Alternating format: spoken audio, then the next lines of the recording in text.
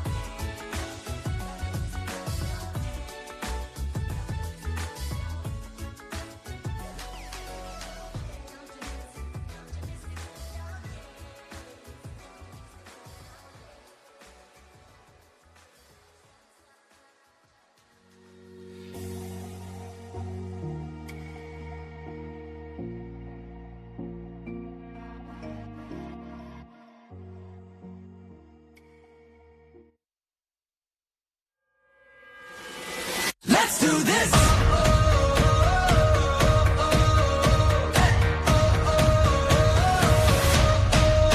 Are you ready for a comeback? Are you ready to fly? Are you ready for the moment? Get ready to ride. Calling all the fighters, calling on survivors. Are you up all night? We can take it higher. Let's do this. Hey. Let's do this. Hey. Let's do this. Can you feel the fire running through your veins? Now you're burning brighter. Don't look away. Shout out to the legends, rising from the wreckage. Count down the seconds. It's out your engines. Let's do this. Hey. Let's do this. Hey. I know we've got a long way to go. I know we've got a long road home. I know we've got a long way to go.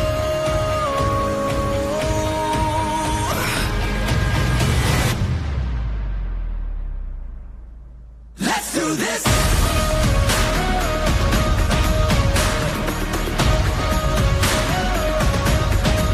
Let's do this.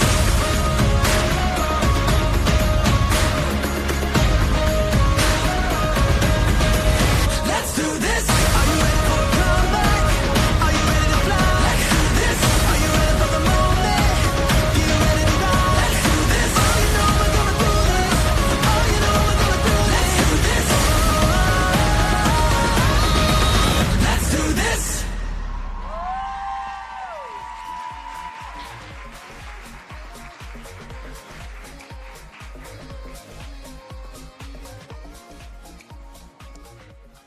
Good morning. Morning, everyone. Woo! Let's do this. Welcome, everyone, to the 2002 PIT Symposium. Sorry? 22. Apologies. I just wanted to check that you're all awake and you're all here and present in this space. Welcome to the 2022 PIT Symposium. Got it right this time. Okay, great stuff. So the PIT Symposium is quite an incredible event.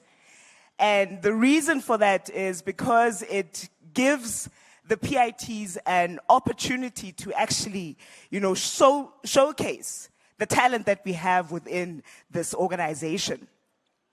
So leading up to today's event, I was actually fortunate enough to be part of the judging for the mini symposium. And one thing I have to say is that the talent within Exxaro, my goodness, we have tremendous talent within Exxaro.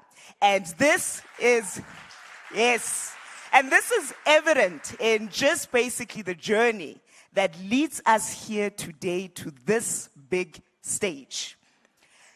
One thing I actually picked up when I joined Exxaro a little over 2 years ago is that within Exxaro, there's a fundamental attribute that we all have. And it's to basically have a bias for action. And in having that bias for action, hence we are all on that bus, and we have to make sure that we execute on that strategy. So what you'll pick up in this year's PIT Symposium is the fact that there's a strong demonstration, as demonstration for strategy execution, and you'll also pick up on a strong demonstration of an execution mindset.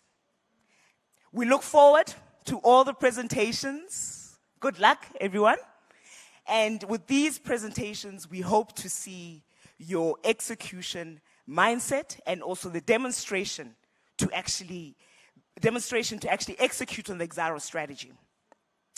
So, not to hold things up, I am going to introduce this year's MC. He is actually the ex-PIT winner. He won the PIT several years ago.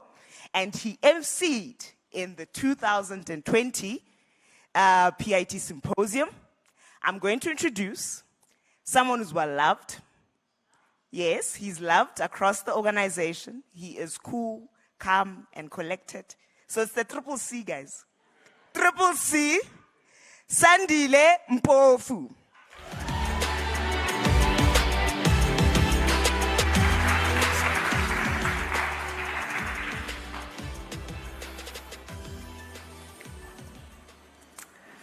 May we please give Refiloe one last round of applause.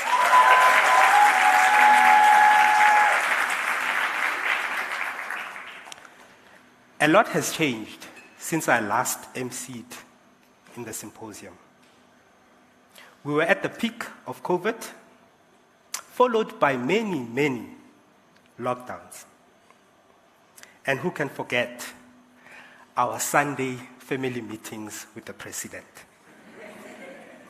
A lot seemed uncertain 2 years ago. We had never hosted a hybrid symposium before. But look at us now. We have made this a new norm. When disruption meets adaptation and the will to execute, new norms are forged. This year's theme is Let's Do It. And there is no theme that could be better, more fitting than this theme.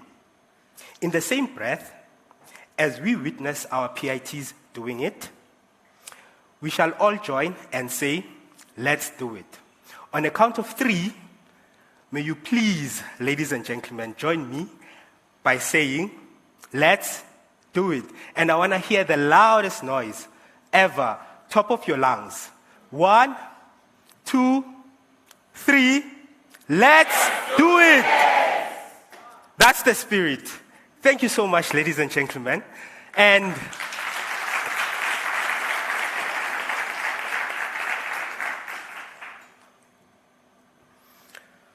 I'd also like to give a very special welcome to our judges, or should I call them our roast masters.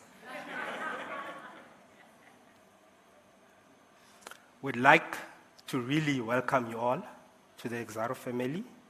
You guys have the greatest job, not the PITs, but the ball is in your court and the pressure is on the judges. Wink, wink, PITs.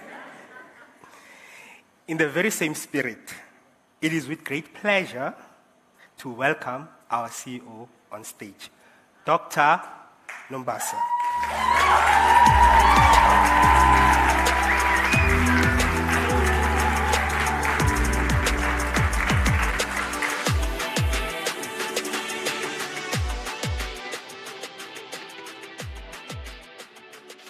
I think 2022 Symposium is going to be a little bit boring if that music is not as hard. We need to feel it at the bottom of our stomachs so that we can have fun.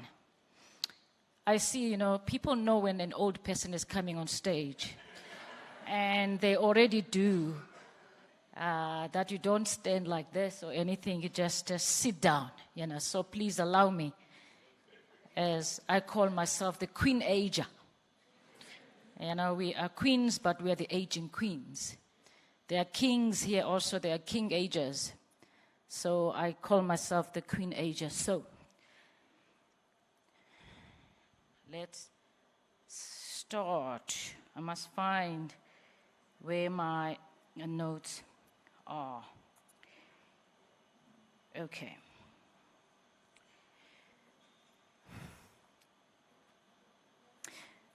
Go confidently in the direction of your dreams. Live the life you've imagined.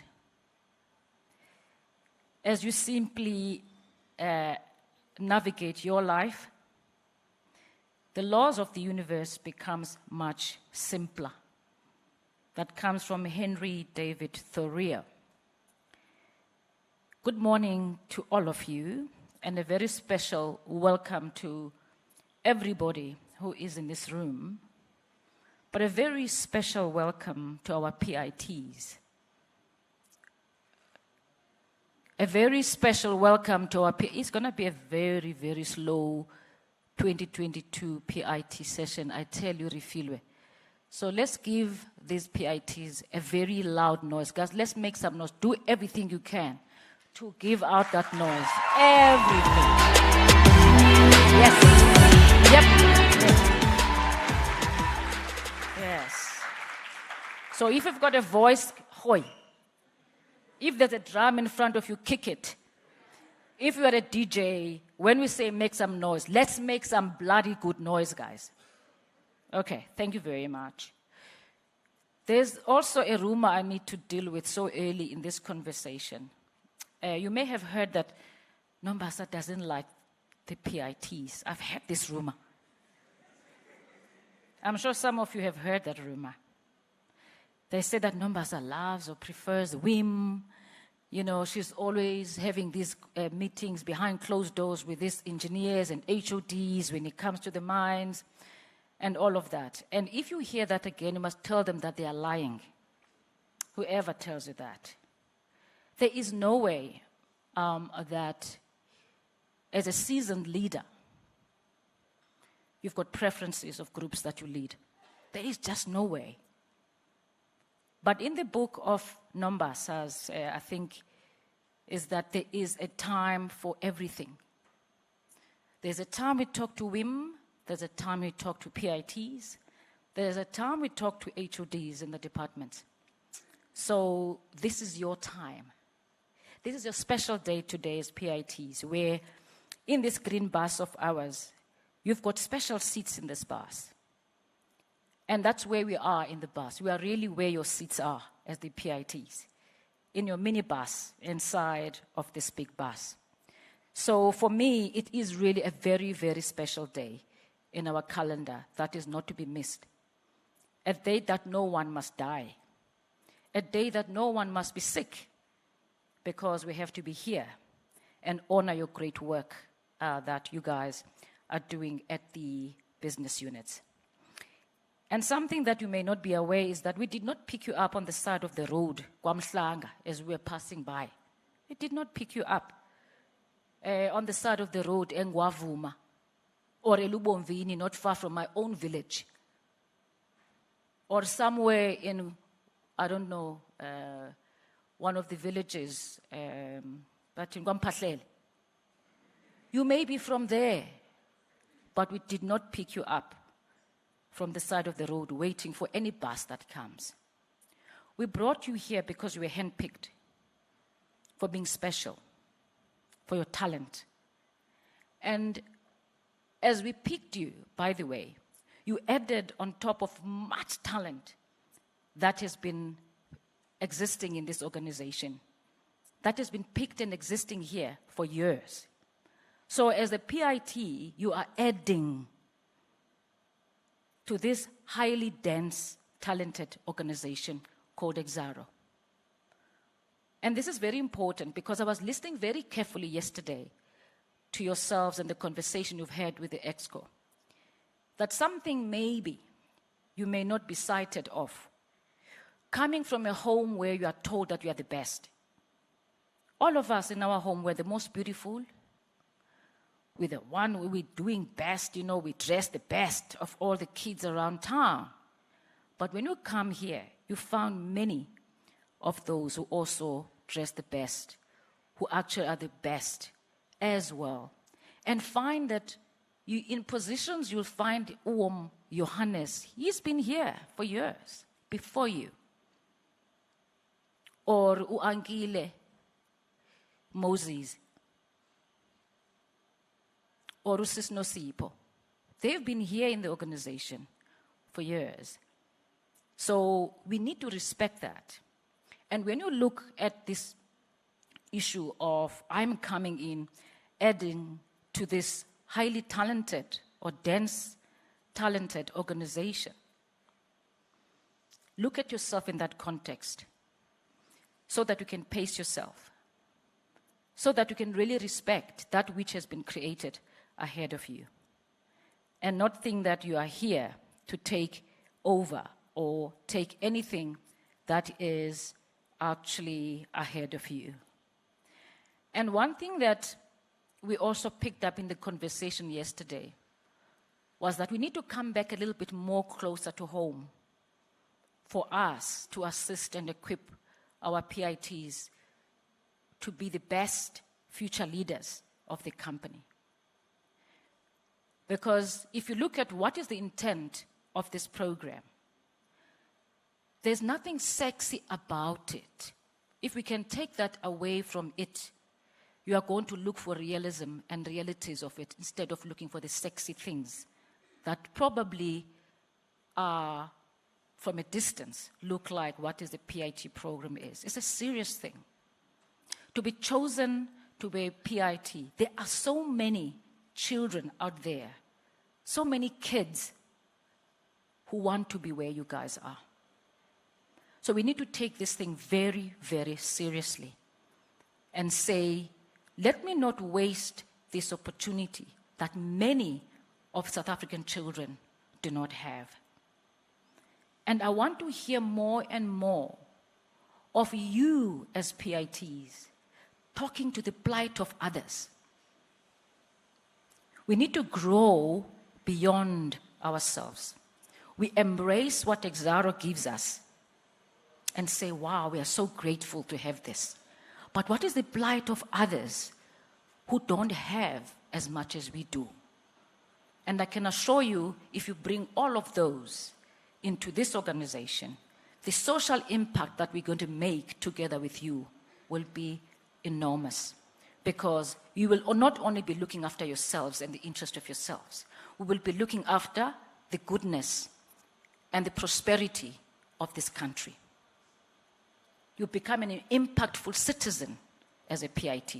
So what I wanted us to do this time around is to go back to basics and start with ourselves.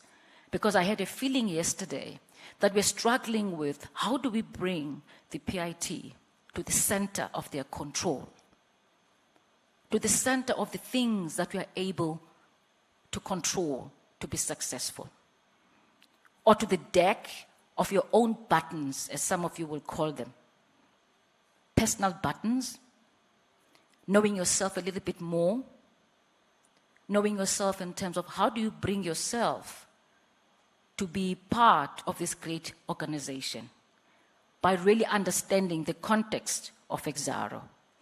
I think we've left that too much to the fringes. And because, you know, what I've learned after many years of being in many places has been that if you're not in the moment with what you do, guys, if you're not in the moment, and remember yesterday we talked about the mental bandwidth when we said you need your full mental bandwidth in the workplace. The more you take that by being on your cell phone, for instance, something as simple as being in this social media as you are sitting and talking and engaging, you are ever so decreasing that bandwidth. That for me is very, very important, and we've talked about that. And if you're fully in the moment with what you do, time flies.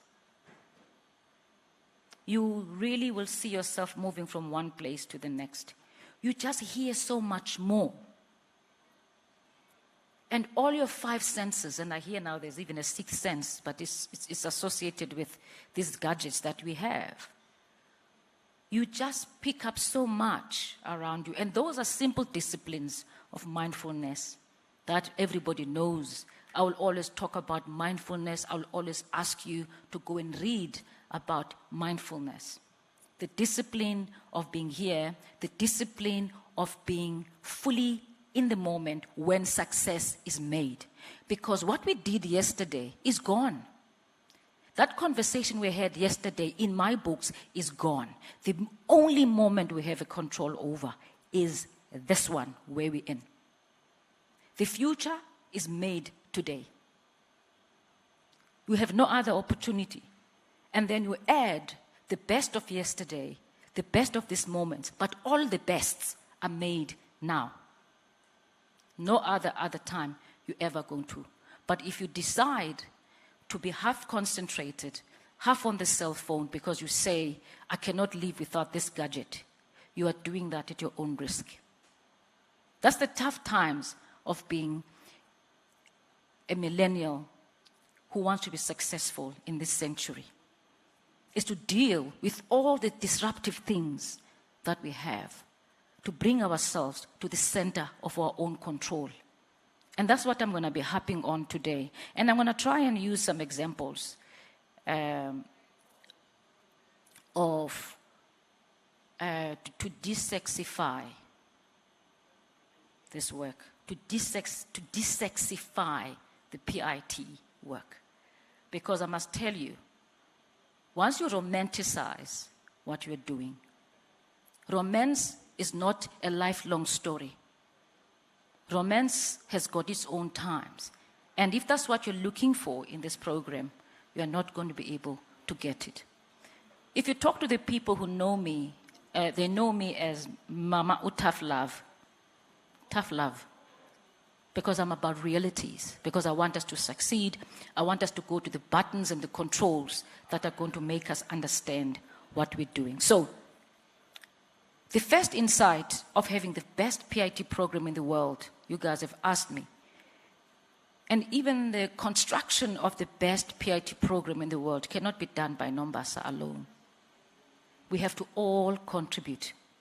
Whether we're talking about the mentors, our leads at the business units, and even ourselves, we all have to bring all of our best selves to the solutions and the creation of the best PIT program. It cannot just come from me.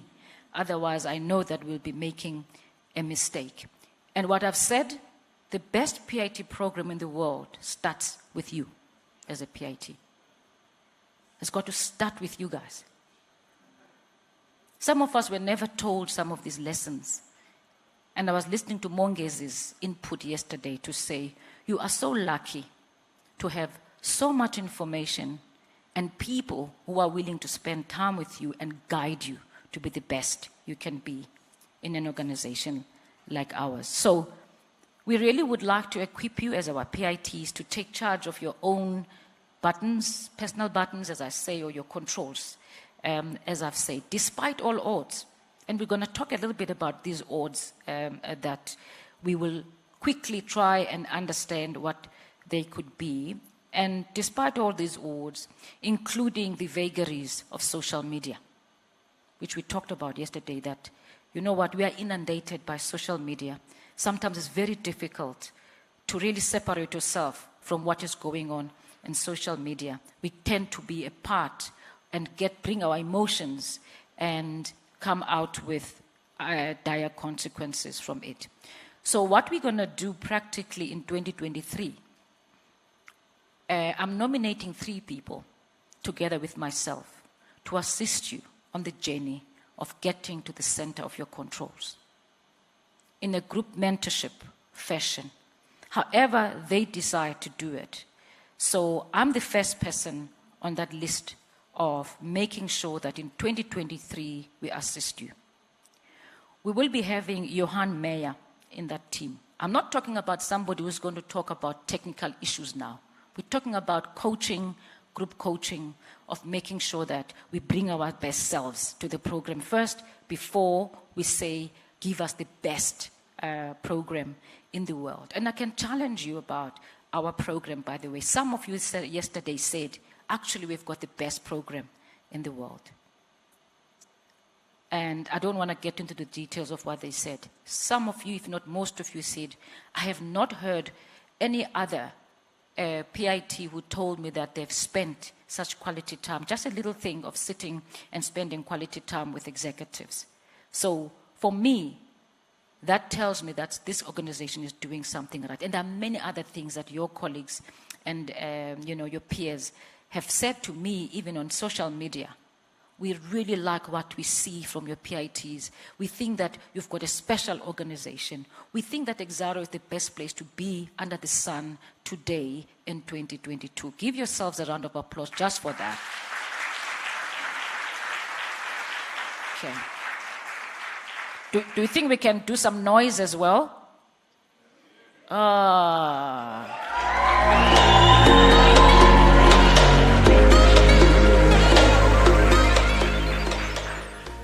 So the second person who will be sitting there together with Ms. Mongezi Vedi, and the third person who's going to assist you is going to be Refiloe Mabapa. I hope you all know who Refiloe is. She spoke to us yesterday. So we need to help you close the gap between now, in terms of where you are, and the next best thing that must happen in your career journey. This is the questions you guys have asked us yesterday. How do you equip us to be successful in our next best job? So we're going to try and do that. But one thing I want you to bear in mind is that there is nobody in this world who has been given a position of authority because they're the nicest, the liveliest, what other word would you want to use? The soft-spoken, nice, ever smiling, and the person who's always aligned with everybody person. You don't get appointed in a position of power because of those qualities. We want you to find what your best self is going to be. What qualities are going to make you successful from where you guys are sitting to the next one. So just as a way of wrapping up my long-winded conversation with you, I want to use a metaphor which I must apologize to the non-Christians. It's not my style to take things from Bibles and from Scripture. But there's something that resonated with me, which a good person in this organization gave me a book. But in this book, the first thing that it says is talk about how to be the best general as a leader. You know, general, you think about a situation of war. But this book really is based on the book of Job, Ujobi, yes, close, 7, verse 2, which says, the life of man upon earth is a warfare. There is always some struggle you have to deal with in life. You can be the richest. You guys were talking about how nice to watch these rich people on social media. Where's Offense? Is he here today? He's not even woken up because he's watching rich people on social media. So, you can be as rich as you can, lying next to your swimming pool, but someone may be coming for your nice things, to steal them. You're always in a struggle in life. So, up front, you must really decide if you are really going to be the nicest general that says, oh, well, it's a war, and that my people should die because the enemy is busy killing them. Or the general that says, I will do everything it takes to bring back my troops alive, despite the realities of the war. You've got to have to choose that. That's, for me, what resonates with me in terms of my own journey that I have gone through. And if you are to be a good general, you've got to be ready to fight the war. Life is not a bed of roses. It's not sexy. It's not romance.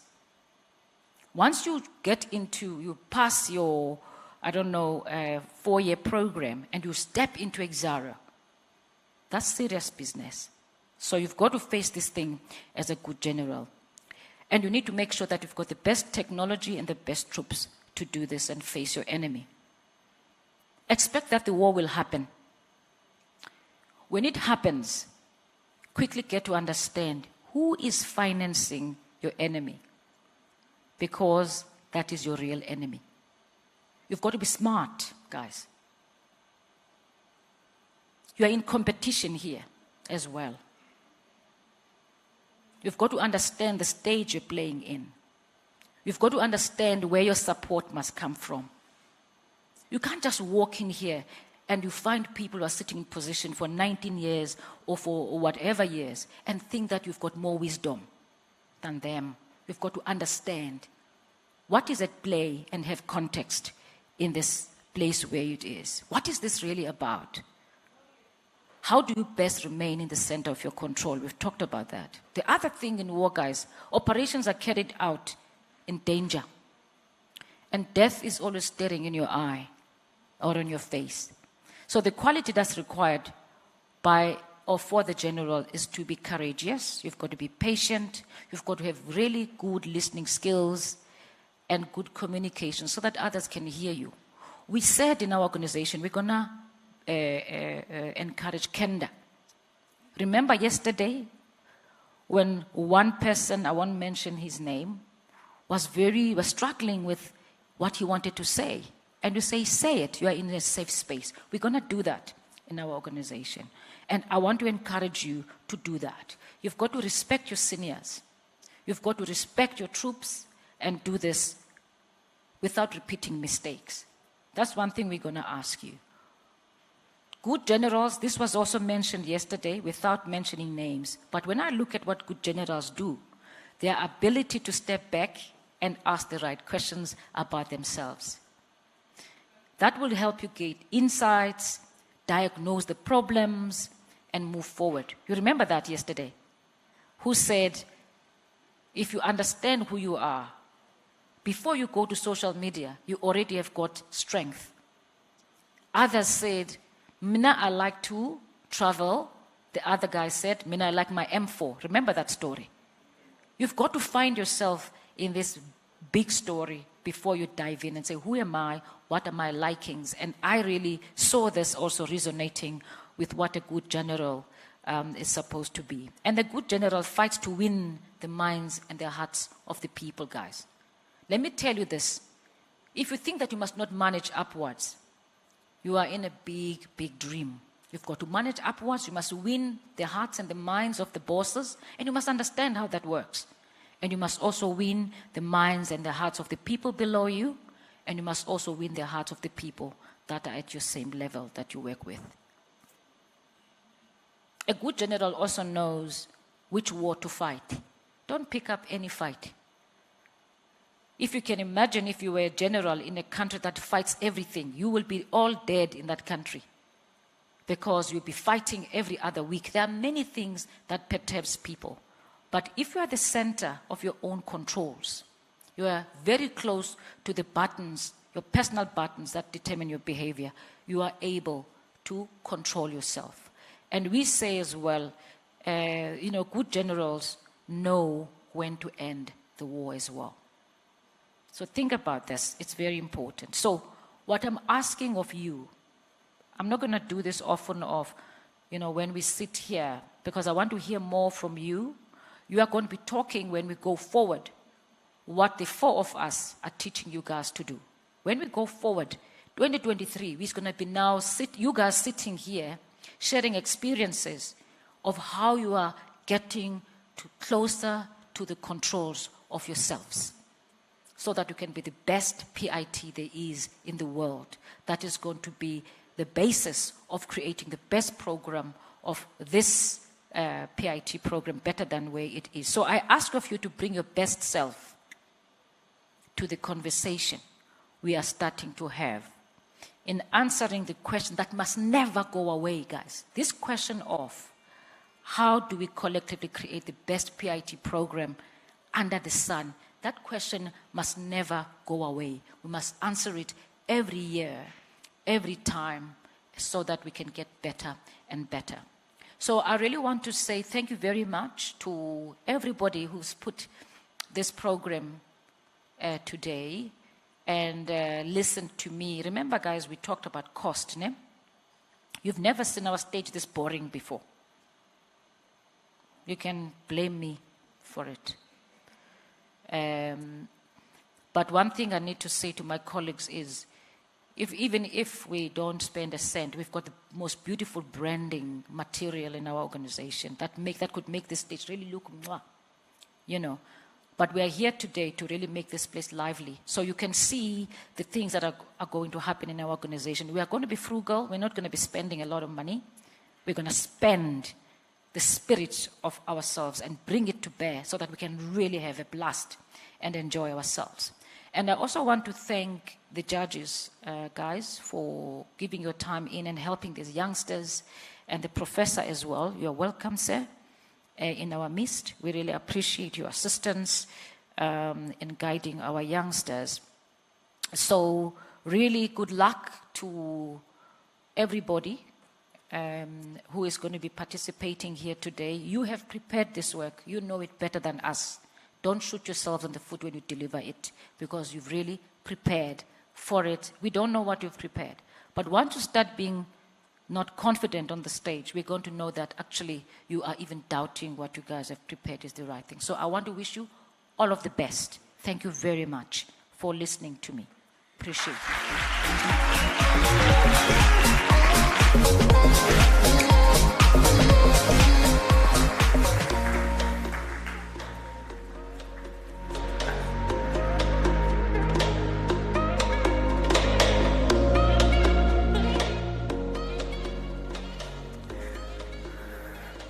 Let's give Dr. Nombasa one last round of applause.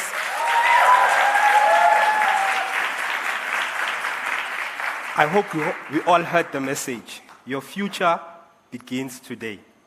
And Doctor, I think I must just please tell you that it wasn't my idea to put the chair on the stage. Let's move to the main reason why we're here. Our very first presenter is Thembinkosi, a third-year metallurgical engineering PIT. Thembinkosi will share with us his yield improvement project, which he did at GG6. His project focused on improving the equipment operating conditions, coupled with quality control principles to optimize GG6 secondary plant yields. Our staff from the north will share his insights from his project and how he managed to achieve this. But for now, ladies and gentlemen, allow me to share something a bit more personal about Thembinkosi. He is passionate about mentoring learners from his community, sharing his knowledge he has, and just like a farmer who plants a seed, he waits patiently to see it grow. For he does all of this from his goodness of his heart. He possesses a very strong and good outward mindset. Ladies and gentlemen, Gogos and Madalas, please, let's welcome on stage Thembinkosi.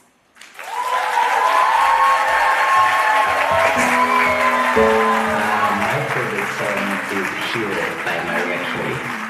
And I like this song. I like it because it reminds me that there's a hero in each and every one of us.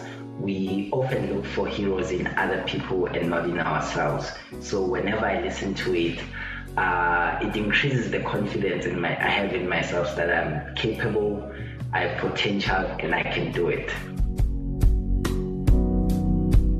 My favorite quote goes, your words broadcast your belief, and your belief drives your behavior. If you say that you're a winner, it means you believe that you're a winner, and essentially that's going to reflect in your behavior. You're going to behave like a winner. What I've done, I've worked on the hydrogen economy with my group last year in 2021, which essentially looked at the potential business opportunity Exxaro can delve into.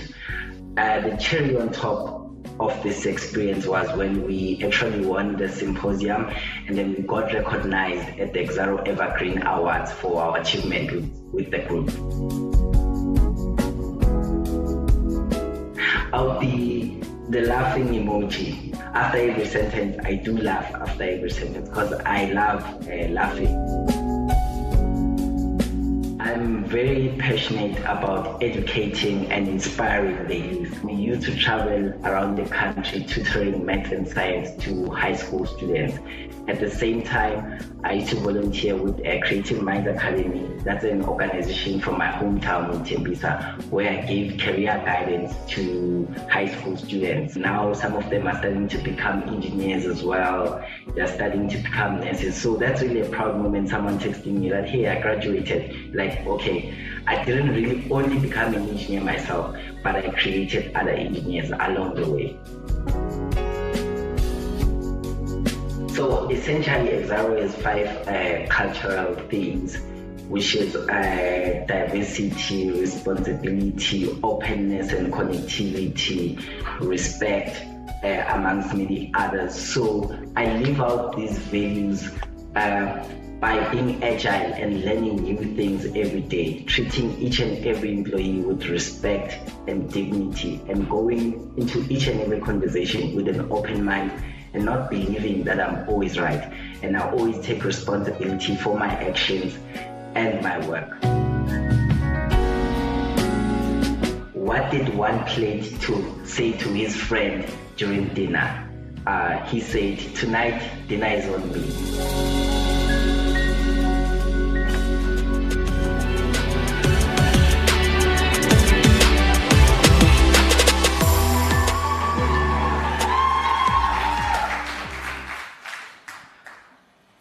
Good morning, ladies and gentlemen. My name is Thembinkosi Zulu. I'm a third-year metallurgy PIT at Grootegeluk.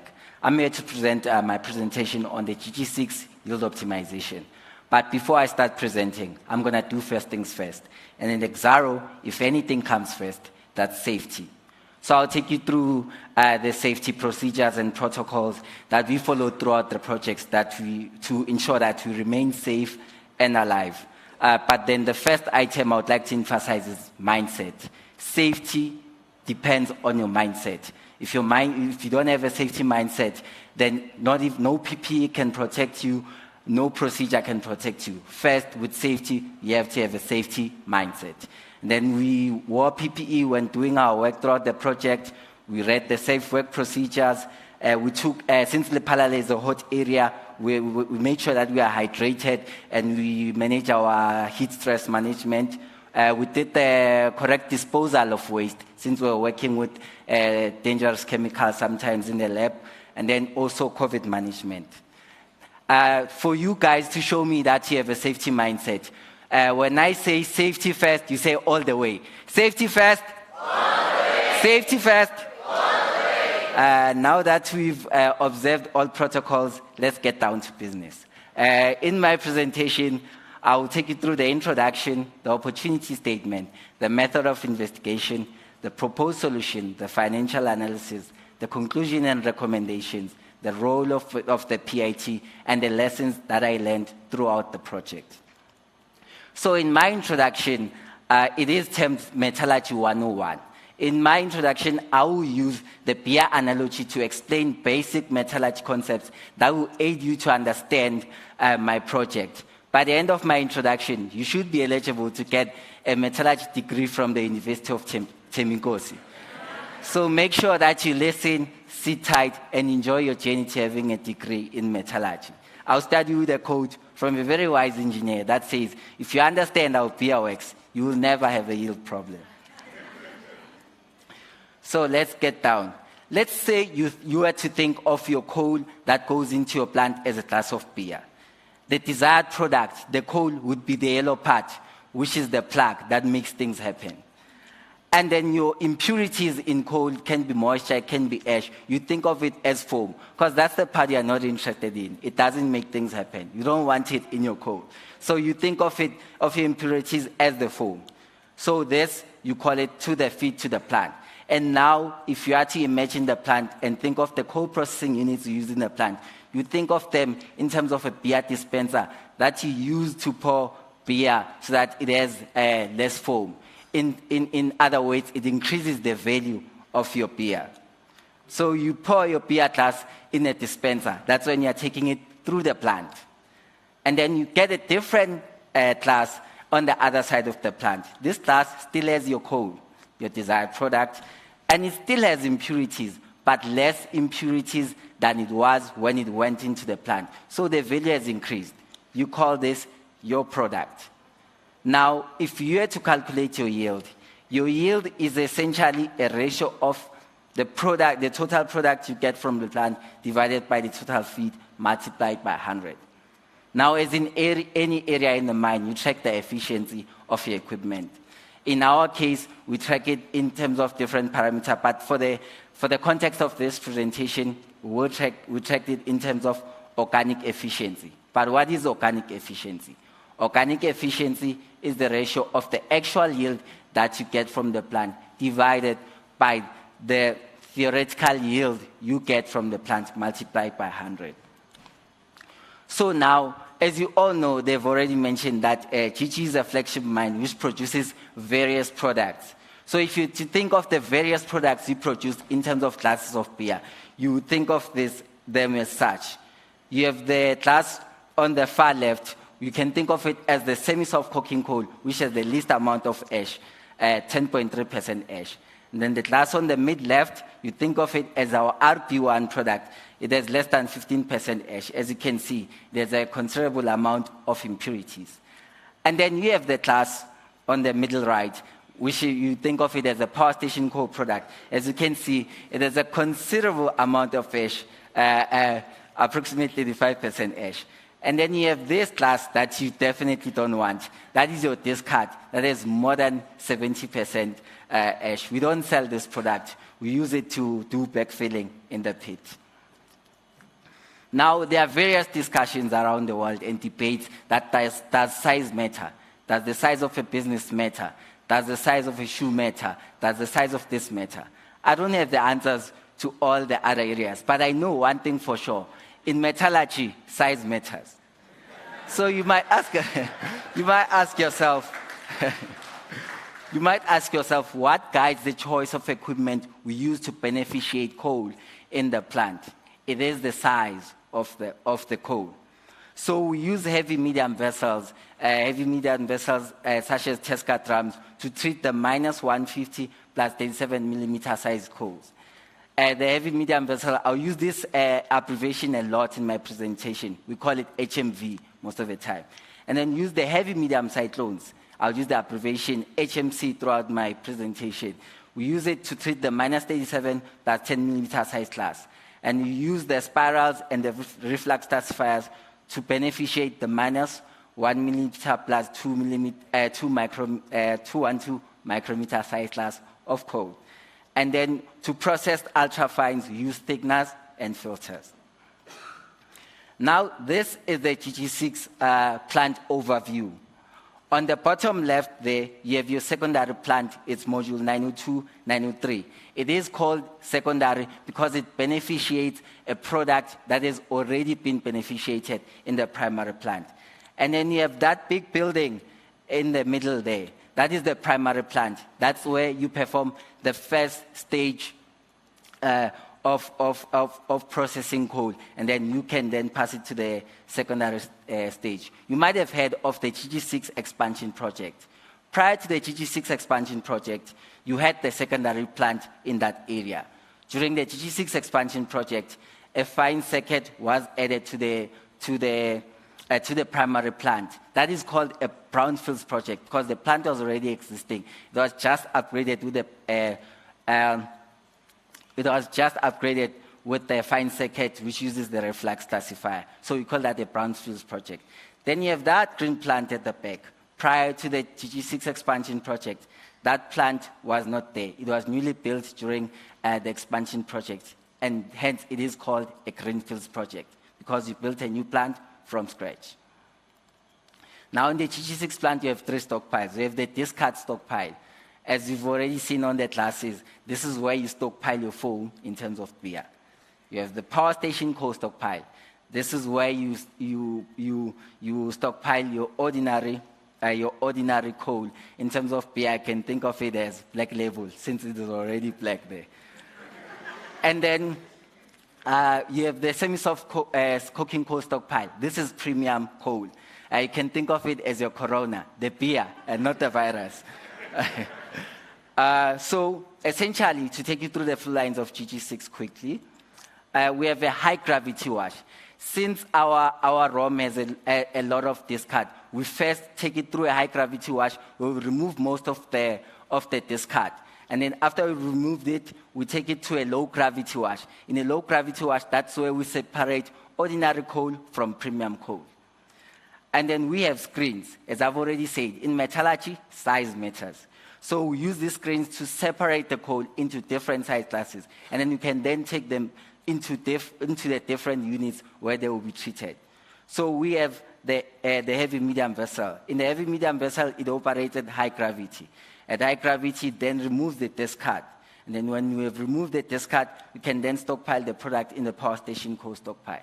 And then we have the HMC. The HMC, the first stage wash, you have the high gravity wash where you remove the discard, as I've already mentioned.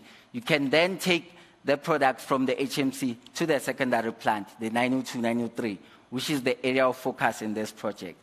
In the secondary plant, you then produce your premium coal, and then whatever there is not premium coal goes to the ordinary coal stockpile. That's the power station coal stockpile. And then you have the small coal plant, our newly built plant. Other operators call it Santin, others call it the Rolls-Royce. The small coal plant, it has a high gravity wash. You then remove your waste, and then you take your coal to the low gravity wash, where you produce your premium coal, the semi-soft coking coal, and then your rejects goes to the power station coal stockpile. And then the ultra fines, the fines are treated in the reflux classifier at low gravity, where you produce semi-soft coking coal, and then your rejects goes to the spiral, whereby the product is the power station coal stockpile, and your whatever is discard there goes to the discard stockpile. So that is essentially how GG6 works. So I'll take you through the operation of a cyclone. So what happens inside the cyclone is that you need sufficient pressure at point 1, your inlet, for you to create that spiral. So at inlet at point 1, your medium, magnetite, and coal come in together. And it is very important that they come in at sufficient pressure.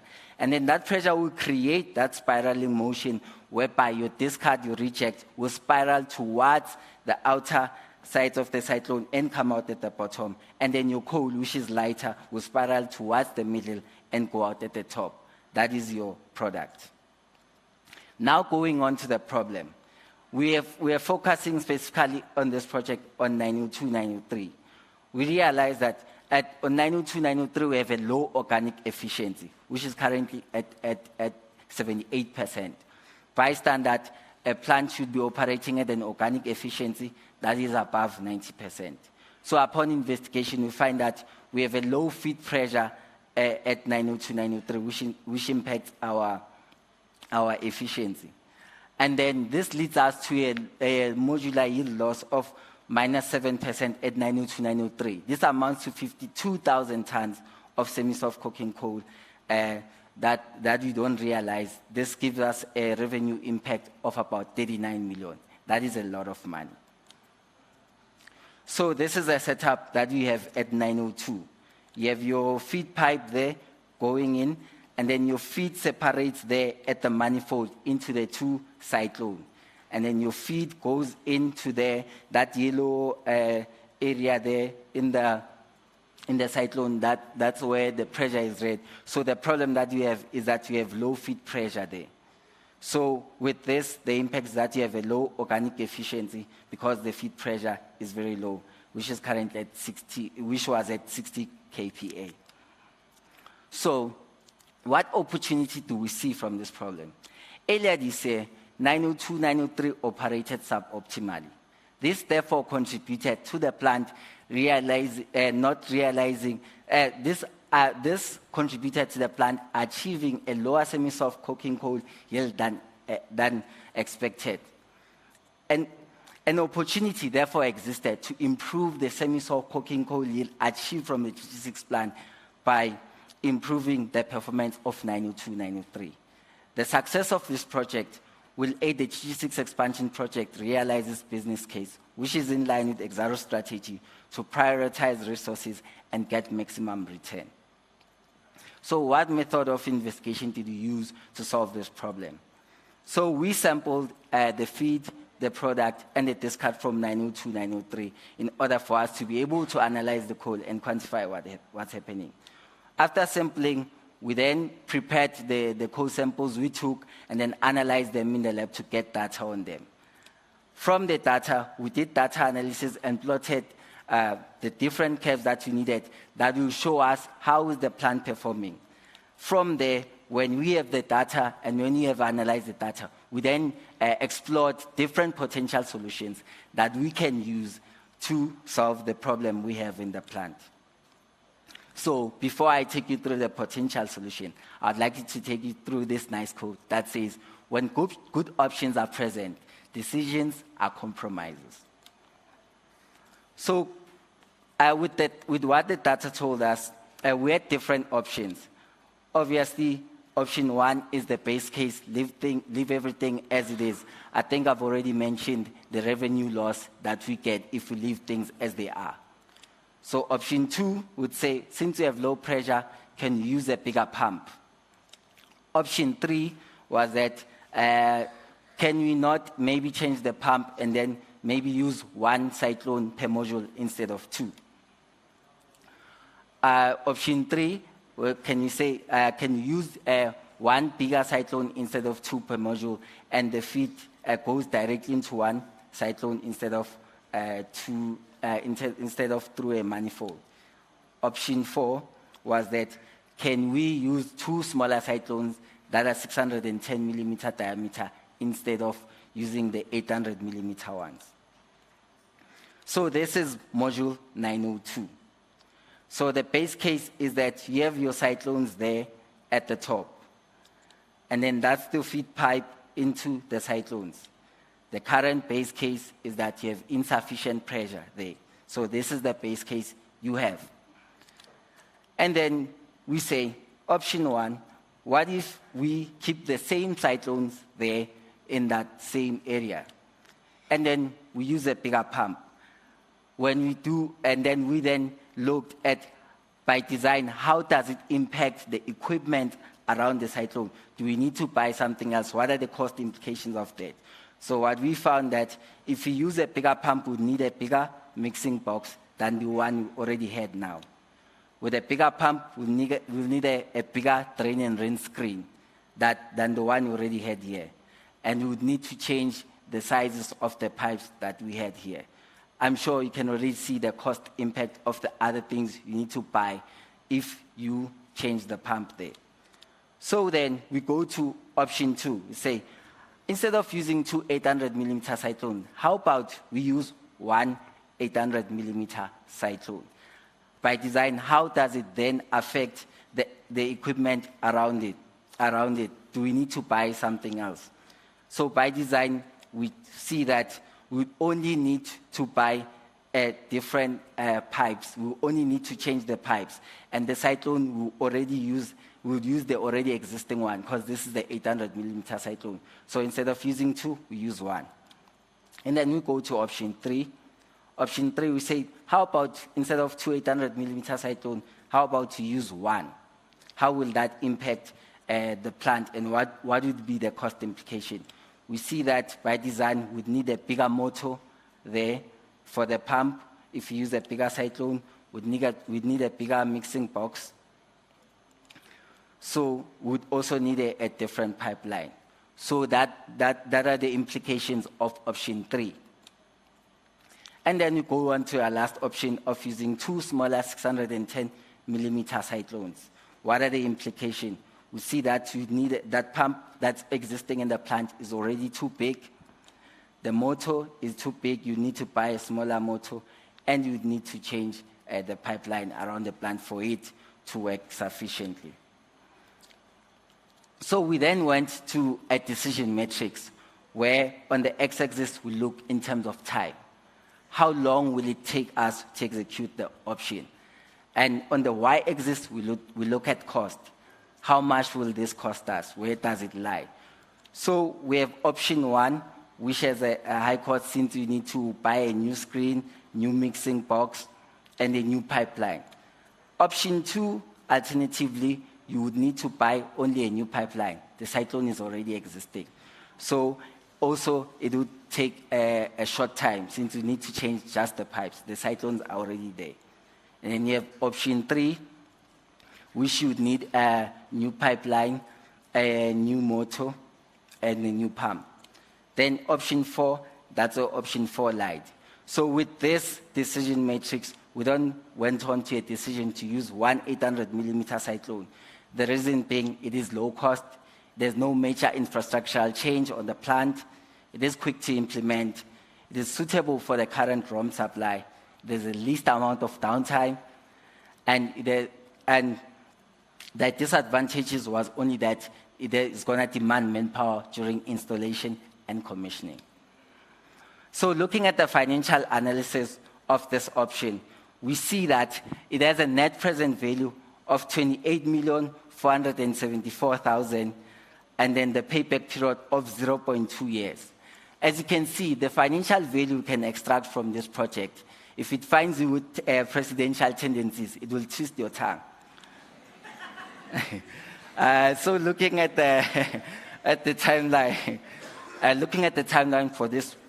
for this project, we did the plant derating design around March. The delivery and installation of the pipe was done around June in the plant. And then between July and August, we did the plant performance testing, whereby we commissioned the plant and monitored the performance. Is it giving the performance we're expecting? And then we project to be done with this project by end of November. In fact, as we speak, we are rolling out the design. We have the 2-module 902. So implementation. As a GG being the flagship mine, we have a culture of execution, and we understand, if there's anything we understand, is that talk is cheap. So we did what we said we're going to do. We installed one cyclone with a smaller feed pipe. The feed pipe is sufficient length to the inlet, which will ensure that you have sufficient pressure at the inlet of the cyclone. And this led us to an improved cyclone pressure, and the cyclone efficiency is well, the organic efficiency is well above 90%. So going to the technicalities of the performance tracking we did, we looked at the performance indicators of the plant, look at organic efficiency, we look at the Eckhart probable moyen, we look at the pressure, we looked at the yield, we looked at the feed ash before and after. Prior to the implementation at 903, the organic efficiency was 78%. Currently, it is at 90%. And then the Eckhart probable moyen, which measures, the Eckhart probable moyen measures the sharpness of separation. So ideally, if your cyclone is performing perfectly, it will have a curve that goes like that. So when you plot the two curves, the closer your curve is to the ideal line, the more efficient is your equipment. So if you look at the two curves, the blue curve being the after the implementation and the red curve being before the implementation.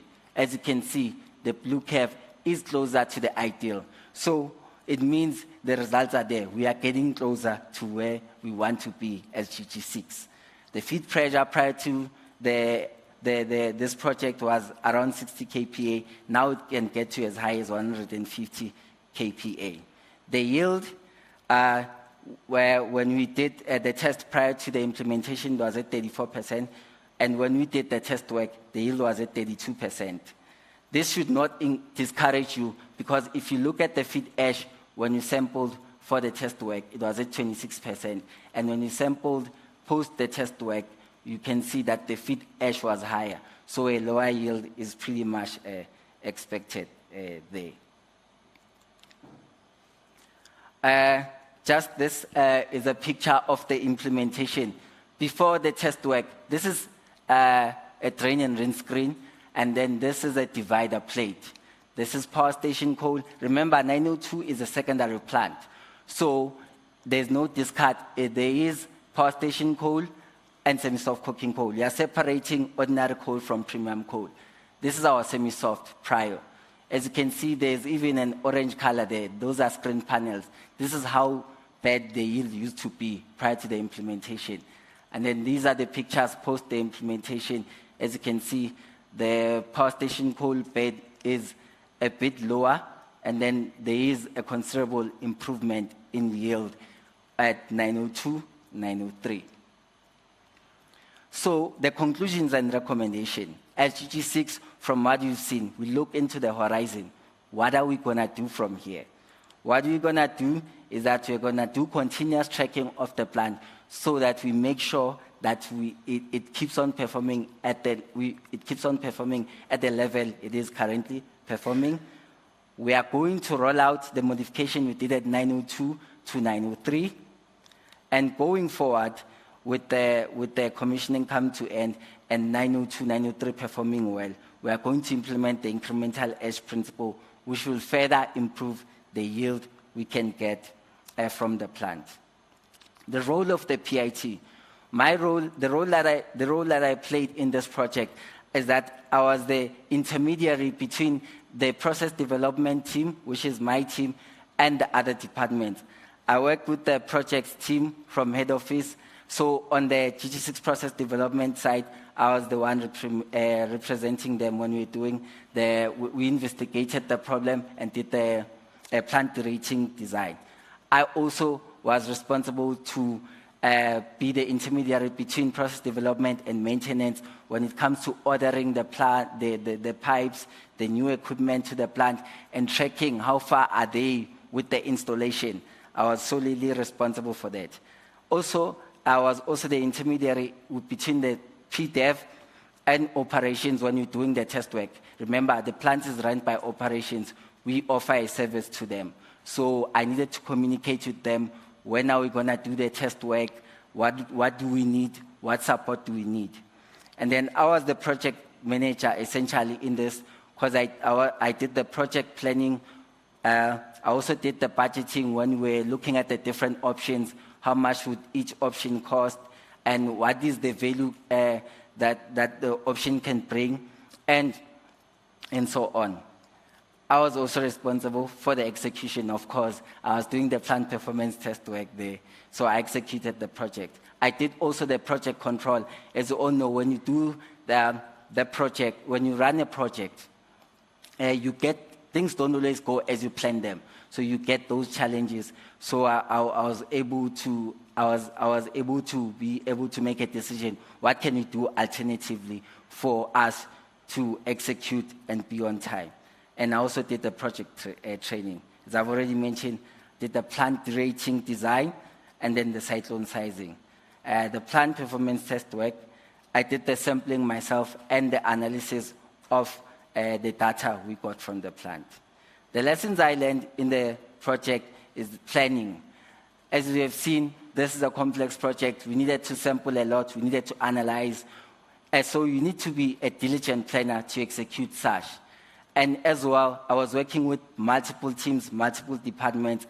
So operations needed to plan accordingly to maintenance to make sure that they don't clash when we execute the project. So I learned how to plan and make different teams align. My technical knowledge improved throughout the project. I can go from presentation skills, PowerPoint skills, financial analysis, how do you see the value of the project. I improved a lot. And also in terms of how you run a project, I remember the first time I presented this, I came with one solution. And yeah, I was best. And then I learned that when you run a project, you need to have different options. And now you come to a decision. As I've already mentioned, teamwork. I was working with operations. I was working with maintenance. I was working with the metallurgy engineers from head office. So I learned to work in a team. And I also learned to reach a consensus with people that if you can't do this, then let's do this. So I learned to make compromises. That's what I learned when working with different teams from different departments. I also learned to be a leader. During the test work, when we're doing the test work, obviously, you understand the technical background and the engineering behind the project. So if you're going to ask for someone in operations to help you, you need to guide them. You need to tell them what's the objective. Give them the vision of what you see. That way, you can lead them through, and they'll be always vouching for you, for them to help you. And then I learned storytelling. I would like to believe I just told a good story and you believed it. I would like to give thanks to Kyle Naidu, Colin Shokane, Devraj Reddy, Jonathan Stewart, Premeeth, and Herman, and the whole process development team. I would not like to end there. I would like to thank everyone who's helped me throughout my career. Thank you very much. And if you are seeing me, thank you. Thank you.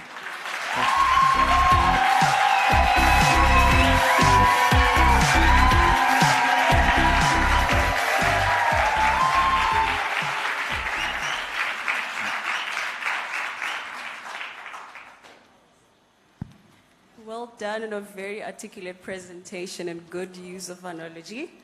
I have only one question for you. Considering that this is a new plant, where do you think things went wrong, and how do we use the learnings from that to inform our future designs? Okay.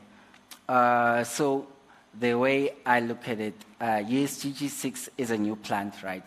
So the expansion project, as I was taking you through that picture, they changed the project, the battery limits of the project. It focused on the primary plant and the smallscale plant, and it did not do any change to 902, 903. If you check the focus with the expansion project, we increased the amount of semi-soft we were producing. So we built a new plant for semi-soft. We added the RC for semi-soft. And then when they were doing the project, there was already semi-soft being produced at 902, 903. So I don't see that as a problem. It's just that it's an issue of performance. It wasn't performing well. So from a project perspective, I don't think they did a mistake because they already had semi-soft at 902, 903. All right. Machoroni Thembinkosi, well presented. The skill you learned about storytelling, well learned. Well done on that.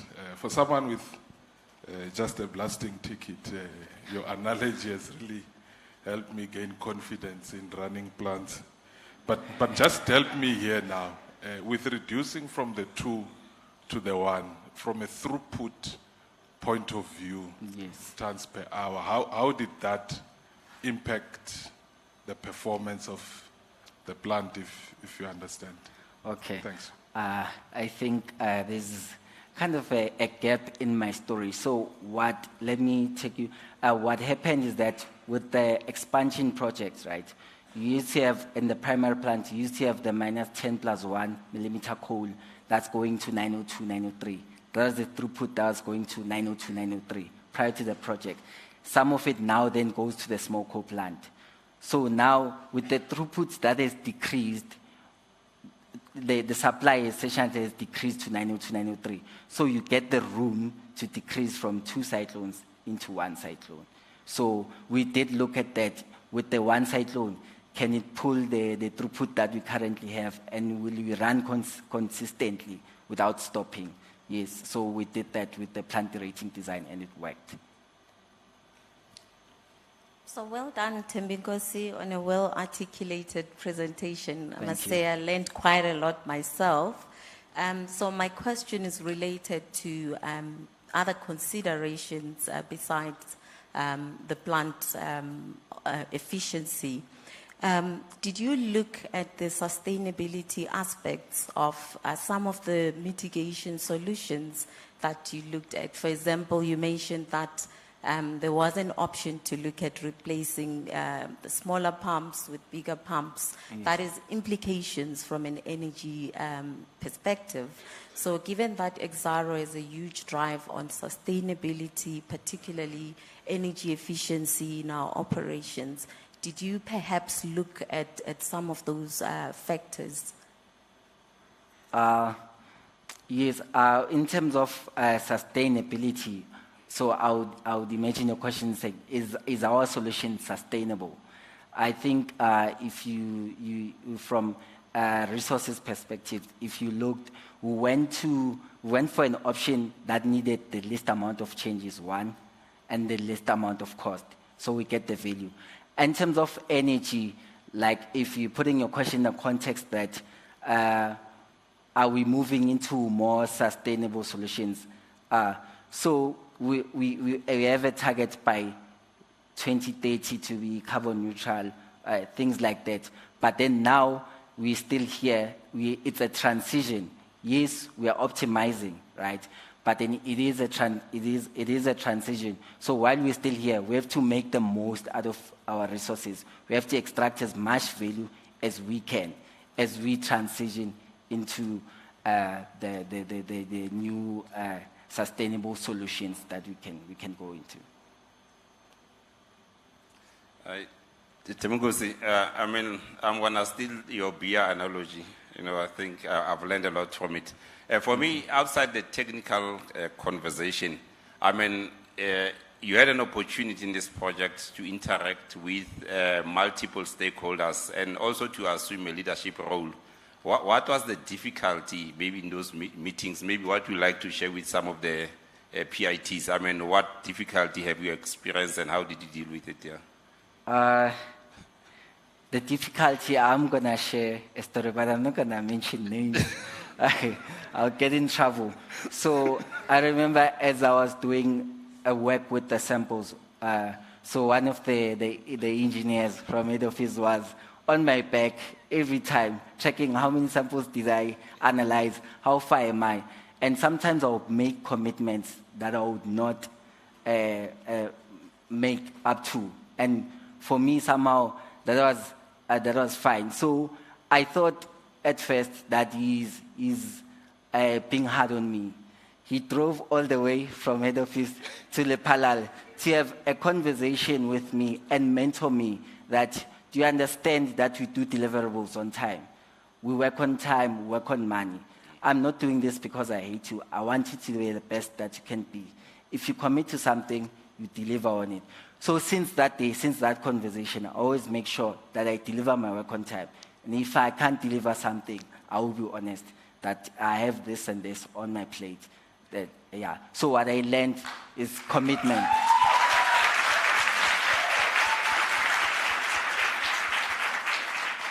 Okay. No, thanks. I mean, the second question on deriving those options. Yes. I mean, you've ended up with few options. Obviously, eventually that's going to lead to a solution. I mean, what method did you use or your team use in deriving to those number of options? Can you add context a bit to guide me with your question? Yeah. What method? Because I would say at first intuition. If you have low pressure, you think the problem is the pump or whatever. So with the pump option, that was intuition. Okay. And then the second, if the pump we see, we do the design and it doesn't work, now we use logic. Okay. So we're using logic and thinking outside the box. Okay. Why are we focusing on the pumps? What other factors can you take into account? Okay. Then we looked at the cyclones and the mixing box, medium to O ratio. That's then we're using logic to guide us to come into this few options. Okay, no, thanks. Thank you. Thembinkosi, thank you for that wonderful presentation. Yes. I really liked it.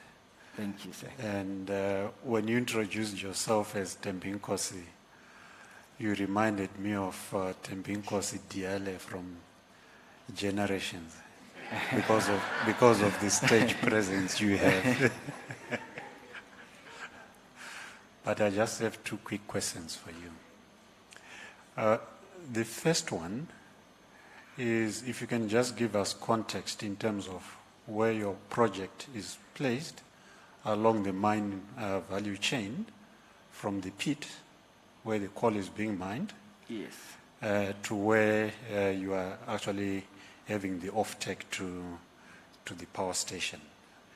Whether the mining guys were supplying you, maybe this problem which you are trying to solve could be solved from the mining side through better blending by mining different benches instead of making changes to the plant. So did you look at that as a team? Or it was beyond the scope of this project? That's the first question. Okay, Prof. we always look at the value chain, right? It was so what we did prior to then going to solving the problem, be it GG6 or Grootegeluk as a whole, as a business case, and that business case has those plant benches that we mine 30% this bench, and you expect this yield, right? So if the plant is not performing because maybe we have more 25% bench 5, right? We go to them and say, no, these are these and the issues we have, and then if they can help us, which is in this case, we have a business case. We had to follow the business case that this is what they were supposed to supply, and this is what they are supplying. So we couldn't change that. That's when we moved into our area to say, okay, since we cannot fix it from a mining perspective, maybe let's get technical in the plant area as the metallurgist to make sure that we produce the product we need to produce at this certain yield, at a certain spec. That then speaks into marketing, that they're able to execute their job and sell the correct product. So yeah, we did look at the whole value chain prior to. Okay. Maybe I did I answer you? Oh, yes, it's fine. My next question is around what you were doing with your team is more operational, and how did this actually fit into the overall company strategy? Because remember, you need capital to make the changes you wanted to do, yes, and you need to motivate for that capital so that you could get that 28 million NPV from the project. Yes. So what alignment do we have between this project and the overall company strategy? Okay. So obviously with the company, we aim to extract as much value as we can from the resources that we currently have, one. So with that being said, we have a newly built plant, the expansion project, which is a business case. It has targets that it has to meet by a certain amount of time. It needs to return the value. So if 902, we looked at it from a perspective that 902, 903 is not performing, and that will compromise the business case. So that's the justification we used, that we need to protect the business case by optimizing this one to ensure that the expansion project as a whole works well, and we're working with a plant that performs optimally. Oh, thank you for that response. Sorry to hog the mic here. My last question. When you are analyzing throughput in a plant, yes, and you have solved one aspect, it's because there was a constraint which you have identified. Yes. But then the moment you have maximized throughput through that part of the plant, another constraint develops elsewhere in the plant. Have you had an opportunity to actually analyze that to see where you now must refocus your attention to? And that's my last question. I mean, we just started the plant, right? At the moment, there's no constraint that we having. We haven't diagnosed which current constraint comes with the new change. But then the constraint that I can remember that was created is with, like, when we took some of the coal to the smoke coal plant post the expansion project, and then we developed the constraints, this one that I'm addressing now, 902, 903, the throughput, then we just addressed this constraint. And then now, at the moment, there's no constraint that I've identified elsewhere. Last question, Thembinkosi. What measures did you and the team take to ensure that there were less disruptions in plant operations? Oh, you mean in terms of doing the changes and the commissioning? Exactly. Yes. So what we did, 902, 903 is 2 modules. So we did the change on, we ran 1 module because they're operating independently. So we ran 1 module and did the changes on this one, right? And so there are also those times, planned maintenance times. Because to do changes on this plant, it's 2 days, actually. So there are minor changes. They don't have major infrastructural change. So we took advantage of those planned maintenance time. We did not choose a different day from maintenance. We choose the plan within the planned time. Yes.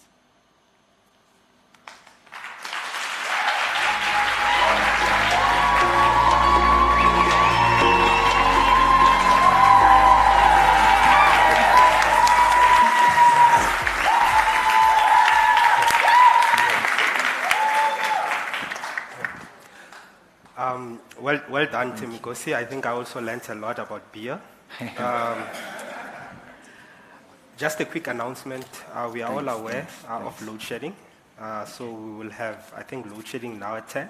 So when there's load shedding, we need to assist ESCOM. We just clap hands. 30 seconds after, the lights will be on. So moving right along, I think we decided to do something very, very special this year. I didn't know your name. Thank you. Hello, Elaine.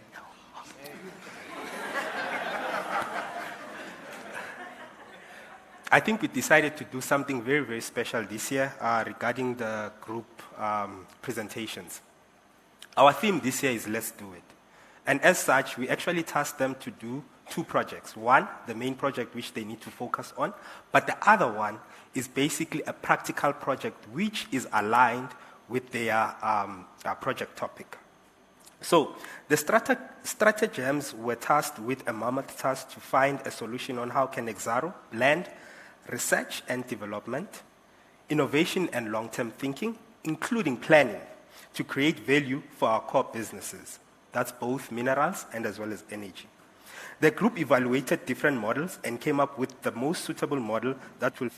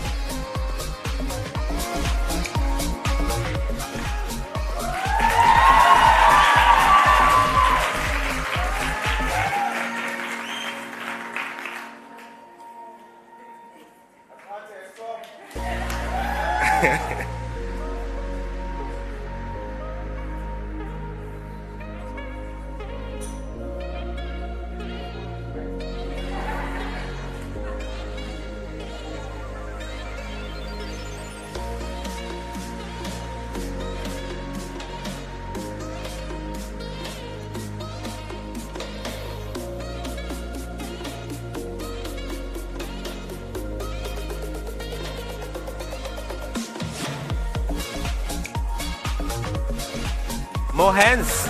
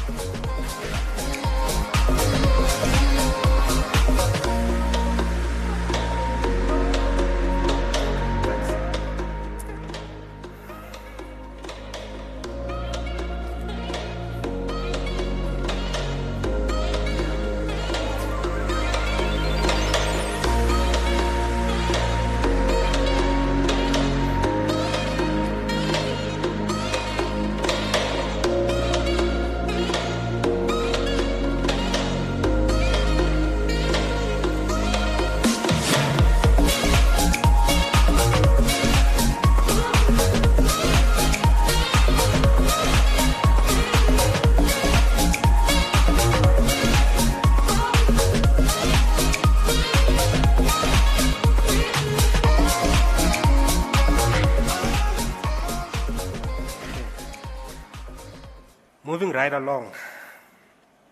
So the StrataGEMS group were tasked with a mammoth task to find a solution on how can Exxaro blend research and development, innovation and long-term thinking, including planning, to create core value for our core businesses.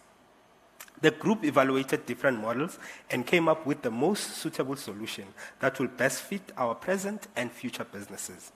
The group will shortly share some of these findings when they present. But first things first.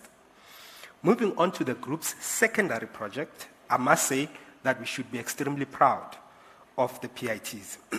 They reached out to the world and also reached out to one of the local schools to inspire, motivate, and allow learners to imagine beyond what's possible.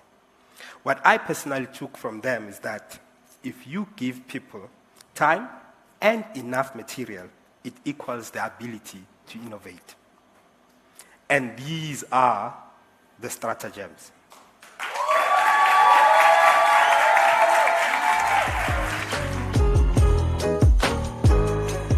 So we are here to allow you guys to think beyond what you see, to expose you to what's out there in the world. So you must be able to think yourself beyond Sibongamandla, beyond Tibelihle, beyond Krill, beyond Witbank, beyond Mpumalanga, beyond South Africa. We've got people that come from Tibelihle, not just Tibelihle, from Sibongamandla Secondary School, and they're working in Exxaro today. And we've brought them here so that you can see that it's not even about where you come from. There are people that walked your journey, sat where you are sitting today, wore that uniform, shared that chair or whatever, and today they're here. If I could make it, I'm sure you can also do it. Don't let your current situation determine your future.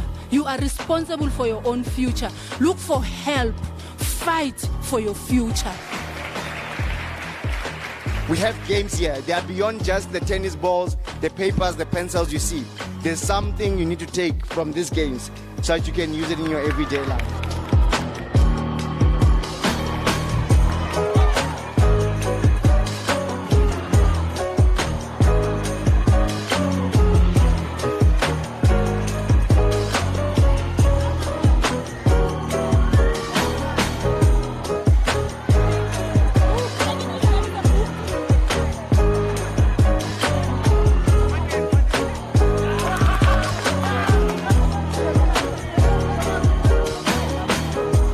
Ladies and gentlemen, round up for today, the Innovation Day.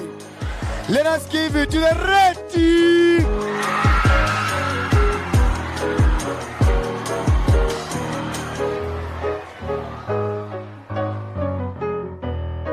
If you have it in your head and you can see it, then you can do it.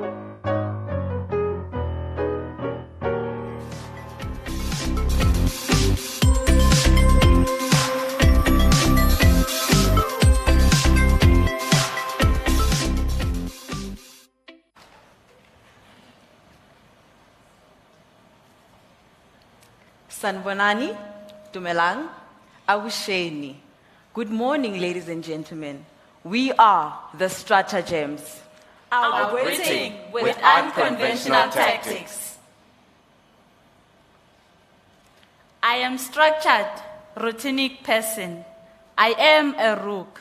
I move in a straight line. My name is Constance Mashile.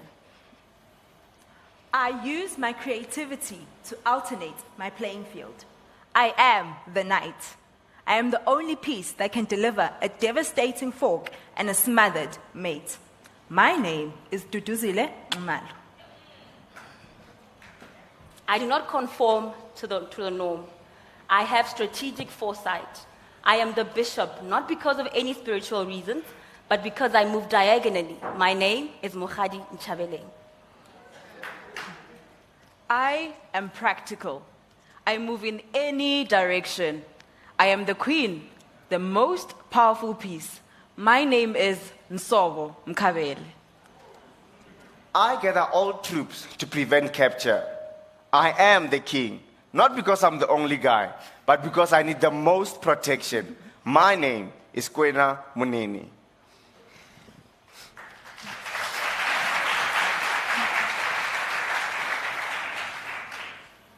Well, except for AMA 2000s, how many of us have ever owned a Nokia before? A show of hands. Ever wondered what happened to them? Like, where are they now? Nokia's mistake was that they didn't want to lead in the drastic change of user experience. This caused Nokia to develop a mess of an operating system with a bad user interface and was just not fit for the market. Nokia overestimated the strength of its brand, that they believed they could arrive late in a smartphone game and succeed. Remember, there was a time in the past where you couldn't capture a picture with your phone? It is during these times that Kodak was the king of cameras. Kodak blew its chance of becoming leader in the digital photography revolution as they were just too much in denial. Well, in 1975, a Kodak engineer, Steve Sasson, he created the first digital camera. And management's reaction was, that's cute, but don't tell anyone about it. Last but not least, Yahoo. Yahoo undervalued the importance of search. They decided to become a media giant, that they forgot about the consumer trends and they forgot about the importance of improving the user experience. They also missed out on some opportunities that could have saved them. For example, in the 2000s, they almost had a deal to buy Google, but they didn't go through with it. If this company had taken just a few additional risks, maybe today it would be Yahooing instead of Googling. Let's take a moment to honor the fallen. This is the hindsight cemetery. Sadly, these graveyards are filled of carcasses of companies that failed to innovate and to leverage on research and development. It is of high importance for all companies, whether big or small, to keep pushing through the good and the bad times. Staying hungry, avoiding complacency, challenging yourself to keep setting the bar higher is key to sustainable success. Today, ladies and gentlemen, the StrataGEMS will show you how research and development, innovation, long-term thinking and planning can be used to create additional value to Exxaro. Well, I have shown you some failures in the technology industry. And you might be wondering, how is this of any relevance to a mining company, to us as Exxaro? Well, research and development is of utmost importance in all industries. It yields different results for different companies. In the tech industry, the success of research and development contributes towards brand recognition, it contributes towards advancements of technologies, and even user-friendly systems. These skills are superimposed in the mining industry, and they yield results such as digitalization, automation, value chain optimization, and even smart mining. But most importantly, research and development is key to ensuring sustainable development and unlocking value.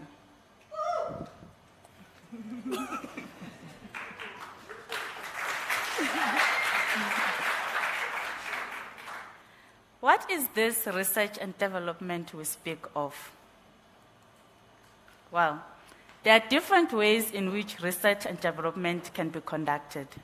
We have pure research. We also have applied research. Pure research is conducted to increase the scientific knowledge without an immediate application or use in mind. It is curiosity-driven.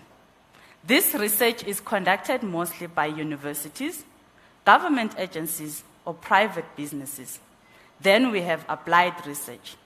Applied research is conducted with a specific application in mind.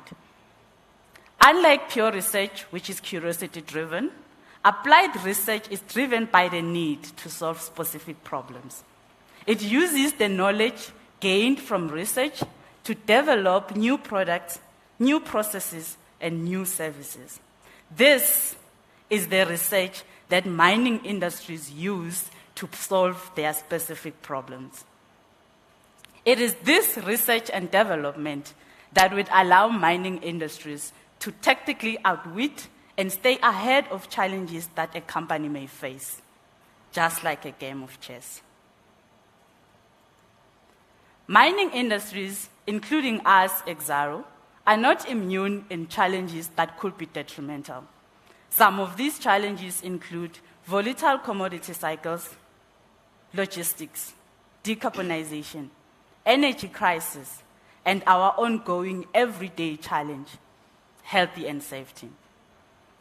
We cannot underestimate these challenges, but we need to anticipate that they will vary.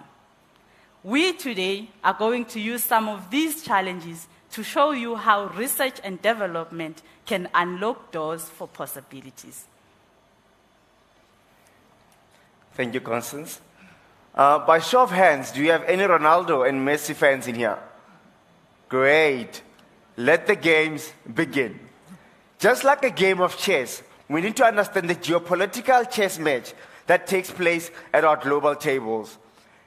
One of them is volatile commodity cycles, our opponent's first chess move. Ladies and gentlemen, volatile commodity cycles is one of the challenges that we are faced with in the mining industry. Commodity prices have trends whereby they go way above or below their usual long-term price trends. And this is mainly driven by the supply and demand curves. Now, once you have a difference in that, it mainly means that, one, if the supply is high and the demand is low, then it means the prices tend to be pushed a bit lower. But if it's the other way around, then the prices tend to be pushed higher. And the other second factor is that commodity prices are very sensitive to the microeconomic and geopolitical landscape. And that is one of the examples can be the example between Russia and Ukraine. Secondly, this makes it very difficult for us as a mining industry to predict the prices over the long term, and therefore poses a risk on where the future lies as a whole. Now, as Exxaro, we've been very fortunate to have a stable coal business whereby we had long-lasting relationship with Eskom. Now, going and expanding into other commodities, now we cannot shy away from the fact that we'll be exposed to volatile commodities cycles out there. And not just talking about volatile commodity cycles, bring it back home. We talk about the high input costs that are contributed mainly by energy, diesel, and explosive costs, but also looking into the fact that as mining progresses, our ore grades keep depleting. So now the question is that how do we address these challenges using research and development? Now, research and development offers us an opportunity to influence our profit equation. Now, looking at research and development opportunities, we can use research and development capabilities in order to differentiate our products and also create value in use, thus increasing our profits. Secondly, to address the issue of high input costs, we can optimize our value chain, and then by that doing, we decrease our cost, allowing our business to be on the lowest cost quartile, meaning that at any point in time when the commodity cycles go up and down and fluctuate, we can still remain profitable as a business. Thirdly, linking research and development to our market to resource strategy, we can now understand how our customers perceive value, especially with the call to decarbonize as an entire world, as a goal for 2050.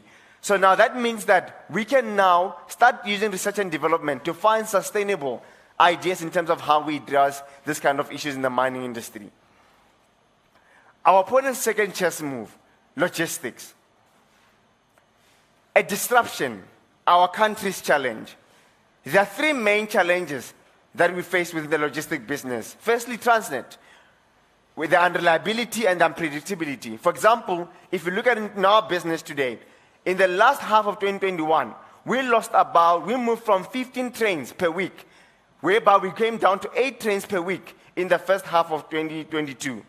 So now, as you look at the business at this point in time, the trains keep decreasing day by day. And now looking at the fact that we are going into commodities such as manganese down in the Northern Cape, the question is, do you think we are immune to these losses that we face in the coal business due to poor logistics? And the answer is definitely no.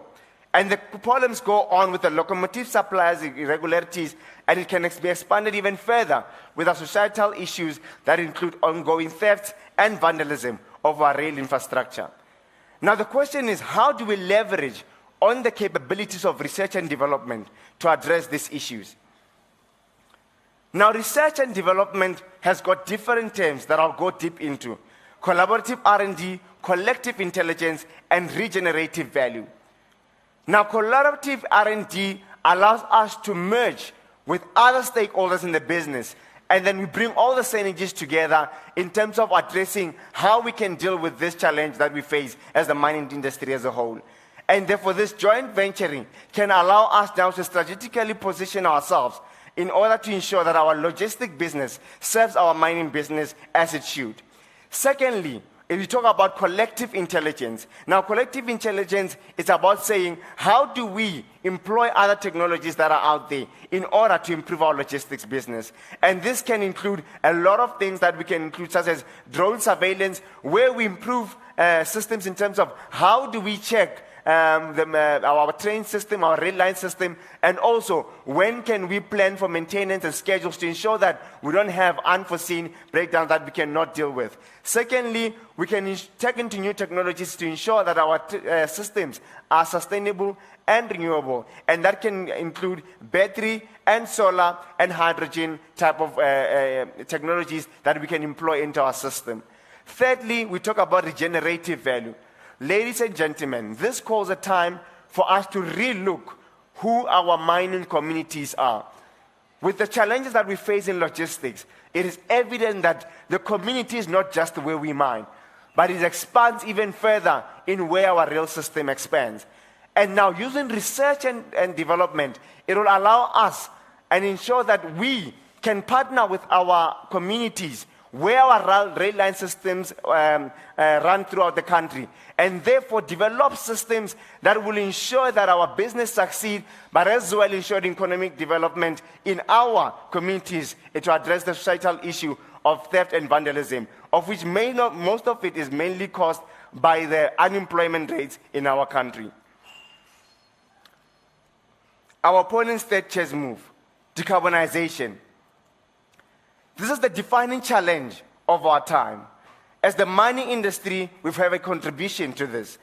Our direct emissions, they contribute about 4 to 7%, which is mainly carbon dioxide and methane. And this form part of Scope 1 and Scope 2 emissions. And then Scope 3 emissions, where we talk about indirect emissions, comes from the direct combustion of coal, of which our customers buy from us. Now, ladies and gentlemen, this tells you that we need to respond to a global call to decarbonize. And you have to agree with me that a lot of work has been done to address the Scope 1 and 2 emissions. But there is a great opportunity where we can leverage on research and development and also partnerships, both with our stakeholders and communities, to ensure that we use research and development principles to addressing the Scope 3 emissions, of which come from our customers using our coal. Ladies and gentlemen, I can go on and on about the problems that the mining industry faces today. But if you listen to the 3 challenges that I brought forward today, mainly being volatile commodity cycles, logistics, and decarbonization, the common denominator is research and development. And this, ladies and gentlemen, gives us a dire need for a research and development focus in order to address these challenges in our industry. Don't panic, don't panic. This is not a new territory, but we've done this before. Let me remind you in. The perfect execution of product differentiation was in value in use for manganese. In the late, early Kumba years, research and development was focused on ore processing, and it is during these times that we created a favorable competitive product. It was during these times that we were able to affect the price component of the profit equation. To this day, we still gain the value from that research and development. In 1995 to 2010, R&D created Tronox. We must admit, we didn't know anything about heavy minerals, but R&D allowed us to create 20 billion rand worth of value.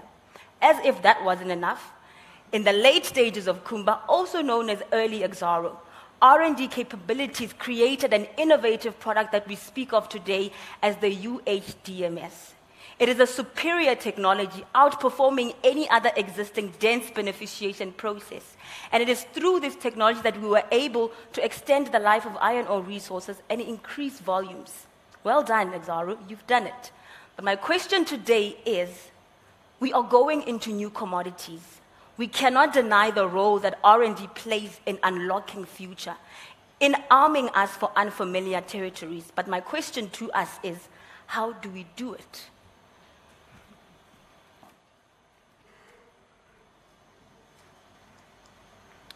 Our first check move is to arm ourselves with research and development.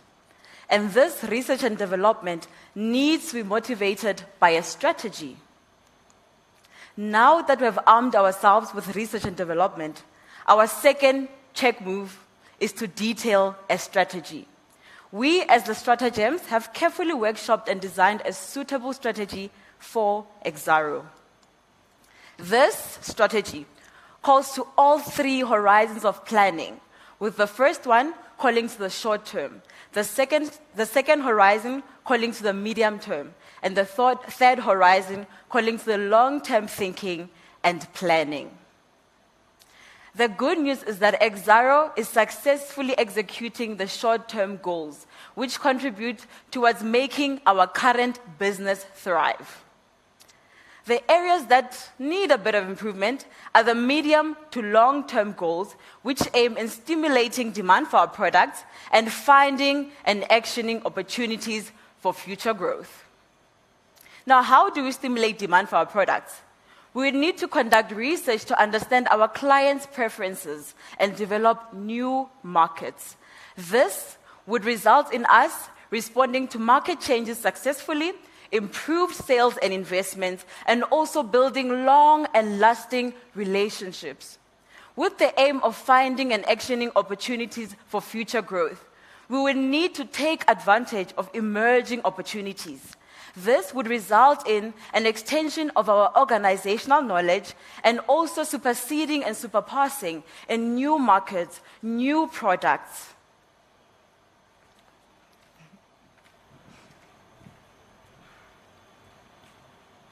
Exxaro's sustainable growth and impact strategy is the key driver of our research and development. It is Exxaro's strategy that would inform our long, medium, and short-term activities for research and development. Our long-term strategy that calls into finding and actioning opportunities for future growth requires extensive research, which is often uncharted territory. It is this research that will then be translated and further developed to produce new products, which then calls to our medium term, stimulating demand for our product. When we look for this short-term benefit, after proof of concept in the medium time frame, only then can the concept be implemented for the short term, then making our current business thrive. The key takeout from this is that research and development is the enabler, initiator, and catalyst for value throughout all these time frames.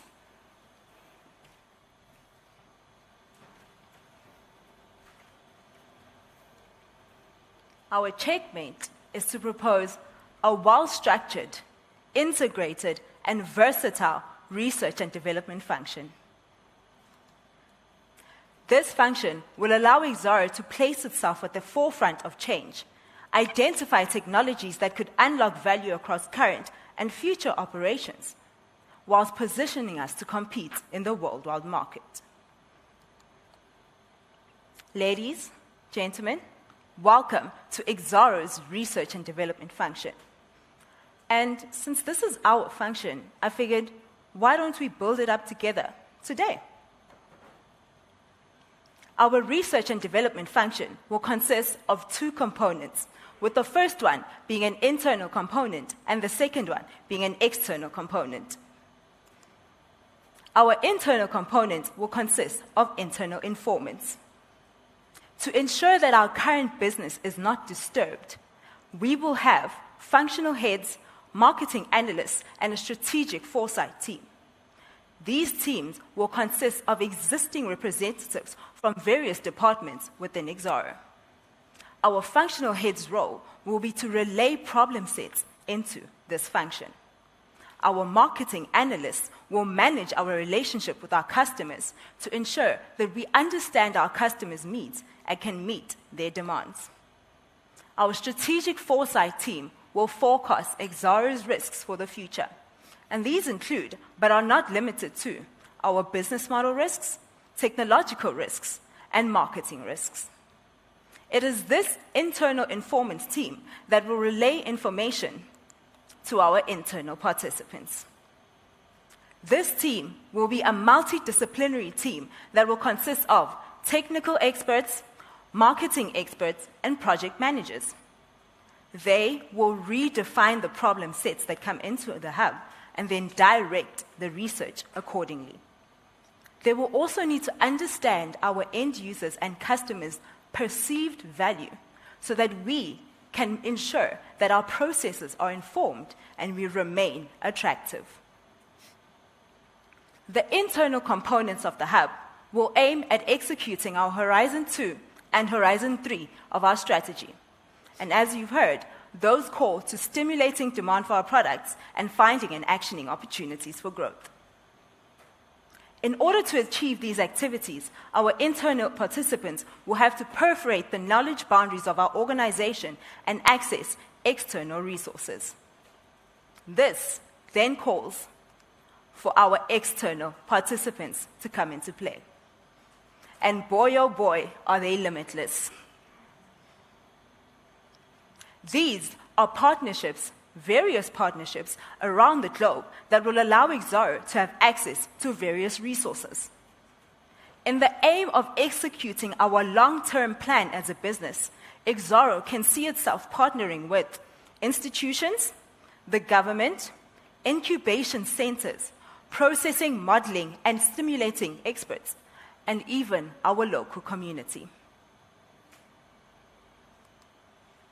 And here it is. We have done it.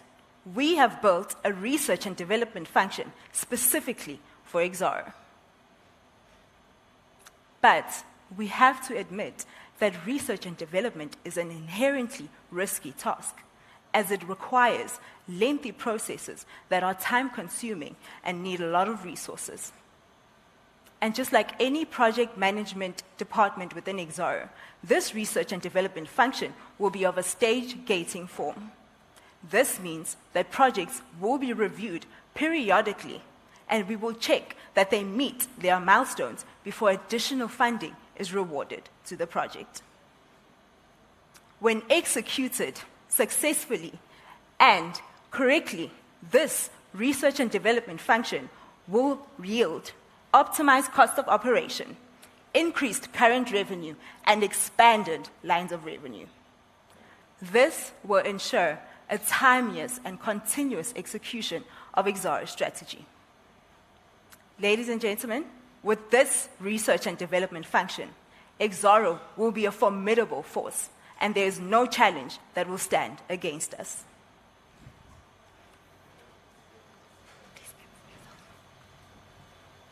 Research and development value has a domino effect.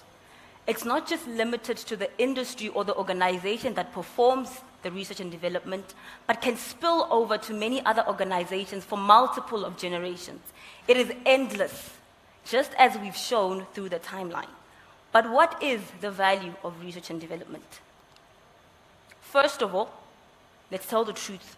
Research and development in the short term has a negative influence on a company's financial performance. However, research and development has a direct impact on an R&D functionality or capability, which in turn has a positive influence on a company's financial performance. When we invest in R&D investment, when we invest in an R&D functionality, increasing our financial performance, it will result in an increase in our market value. It's like most investments. If you buy into the principle of long term, you will get a reward of your money. But the value of R&D is not just in financial reward, but in alignment with our sustainable growth and impact strategy, R&D will allow us to create shared value. By successfully executing research and development, we can take part in solving systematic issues and being a catalyst for economic growth and sustainable development. It's the influence that we will have on our economy that allows us to create social impact through employment opportunities, skills development, and digital inclusion. But furthermore, R&D allows us to become part of the global change. It allows us to become part of the environmental change through decarbonization and create sustainable cities and communities. It is the collective effort of R&D that allows Exxaro to create global impact, powering possibilities. Most of us might be aware of this, but an article was recently published where Exxaro was pronounced the king of coal on the JSE. Well done. But now we go against the giants. How can research and development bring value? Research and development is the capability that we need to create competitive advantage in these new markets. If we can leverage on data and scientific research in our business processes, we can create perceived value, we can increase our revenue, we can attract investment, create employment, and be the stewardship for environmental change. If we can implement the R&D function we propose today, we can transfer that kingship status into our new commodities.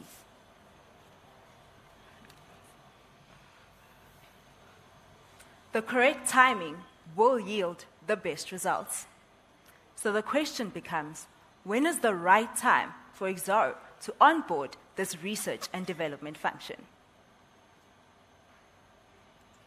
We, as the StrataGEMS, propose that it is when Exxaro onboards its new commodities to arm ourselves for that unfamiliar territory. Humor me just a little bit, and let's teleport to the future and look at Exxaro's success with a fully functional and victorious research and development function. This is the future. This is Exxaro. This is the success of our R&D function. And we are empowering possibilities. A well-structured, integrated, and versatile research and development function will allow us to leverage on our existing capabilities, superimpose them to our future, and make sure that we have an impact in our new markets. Starving research and development is like eating the seed corn. Thank you.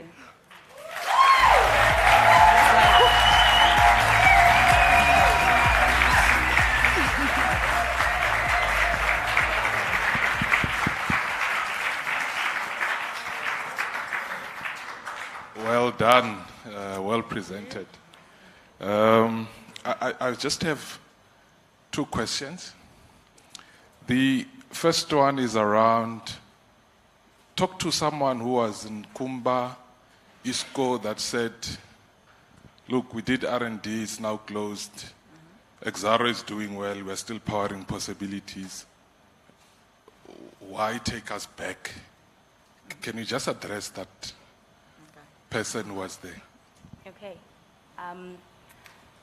To that individual, we would say we are not taking us back, but we are remodeling ourselves to create value in the future. Yes, back then when we closed down the R&D function, it was of a good reason. Coal was a mature commodity, and there was less value that R&D could have brought to that commodity. But now, in going into new minerals, For us, it's uncharted territory. We need to create value. We need to create a competitive advantage, and that could only come through research and development. Hence why we need to bring back our past capabilities to create value for our future. Well, thank you. The next one from my side, I just need to understand the team dynamics. Okay. In terms of how did you guys hold each other accountable with that one partner was not pulling their weight? Who was reprimanding who in the group? Okay. Okay, we'll start. So I was the principal of the team. I was more of the getting together. So if you don't come to meetings, you buy us lunch in the next meeting. Yeah, so mainly that's how we maintain the discipline in terms of attending meetings. And then I think each of one has a character. I think each of us can just go and explain what role did they play in addressing that. Well, I'm the rook, so I'm the structured one in the team. So I'm the one who makes sure that everyone does their homework. So I'm the one who writes the to-do list part of every session. So when we come back, I expect everyone to deliver and everyone to be there on time. So I am the structural head in the team. I think to add to our King's comment, in order to achieve our goals that we set at the beginning, we just allowed ourselves to perform in the skills that we have as individuals. So we identified them earlier in our group dynamics, and we just said, when we need someone that's creative, we'll call to Dudu. When we need someone for structure, we'll call to Constance. So that allowed us to be comfortable in our working space and not feel like you're setting the team back when you don't necessarily contribute in an area that you're not well sourced in. Yeah, and to add on that, like I said, I'm the practical one. So if I'm hearing in the team, hey, let's use drones to push the trains, I was like, hey, hold on, wait, what's happening? We need to come back to Exxaro strategy. I know research and development can give us all these wonderful possibilities, but we still need to come back, take a step back, and think if this is practical for Exxaro. I think to wrap it up, I was the difficult one. Not because I didn't do my work, because I tend to argue with a lot of things because they don't make future sense and I don't see them materializing. So I was always the problem. Sometimes I wasn't allowed to speak because they knew I was going to derail the team.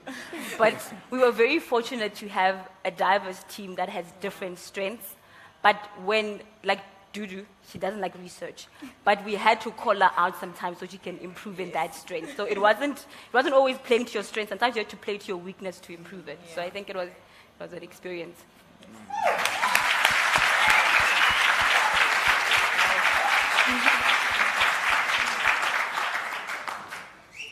Well done, guys. One question from me is, how do you think our current processes and policies will impact on your suggested model, and how should we manage that?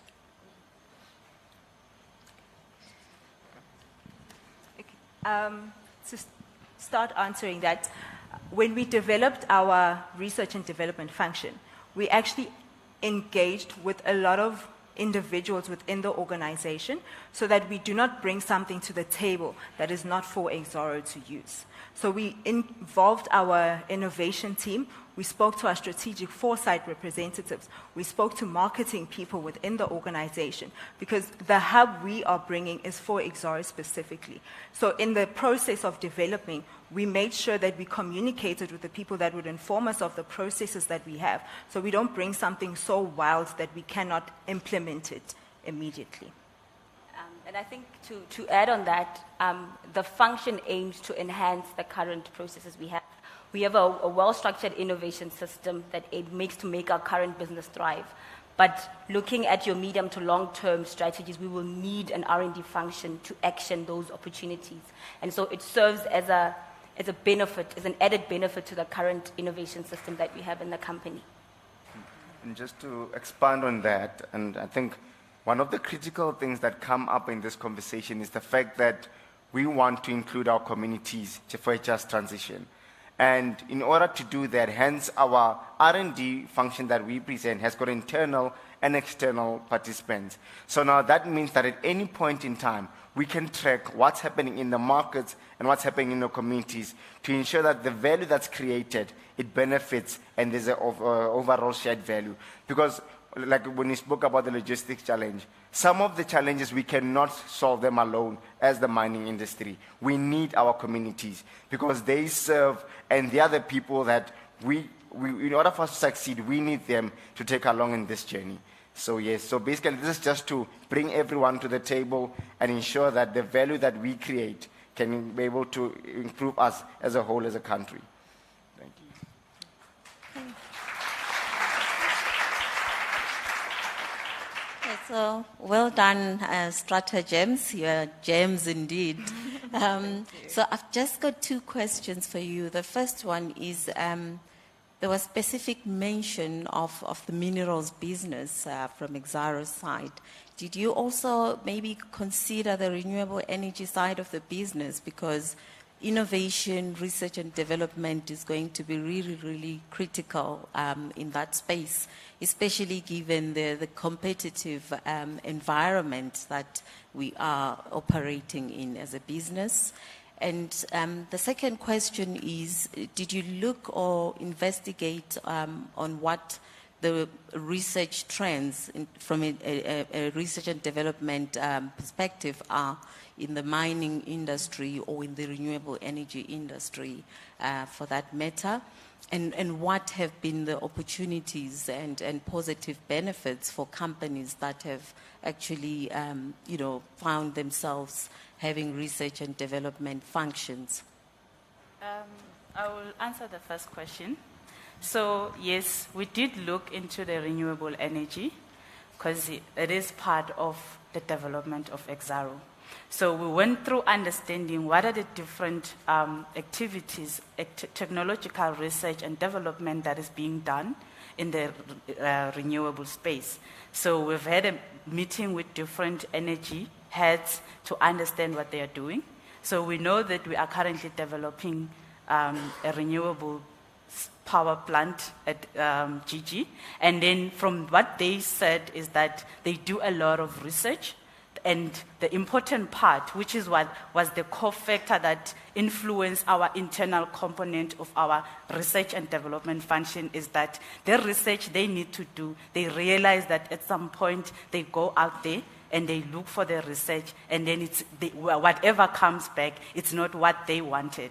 So that alone gave us the idea that you can't say you want research and development. Yes, you need to go out, but you need the internal component to make sure that you direct, you track what these people are giving you.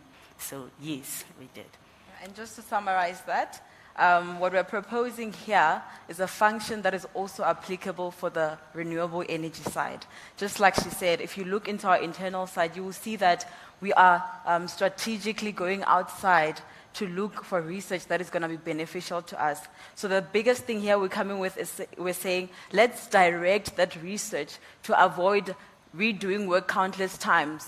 So for the first attempt, we go out, find what we need, come back with it, and use it. And then to answer your second question of whether we looked at how research and development is being conducted in the mining industry, we did. Very lengthy. It actually caused a big disruption in trying to formulate this research and development function. We realized that some of the people we will be competing with in the new markets that we are going into have a fully functioning innovation ecosystem in their organization. So we looked at different mining companies and the type of research that they conducted when they started in new minerals that got them to the positions that they are today. It's that information that we collected and grouped together to formulate this research and development function without excluding the information that we got internally to ensure that we still meet Exxaro's requirements. And just a two-sentence addition on that is that we also realized that we used to have an in-house facility, but times have changed. And from the research we've done, we realized that greater value can be extracted in having an internal platform, but accessing external resources by perforating the company's knowledge boundary. So that research was crucial in us formulating a whole function that could add value without a greater investment in owning a pilot plant or an incubation center and so forth. Good. I like the teamwork, the attire. I mean, the teaming is quite evident, you know. I mean, you guys work well together as a team. For me, it's around the different models. I mean, we're talking about an in-house model. I mean, have we benchmarked what is out there and what is the best model to employ? Why should it be in-house? Okay. I think, firstly, it's not an entirely in-house model, sir. So what we are suggesting is just to have an internal component where we have project managers, technical experts, and marketing experts who ensure that the information we extract externally is correctly iterated and that data is interpreted in the correct manner to ensure that it's bringing value to Exxaro. So our pilot plants, our incubation centers, even institutions, our PhD research will all happen at an external platform. And the only purpose for the internal one is to make sure that what we ask for and give out to the community or the globe as a whole is exactly what we get back in. It's just direction of research. Yeah. So, and to add, I think when earlier I explained the different research development that is conducted, we talked about applied research. So to have an internal component then gives us the edge that we can then do the research based on what we want as a company. And the only way we can get that is to have that internal informant part of the research and development function that will still go into the different departments that we have, figure out what are the issues that we have and inform the internal participation. Then that's when we can go. We don't want to go out there and start finding just any other solution. We want solutions that are relevant to us. And in order to do that, we need the internal part of it. Okay. And the second question then, who does it better than us? As you were researching, I mean, which company? I think with this research and development function, we will do it best. Okay, thank you.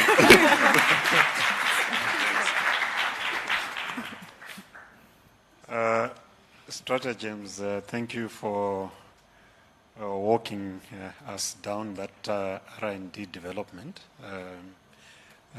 strategy. R&D is always a difficult, it's a hard sell to any company, especially in the mining space. Because in hard times, if you check around and see which one is the first to go, it's usually R&D.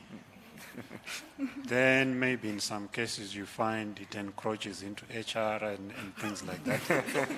and that's the reality. Yeah. The X starts falling in that way.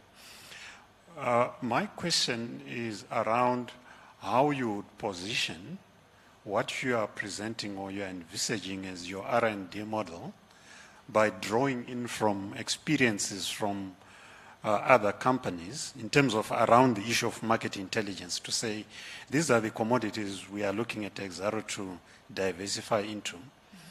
And have you looked at how other companies have done it to actually say this might be the good time to actually enter into copper or into any of this?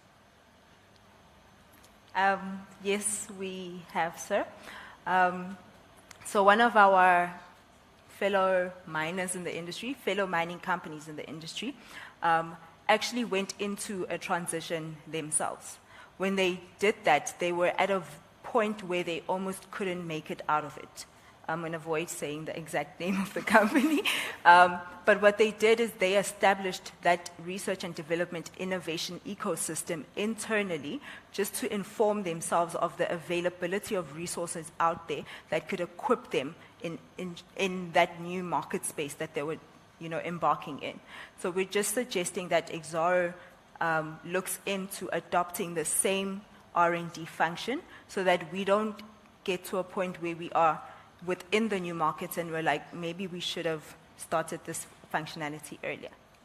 And just to add on that, with the research and development, especially looking at the amount of money that has to go into it.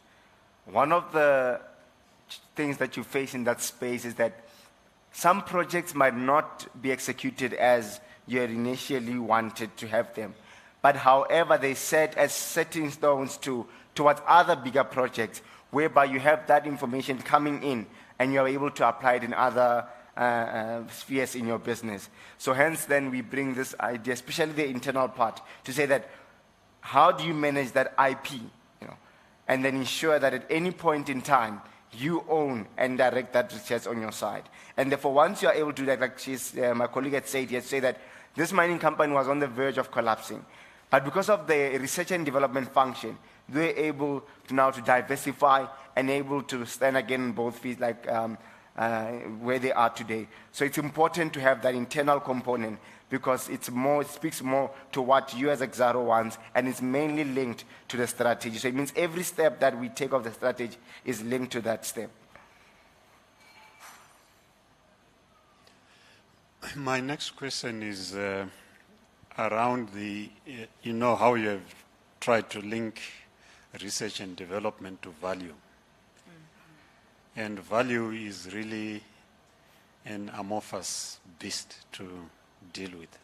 If you had to say just prioritize maybe just 3 things or out of what you looked at so that you can sell this, say, to Exco or to the board to say this is the value that R&D will bring to this company because you need to survive as the R&D unit. Okay. With that one, of course, our first priority would be to stabilize our company's profit. So I'm just going to make I'm going to answer this question using an example. So while we were doing our research, especially when we talk into value in use, so we talk into how we can differentiate the new commodities that we go into. I'll make a simple example, manganese. When you look at the processes of manganese, it has a lot of high input cost in it, the value chain. It uses a lot of electricity, it uses a lot of it is intense. So then if you leverage this R&D functionality, then you are working with your profit, because that's the main important part, is to work in your profit equation that we had. We want to try to reduce the cost as much as we can so we can yield bigger profits. And with that in mind, you are trying to execute your value chain optimization, and then you have these other values that are a benefit of that. Your initial purpose was to reduce your cost, but in line with that, you have decided to reduce your cost by reducing your energy, and then you have introduced renewable energy sources in the process. As such, you have sustainable development. So with research and development, you can never pinpoint one value. With one value that you have, you then get the benefit of the other. And to expand on that, and especially I like the conversation around the manganese, just to say that there's this market of high purity manganese that is monopolized mainly in China. So now the research and development now it says, how is it done out there? Why are they able to succeed in this market? And then now when you come back to South Africa, you find that there's about one company, MMC, which is based in Nelspruit, where they're the only ones that are doing it. So now research and development now it's channeled to say that how do we partner, but as well ensuring that the systems that we have in place ensure that how it's done and how it's processed can be beneficial, 1, to the business, but even 2, to the environment as well, because we cannot run away from the selenium component that comes with that high purity manganese. So now the question is, now the solution to that is that R&D now channels you to say that this is how then you maneuver that market and ensure that you still produce the same quality at the lowest cost as much as possible.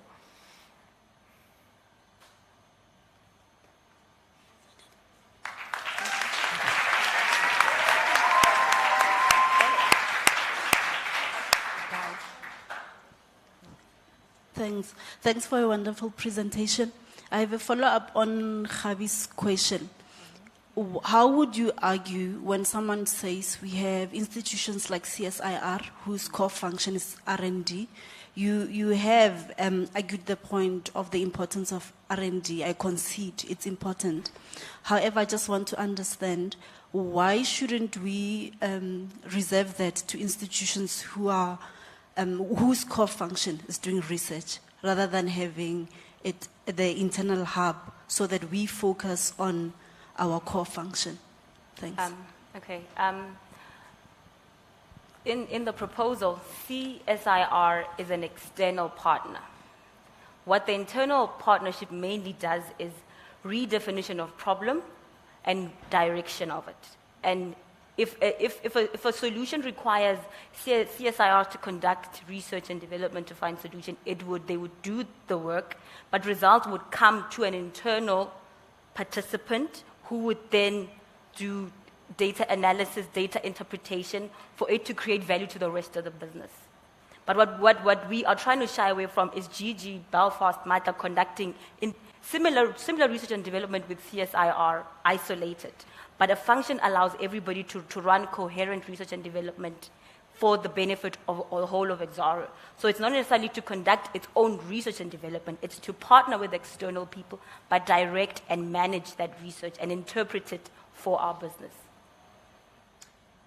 Can I just assist, because people have asked you questions around your model. And you keep on saying that we are not creating an internal function, right? But we are creating something that is externally facing that can bring in this research. Can you re-explain it before you leave this stage? What is this model, so that everybody is clear? Because now we are asking, are you doing it yourself? Are you going to bring the CSIR? What about that? Maybe it's not that understood. I think this is your opportunity to now explain exactly what is it that you foresee now. All right. What do we do in this internal function versus our ecosystem? Okay.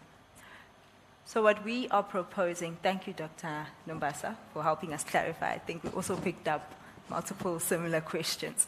So what we're proposing is that we want Exxaro to have an integrated internal component. These individuals will not be doing the research. We will not have pilot plants. We will not have incubation centers. And we will not have processing and engineering plants within Exxaro. So we are supporting Exxaro's initiative of shutting down the facility in Pretoria. What we are asking for is that the various departments that are mentioned in our functional heads work hand in hand. We're trying to avoid scenarios where research is being done in the engineering space with a similar problem happening in the mining space. We want these problems to come as a collective into this research and development function. And then as a group, with us being informed by our marketing analysts and informed by our strategic foresight, we then decide on this one problem and say, do we research it further, or do we have enough information internally to solve it?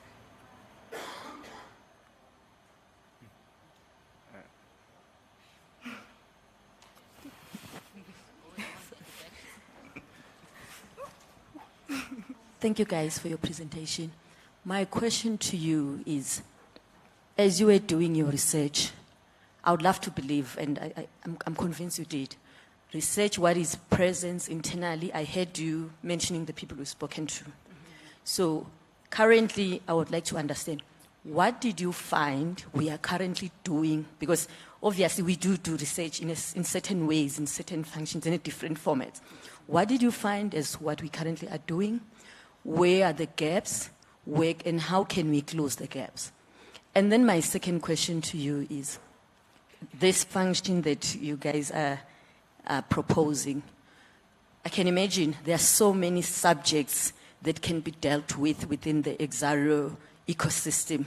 Then what kind of skills and capabilities should these individuals have so that they are able to interpret the information? Because now I'm trying to wonder of the size of this. If we're going to find someone who's going to understand renewables, going to understand metallurgy, going to understand industrial, going to understand business, it's almost a big structure in my mind. But help us to understand, how would you see this? What kind of skills and capabilities should these people have to be able to interpret this information and make it usable to the Exxaro organization? Okay, so currently what we have is we have an innovation system which has an open innovation ecosystem. So what happens is you have your principals or your BUs which have different initiatives to bring value to the business that would try to access innovative ideas to bring solutions to either GG or Matla or to the geology department or engineering. But the one problem we have, it's not integrated very well. It turns to be isolated. There's research happening at CSIR for a certain problem at a certain BU, which is for us in our proposal, it's not integrated. So what we are proposing here, like we say, it's integration. That's the first thing. To answer your second question of how it would look, it would have to compose of different technical experts with different knowledges, because if a problem comes that is engineering related, you would need an engineering expertise to be able to validate that information and interpret it for the value of the business. So it will have to be multidisciplinary individuals who would have to interpret that data. I don't know if I've answered your question. And to add to that, with the internal participants that we're proposing, we're not asking for brand new people. We know that Exxaro has the skills to interpret data. We've got individuals in our engineering fields, in our minerals fields, in our energies field that are very equipped to direct research and understand information that comes externally. All we are asking is that they represent within the hub to ensure that the information we ask for outside comes back exactly how we wanted it. And just to add on that, I think to bring it more practical, let's look at the Matla story, right? Now looking at the qualities that ESCOM require, and now with the whole plant that's required. Now the question is, what R&D then does is that before we consider saying we need a plan or anything, we ask ourselves that what core capabilities can R&D address to say, before even considering a plan, what can we do on the mining atmosphere before we even go to the processing element of it? Then what that does is that then when we speak about capabilities, then it now broadens our perspective of how we deal with these things, especially now that we are going into other commodities. Now it means that becomes an inherent ability or capability that we have that we easily transfer. And then automatically then it equips our people that are inside. And like she says, and like my colleague says, that it's not external people, no. It's already people that we have running in the BUs. They just now being equipped with those abilities that they can easily transfer into the other commodities.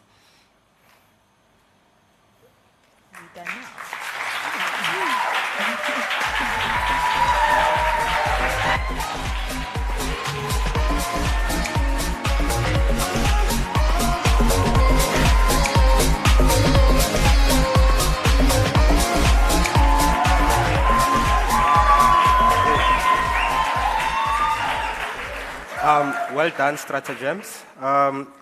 I think we really do need to stretch our legs a bit. Let's just have probably just 30 seconds, a leg stretch. One last presenter, and then afterwards we'll go to a break. We're running behind schedule. Let's see the movements. Let's see the blood flow.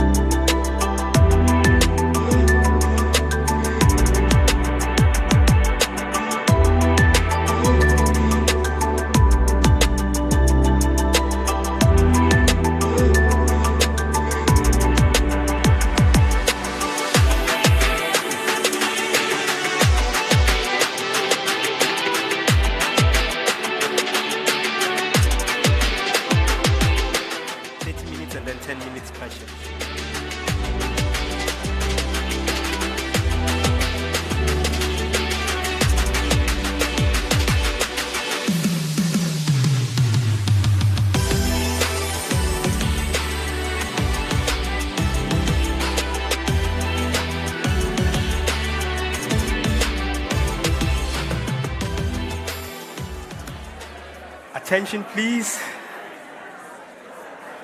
May I please have your attention? We can move back to our seats and we can continue with our next presentation. I promise this is the last presentation, and then afterwards we can have our break. Ladies and gentlemen, may we please go back to our seats?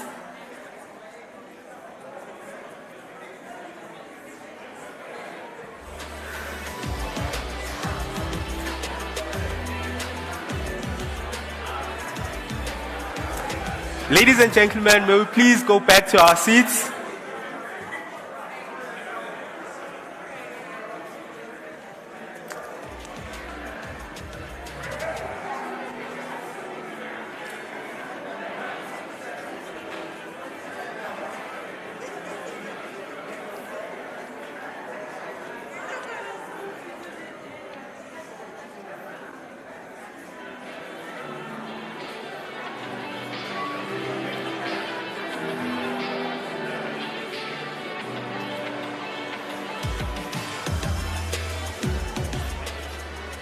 Ladies and gentlemen, could you please return to your seats? We have one more presentation before the tea break.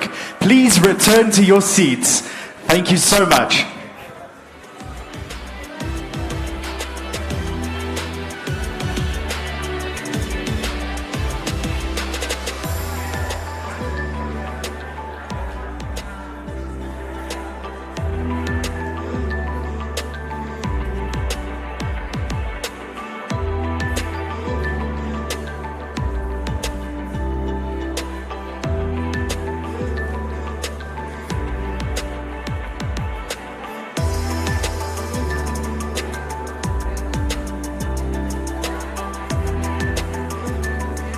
Okay, I feel like everyone is settled. We'll continue with the program. Our second individual speaker today is Cherise. She is a third-year metallurgical engineering PIT whose project focuses on optimizing the screening efficiency of fines in order to optimize the DMS throughput. She used a combination of various metallurgical principles to achieve this. She will further share her insights during her presentation. But for now, please allow me to divert your attention towards getting to know Cherise a bit more personal. One standing attribute about her is the fact that she has an open mindset. She allows herself to try new things and forever expands herself above and beyond. I welcome Cherise on stage. I rent the earth where I stand, and the air I breathe. So my favorite song is by Smith & Thell. The song's name is Hotel Walls. There's a part in the song where they talk about how I rent the earth where I stand and the air that I breathe. So for me, that's just a reminder to say that we're not going to be here forever. So just make your presence last while you're here and make a good impression while you're here. At work, I do tend to go above and beyond, especially at Belfast. Last week, I was acting as a value chain integrator for 3 different value chain integrators on 3 different shifts. I try to help wherever I can. I like being part of things. I always put my hand up, and I'm also usually the person initiating a lot of things at work. So when people in our department come to me and they say, they don't feel part of the team or something, I'm probably going to bring a cake to work tomorrow and we're all going to sit together and we're going to eat together and we're going to get to know each other. So that's also just part of my personality, my values. I think I bring it to work as well. I'd probably be that one where the person is always doing this. That would probably be me, just wondering what am I doing, but we'll figure it out. For last year, I was nominated as the South African Call Student of the Year, so I think that was quite a great achievement. And the one day I got a call to say that there's an award event at Emperor's Palace. I didn't know what to expect going there, so I didn't really prepare for it. And when I got there, apparently there was like 500 people just to see me and 2 other people getting an award for that year. And I was so shocked, and I was wildly underdressed for the event, but it felt good getting the award and being celebrated in that way. I'm a very honest person, and I'm a very positive person. So I think I carry that into the workplace as well. In terms of teamwork, I really enjoy just making everyone laugh, making everyone feel at home. I'm good at these events where we can just get to know each other and just be free around each other, just a bit of teamwork, a bit of team building. That's a personal value that I carry into the workplace. And I think it really aligns to Exxaro's values as well. So why should you knock on the refrigerator before you open it? You don't know? Because there might be a salad dressing.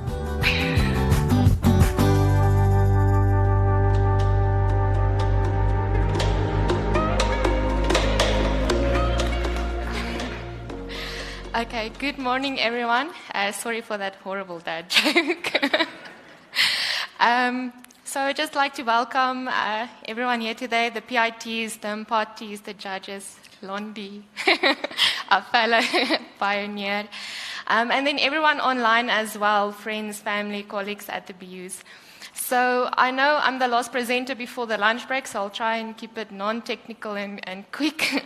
I know that metallurgists tend to get too technical, so but this is not a metallurgist presentation. This is a multidisciplinary presentation, so I hope I can touch on everyone's areas, mining and engineering. So yeah, just bear with me. So today I'll be telling you the story about the Belfast DMS throughput optimization project, and as I mentioned, it's a multidisciplinary project. So let me kick off with a little background on Belfast Coal.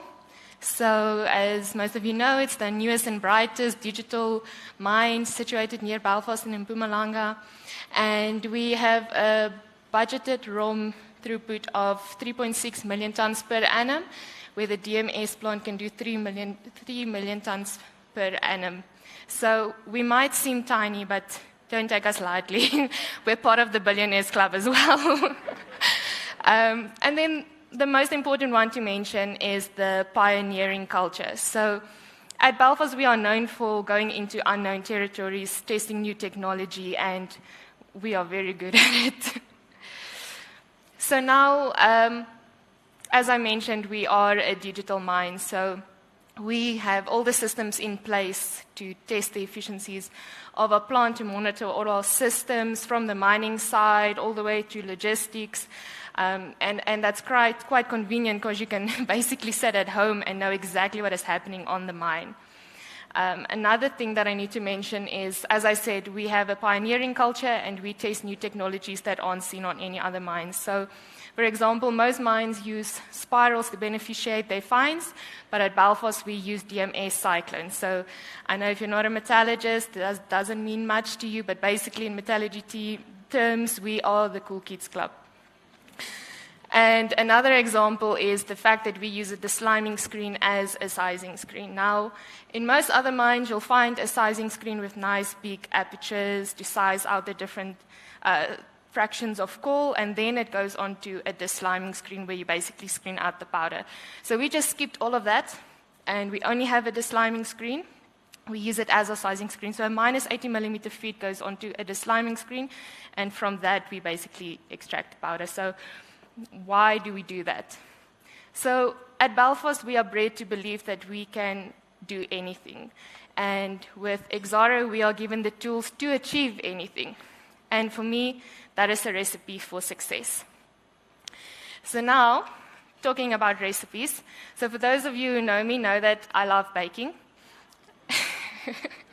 And I love baking M&M cookies in particular. So now, any good baker knows that you start off a recipe with dry ingredients. So for an M&M cookie, that would be flour, sugar, and M&Ms, right? So that's basically your coal. You'll have your fines, your coarse coal, and your large coal. It's the exact same thing.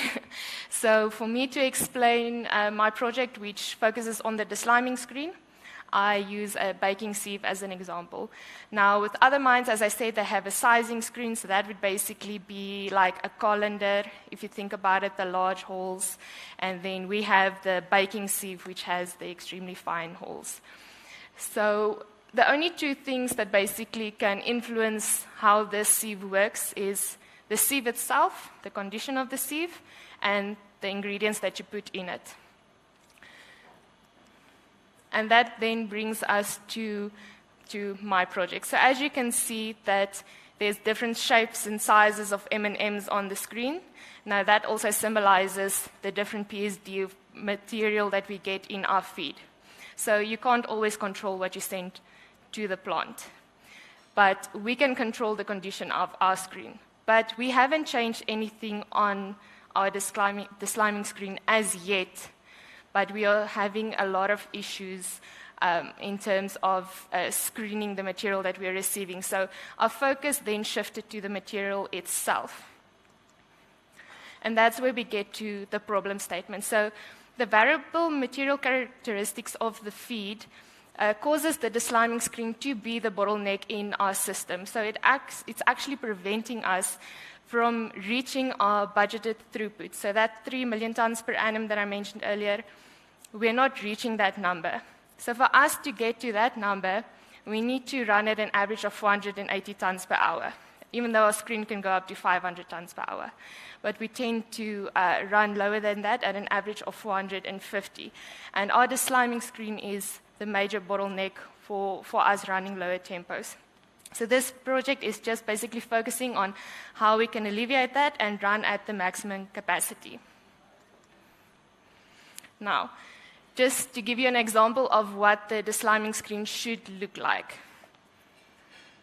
So for a metallurgist, that's a very beautiful picture.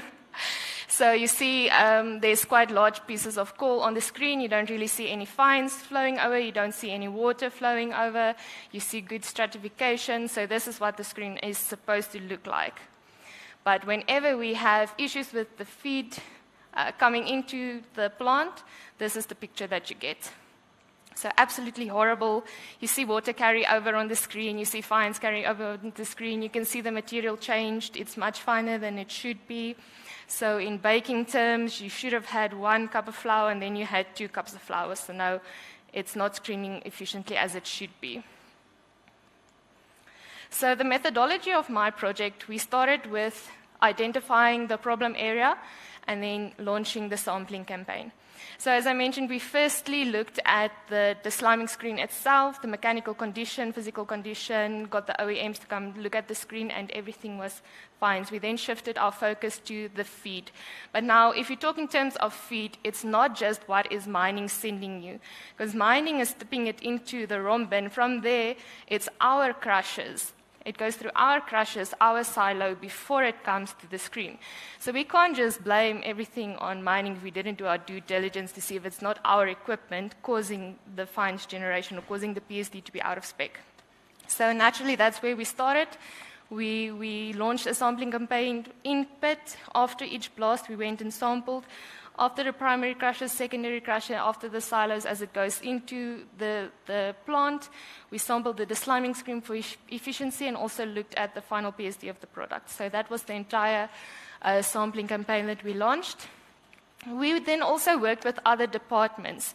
I mean, we're not standalone. Whatever influences us also influences other departments. If we want to make a change, it influences engineering. And if we want to change, we need to help mining as well. So we then worked a lot with all the departments on the mine with this project. And I also went back to the design criteria of the screen and the plant to see what can my plant handle and what can all my equipment downstream handle as well. So I don't want to make a change upstream and then you end up overloading something downstream.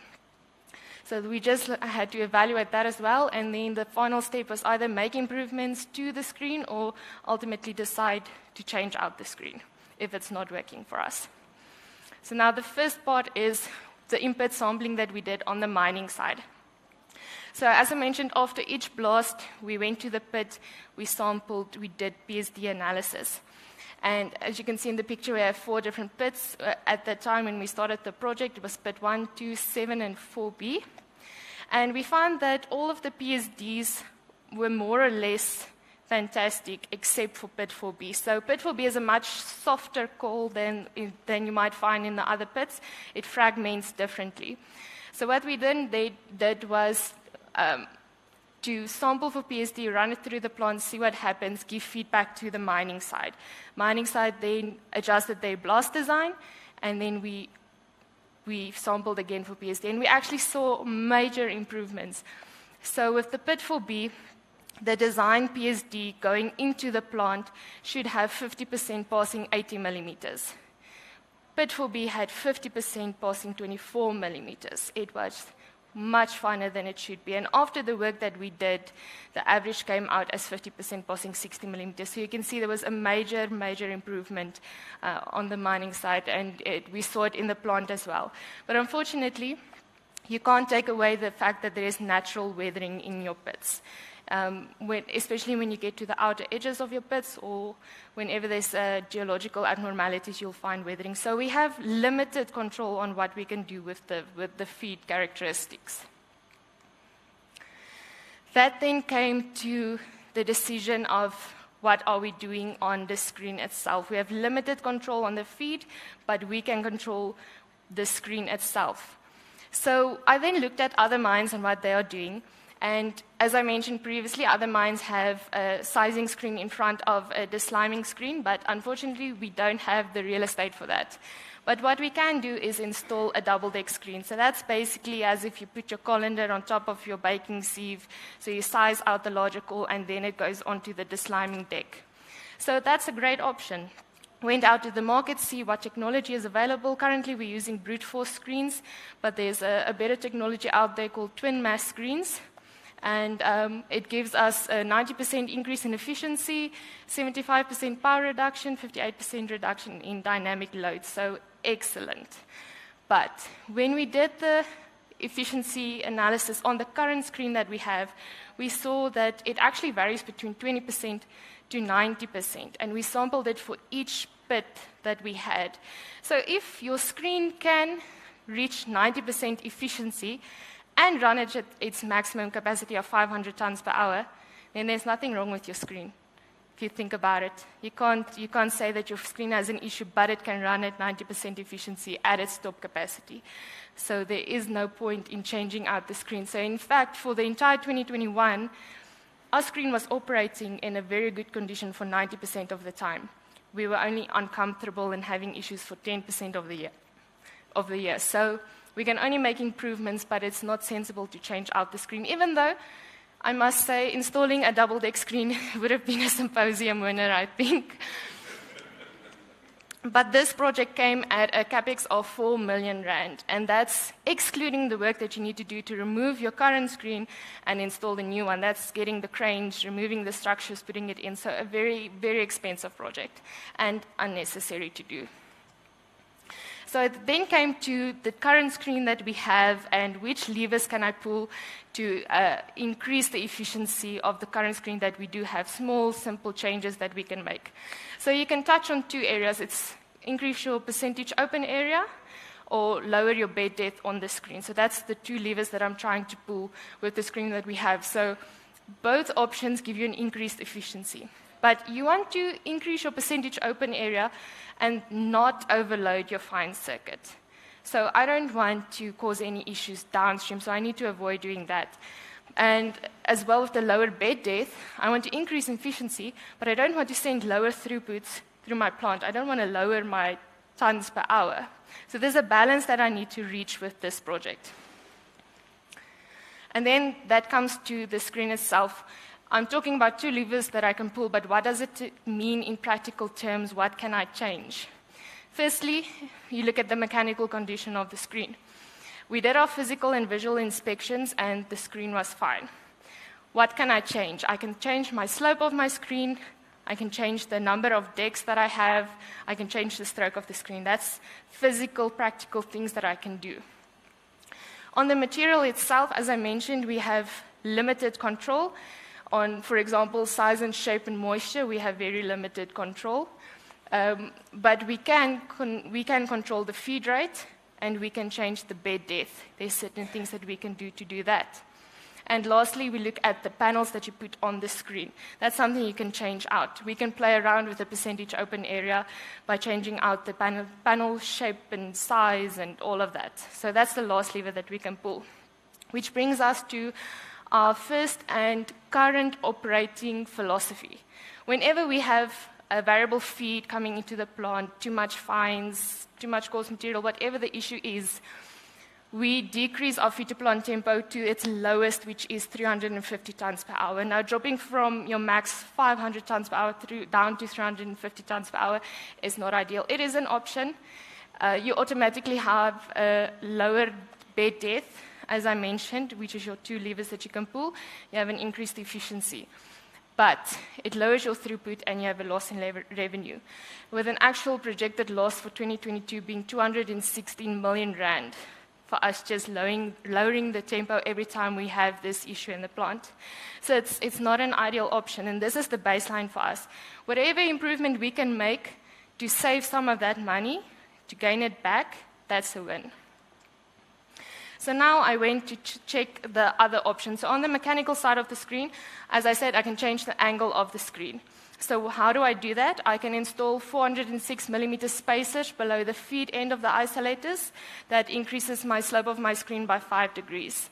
As soon as you increase the slope of your screen, your material passes over faster and you get a 20% reduction in your bed depth. So that's one of my levers that I want to pull, is to reduce the bed depth.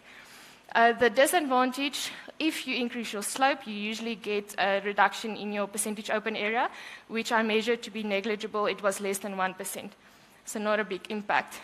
You do have a slightly lower retention time, which will impact your efficiency, but the unfortunate part of this option is as soon as you lift the screen, you now have to make structural changes upstream. So now you need to go redesign your chutes, align everything. So it's a lot of work that goes into this option, which then brings us to the next one. Oh, so sorry, this is a 60,000 rand change just to install the spacers. That does not take into account the structural changes that need to come ahead of that. Our second option also gives us a reduction in the bed depth of 20%, similar to our previous one. In this case, we change out the drive beam and exciters from the current 37 kilowatt up to a 45 kilowatt. So you increase the G-force on your screen. You get a higher vibration, if I can call it, a stronger screen. So the advantage of this is you increase the speed of the material traveling on the bed, and as I said, an decreased bed depth of 20%. Disadvantage, it is more expensive than the previous option to achieve the same solution. So that's a 1.2 million rand capex, which means it needs to go through the IRC process, which means the timeline is now much longer. Another issue is that it increases the dynamic loads going into your structure. So now you have to look at what do I need to strengthen in my plant to be able to handle this G-force. So that's an extra cost. That goes into the engineering and structural side to see how they need to improve the structures to be able to handle this. And it also requires for us to wait for a shut for us to do all of this work. It's not something that I can implement tomorrow. This brings us to my favorite option, which is changing out the 1 millimeter panels that we currently have with 3 millimeter panels, only on the first slope of the screen. So why only on the first slope? So for this, I had to actually go learn how to do limbs modeling. I had to build a limb model for the plant. I had to do simulations. So we don't want to make a change and then you end up overloading your plant and you didn't do your due diligence to see what impact you would have made. So I did the limb model, went back to the design criteria of the plant and saw that the fines plant was actually designed to handle 3 millimeter particles and not just 1. So as soon as I had my answer that I'm not going to overload my fine circuit classifying cyclones can handle 90 tons per hour. This option will only be sending 70 tons per hour to that plant. So what this means is I can increase my percentage open area by 15%, increase my fines plant feed by 50 tons per hour, and then run closer to my design capacity. At this moment, we're really under feeding our fines plant. And then the disadvantage is just that we need to avoid overloading our magnetic separators, which is only something you can see as soon as you implement a new test and we do the dry runs there. And this comes at a net zero cost. So screen panels is a consumable in the plant. Whether it's a 1 millimeter or 3 millimeter, they're the same price. This is no extra cost. This is something that I can do on the next maintenance day and install and test. Then we came to a bit of a newer technology, what they call a relieving deck. What that is adding an additional deck to your screen. So what I mentioned previously about a double deck screen, putting your colander on your baking sieve, this is doing that without replacing the entire screen. So that sounds excellent. You can reduce your lower bed depth by 60%, increase efficiency, so everything sounds amazing. But we are engineers, and it's our job to make people's lives easier, not more difficult. And being at Belfast, us engineers sometimes get on the screen on maintenance day, we replace panels, we get dirty, we help with the work. So I know removing screen panels is not a nice thing. So if now you have a double deck that clips onto your bottom deck, you can't see what's happening on the bottom. You don't see the wear. So for you to work on the bottom deck, you need to now go and remove the top deck to work on the bottom deck. I don't want to make anyone's life more difficult. And with this as well, because of the extra weight on the same screen, now you're reducing your stroke. You are also, you might need to upsize your drive in any case, which we mentioned earlier with the 1.2 million rand project. So you might have to do those, both of those. The capex for the screen panel, since it isn't a normal panel that we order, is an extra 180,000 rand every time we need to replace the panel. So you can look at that on a monthly basis. So now that is all of my options. So if we weigh them next to each other and see what is the best option, firstly, as I mentioned, double deck screen around 60 million rand, just to get an efficiency increase of 20%. I don't feel that that's worth the capital expenditure. All of these options give us a potential saving of the 216 million rand that I mentioned earlier. So all of these options can work. All of these options can give us that saving. All of these options means that I might be able to reach my 480 tons per hour, my 3 million tons per annum. That's the potential savings that I have. But I'm removing the option of a double deck screen because it's not necessary. My screen is working. I'm removing the option of pedestal panels because I don't want to make it more difficult for my team to maintain the screen and to operate it.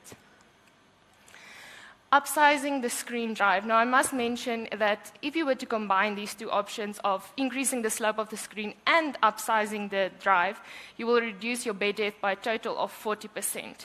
So in combination, these are two viable options which we might look at in the medium to long term. It's also not something that I can implement this year, and we are looking for something that I can do to get immediate relief of the situation we have in the plant.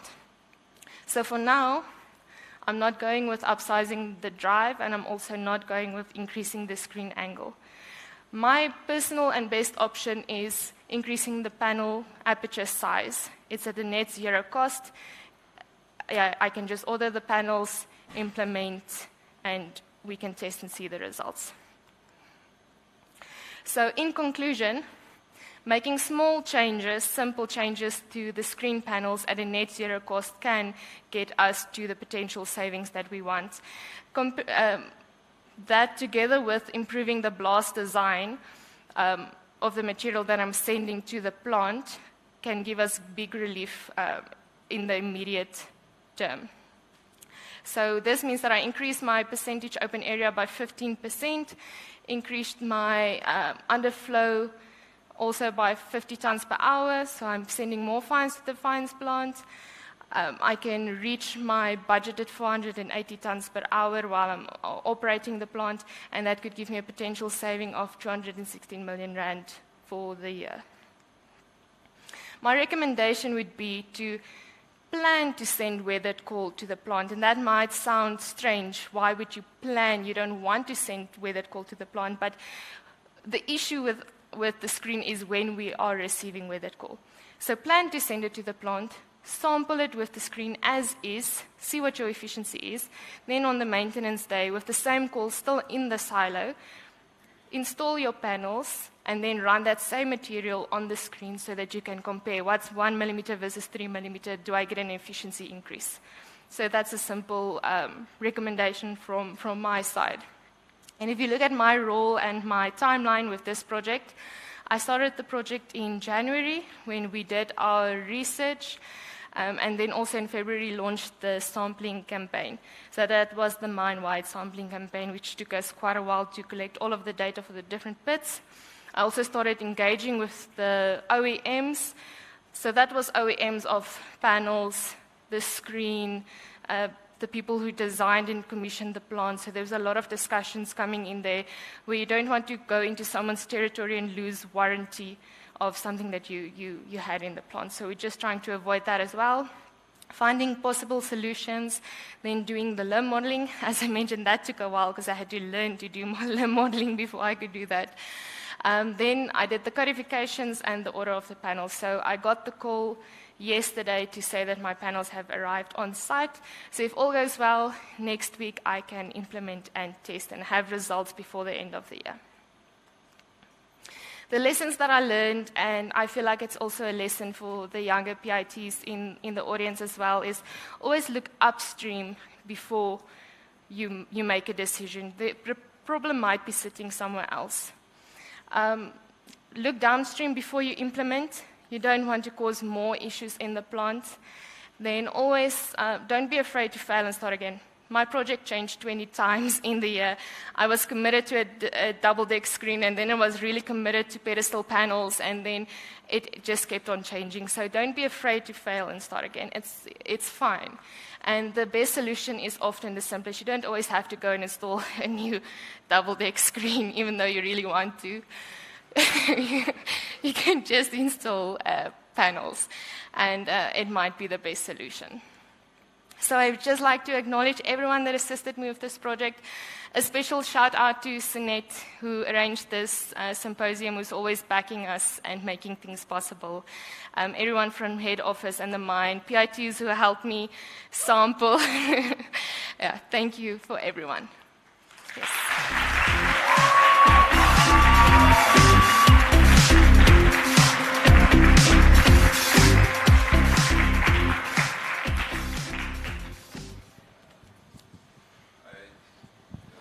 Oh, yeah, it's not because I'm a metallurgist. I'm going to shy away from metallurgical questions. The first question is, avoiding to do what we're doing. What are the learnings there? Because we've implemented, we've built a plant, and now we are improving, which is great. But what are the learnings if we're going to build another plant, not a coal plant, maybe a manganese one or any other plant? Yes, so personally, if I was to build the plant again, there's nothing wrong with the desliming screen. It's one of the biggest banana screens that we have in the industry, and it really does work, and it is capable of reaching high efficiencies. Personally, if I was to build a different plant, it depends on what you want. It depends on what your end product needs to be. For example, at Belfast, we have an expansion project in the lines, which is still in the planning phase.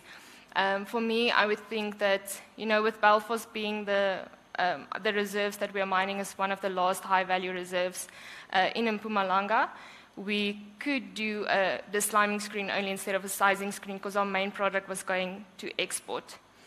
If you look into the long terms, let's say in 7 years from now we want to do the expansion project, you're going to look more on the domestic level as well. So for the domestic product, for example, you would want to divide it into different size fractions. You want your peas, it's a good market for the domestic market. For that, I would use a double-deck screen or a different size fraction. So I think for me it really depends on what the product is that you want. But as I mentioned, the desliming screen can work. It also depends on the feed that you are getting. If you are mining in an area that has a lot of weathering or, it's a very finer, softer coal and it fragments different, then I would not use the desliming screen. Okay. So what do you think that will invest a lot in understanding what is suitable? Yes. Technology-wise. Yeah. So I mean, the second question is the focus is on the screen. And what if I listen to you in 2021? The screen was operating, and what changed? No, so yes. Yes, sorry. So, since we commissioned, we've always seen the issue that as soon as the PSD shifts outside of its limits, then the screen was an issue. So the issue started since commissioning. But as I mentioned, it's not something that you experience every day. It depends on the feed, and it's mainly with pit 4B, and we're not mining pit 4B every day. So as I said, 90% of the time, we don't have issues. 10% of the time, we do have issues. So nothing changed on the screen itself. We didn't make any change. It depends on the material that you're getting. And since last year, we've been sending a lot more of the pit 4B to the plant. Okay. So I mean, in determining that value, for me, what I'm hearing is that the pit 4B is the variable. So in designing the mine going forward, do you think we must think differently? In terms of the reserves Yes. that we mine. So there's still value in pit 4B. And as I said, it's something that we could improve. Pit 4B was mainly an issue because of the blasting practices that we used. We used a similar blasting practice across the different pits, and it wasn't working. So it's something that you could adjust. We adjust the spacing between the drilling holes, and it improved a lot. So at this moment, generally, pit 4B is not an issue anymore. It used to be a big issue. It's not anymore. Now the issue is just weathering spots within the different pits. So pit 7 can also be an issue if you're mining the outer edges of it. But unfortunately, there's always value in that core, and you always want to try and retrieve that value. So sometimes it might be uncomfortable conditions in the plant, but that's why we're trying to see how can we take that core and improve the conditions for ourselves. Okay, thanks. The last question is around, working with, multiple teams, different people. If I listen to this project, maybe at Belfast, probably there's a good teamwork there, but there's so many things. You've mentioned something also to say you're going to impact the magnetic separator. Maintenance will be difficult. You're going to have a challenge with the maintenance engineer there. How did you go about getting buy-in in terms of making sure everyone is aligned in terms of what you're trying to do, because it involves a lot of change in implementing this project? I think an important part that we miss a lot when we start a project is when you're done with the project, you think you're done. You're not there to assist the other departments with issues. So if we see that downstream it causes more issues, go back, put your 1 millimeter panels back, or let's now order a 2 millimeter, see if that improves the situation. But always be there to assist. I think I'm quite all over the mine. People know you see me on a random Wednesday in the pits, and then on Thursday I'm at engineering again. I'm there on night shift, I'm there on weekends. Just as a personal value, be willing to help and be willing to listen. A lot of times people will be complaining about an issue, but they expect you to just know about it. So you need to create that forum as well, those follow-up meetings to say, okay, this is what we did. Are you happy? Am I causing more issues for you? Let's see how we can improve on it.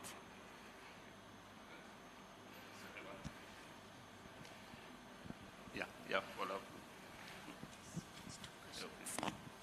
So you must have heard that Cherise, you must have heard that I was at the mine, and I questioned this mountain of fines that me personally never expected.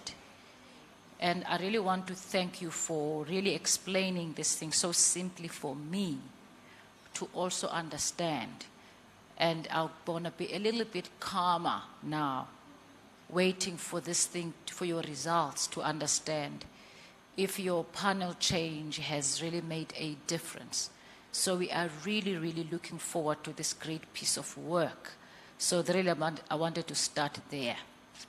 I don't know why your colleagues didn't want to answer the questions. Maybe we're not in the bus with us. they didn't want to quite answer because probably your studies had not been finalized. But I want you to be as candid as you can be. I give you the safest space.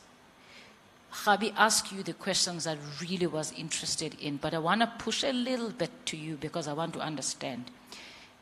Every reserve has got weathered places. It's not unique to Belfast.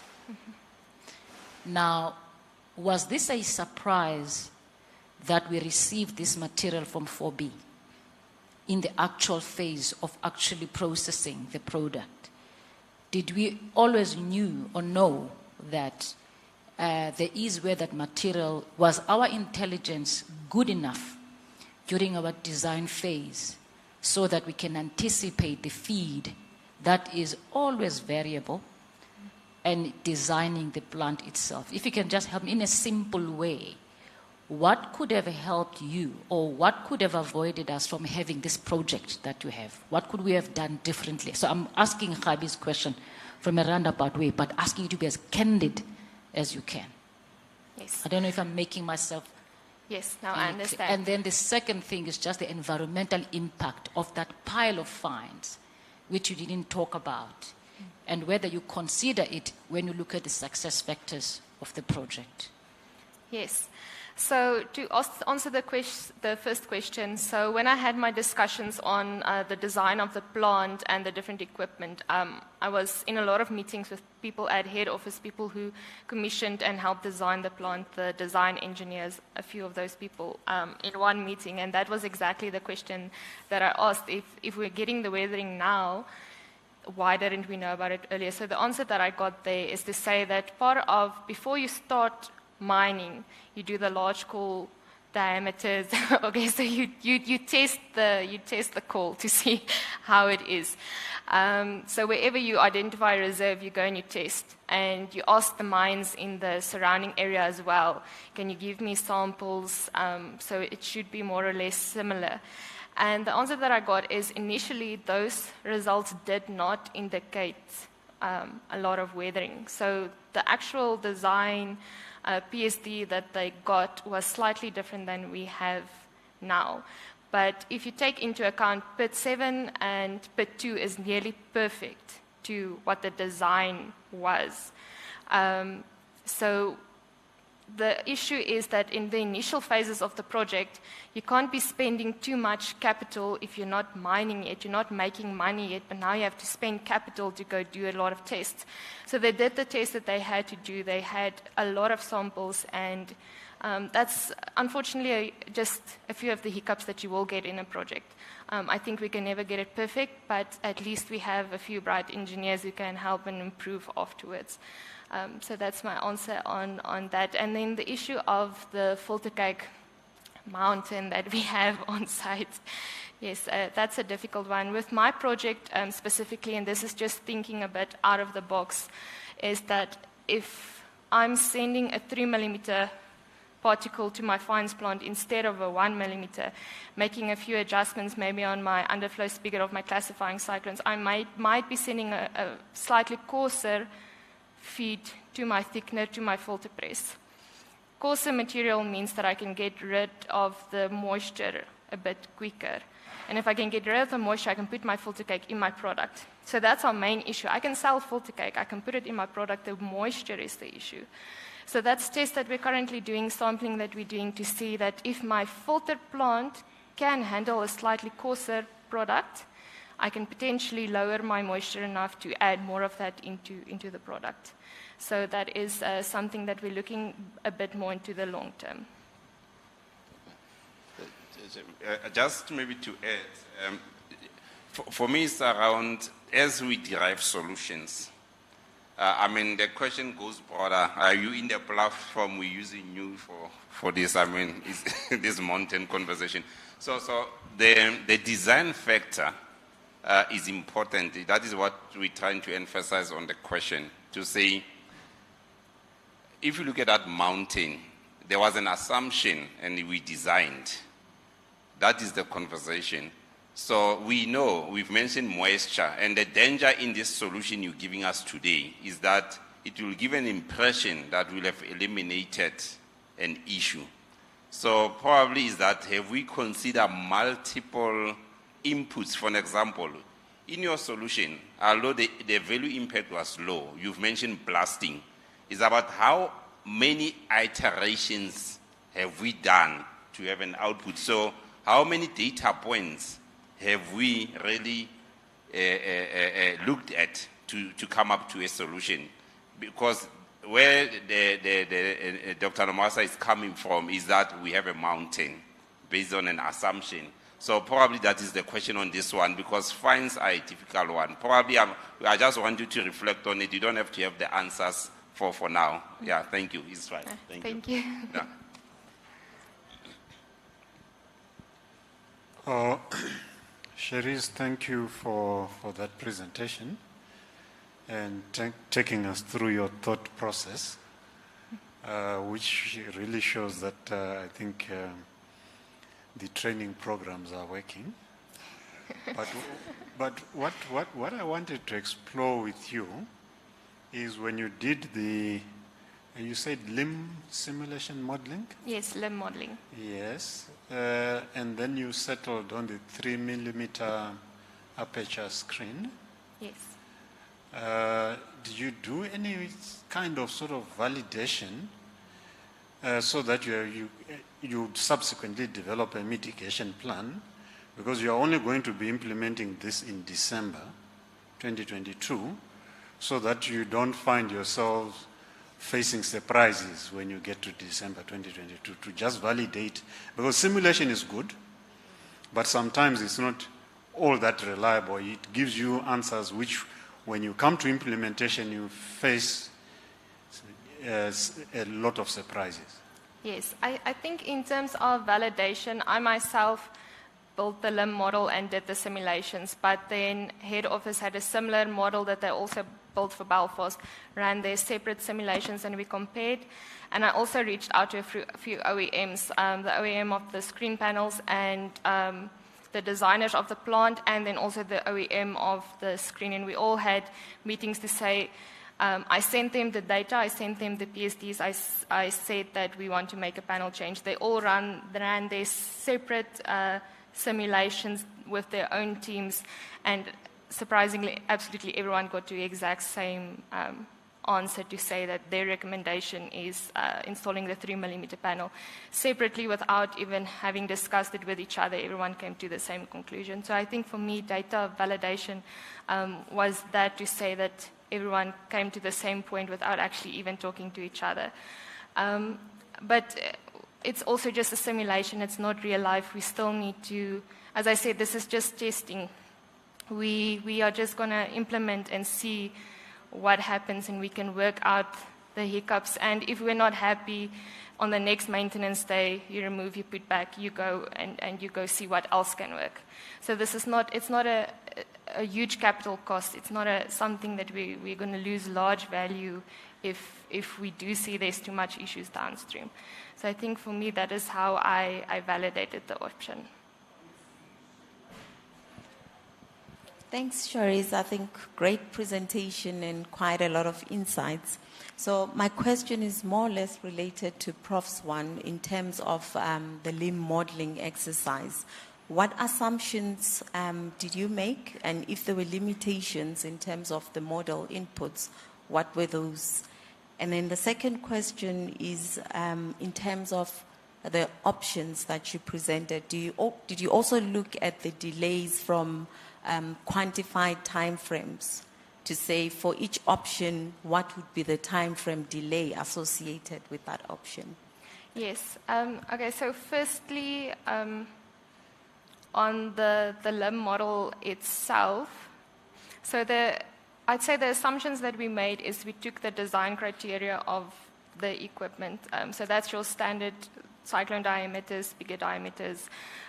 You take it as is from the manufacturer, but it doesn't account for that spigot has been in place for the last month and it might have worn a bit, and now it's 66 millimeters and not 60. So there were certain assumptions put in place in terms of the equipment itself, and then we played around with different panel sizes. We input different panel sizes. And obviously the limb model is built on data that it already has. So it's built on data that, let's say, Multitech already put in place. So if Multitech said that, this is the cut size or this is the EPM of the equipment, then that's according how the simulation will run is according to that data. So there is certain limitations to it, I'd say, because if you had to go test absolutely every single thing and take every single measurement in an entire DMS plant, it would take you months. And then you would have to start again because you didn't do all your sampling on the same day. So there's certain things that we accept there. And then, sorry, could you please repeat the last question? I think you've already answered the two questions. Thanks. Thank you. Yeah, I'm Cherise. I was going to hammer more on the mining stuff, but I think Khabi has indicated that they must just go do a little bit more work. Maybe just on a very light note, what did you find exciting about doing your project? So what I found exciting is working with people across the industry. I sat in meetings with people that was the head of their companies, people who have been on the mine longer than I've been alive. So people with 40 years of experience. My birth date is the date they started at their last mine. So that was, it made me feel proud and excited to be in those meetings and to speak on behalf of Exxaro. That was for me the best part.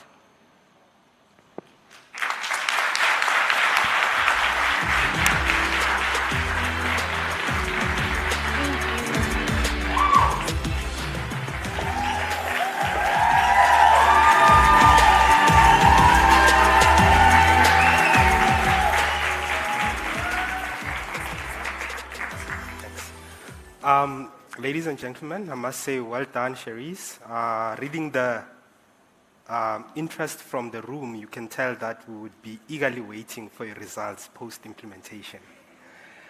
I must say it's time for us to go on an ad break, but we're going to be strict. As much as I'm trying to steer the bus, I can't move beyond the speed limit. We're currently 1 hour behind the schedule, so we're going to take a 15-minute short break, and afterwards we should return to our seats. But before then, someone lost their keys, and I will need $20. Thank you.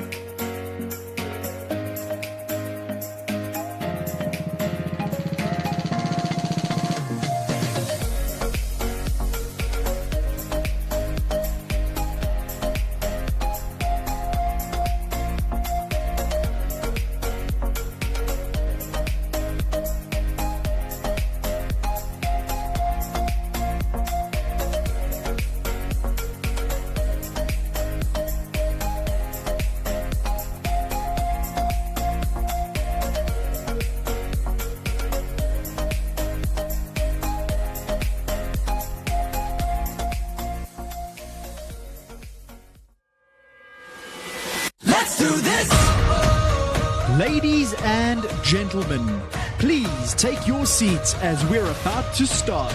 Are you ready for a comeback? Are you ready to fly? Are you ready for the moment? Get ready to ride. Calling all the fighters, calling on survivors. Are you up all nighter? We can take it higher. Let's do this.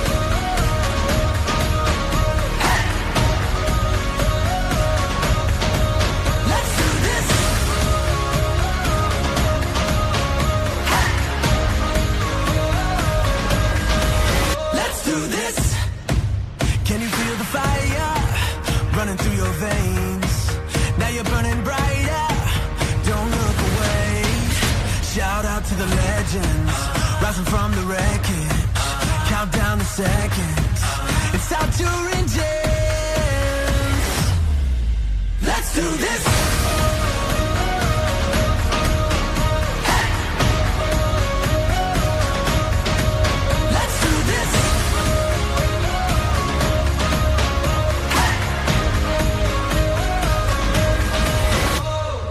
I know we've got a long way to go. I know we've got a long road home. I know we've got a long way to go.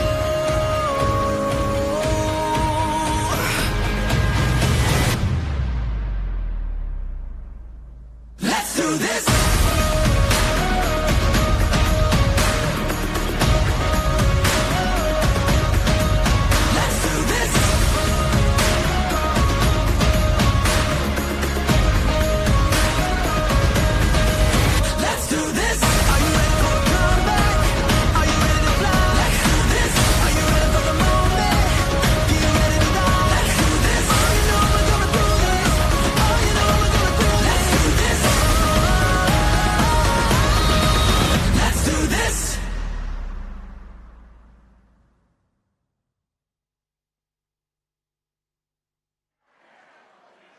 Ladies and gentlemen, please take your seats as we are about to start.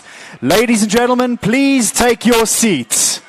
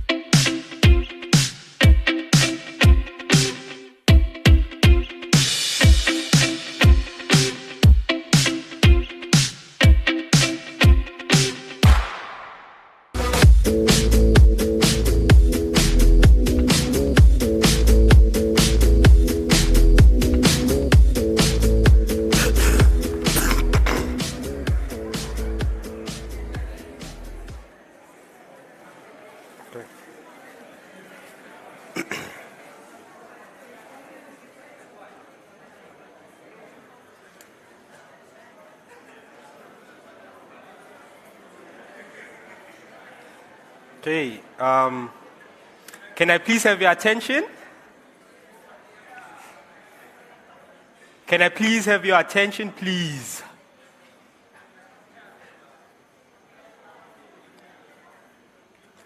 Okay, we're going to start along with the program. I hope everyone is feeling fresh, had your leg stretch, had chats with colleagues. I think it's time for us to continue the fun and continue riding the bus.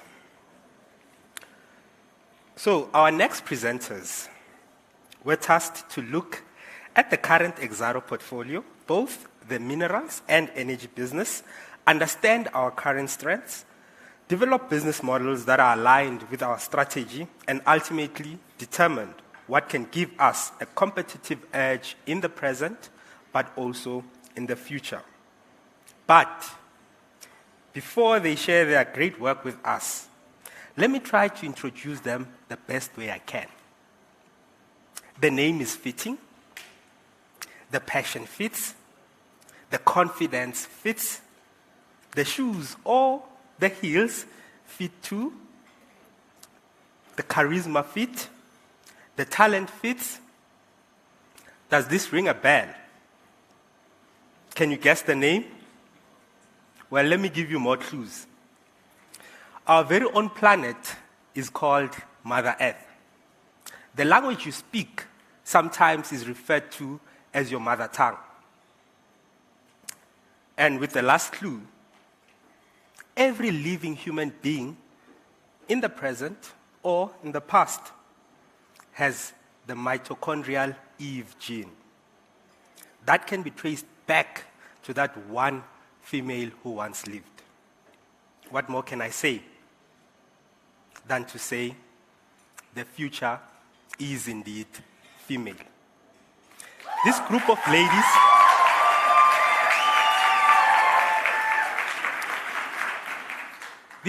ladies focus their secondary project on providing safe educational spaces for learners, whilst ensuring that the safe spaces are created with less pollutants.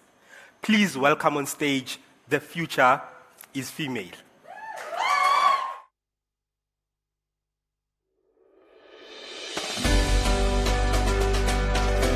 The community of Deep Sloot have identified this as a problem in their community where students struggle with the time that they spent in school. So these classrooms are going to help with having tutorials for the students so that they get their students away from the streets and focus on their education. So our project will be tackling the education system. It will be tackling the community as well as contributing to being carbon neutral. We went around and looked to say, should we do another zinc classroom or whatever? And then we realized, can we not do something better? Somebody wanted to give us a container.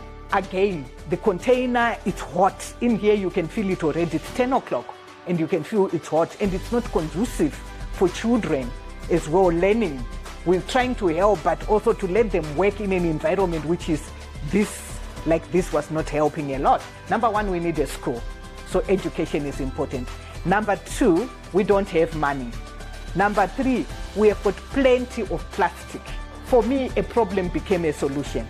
So we then said, okay, let's learn how to make an eco-brick. So they volunteered their time and we learned together. They've got background in construction. We got an engineer to come and help us look at some of the things. This one that we are building at the moment, which is the green school, the concept is everything that we are going to be using has to be green. It's 168 square meters. It's going to take about 60,000 eco-bricks, each one weighing about 500 grams. The idea is global warming is here. It's here to stay. It's going to affect every one of us. Plastic pollution is a major contribution to global warming.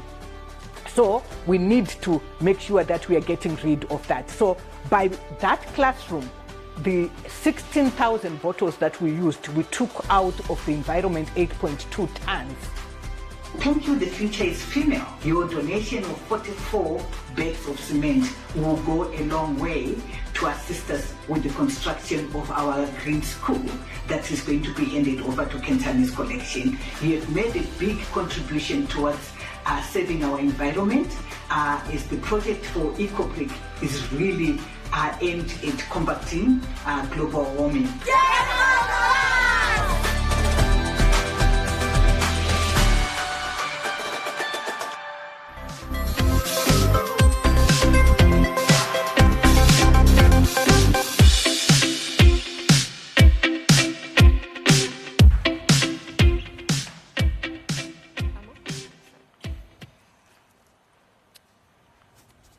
Developing Exxaro's capabilities for the minerals and energy business. The future is female. We say the future is female, not in a sense that female over male, but we are saying that the future offers up the alternative that each person has something unique to contribute to the world. We are saying the future creates environments that allow for each person to be their best and most authentic self. We believe that we have as much to learn from the contributions of women and non-gender conforming identities as much as we have to learn from our male counterparts. Meet the future. Coming in with expertise in the logistics and marketing space, ensuring a smooth flow of our products to customers from marketing and logistics, Amogelang Setlalogele.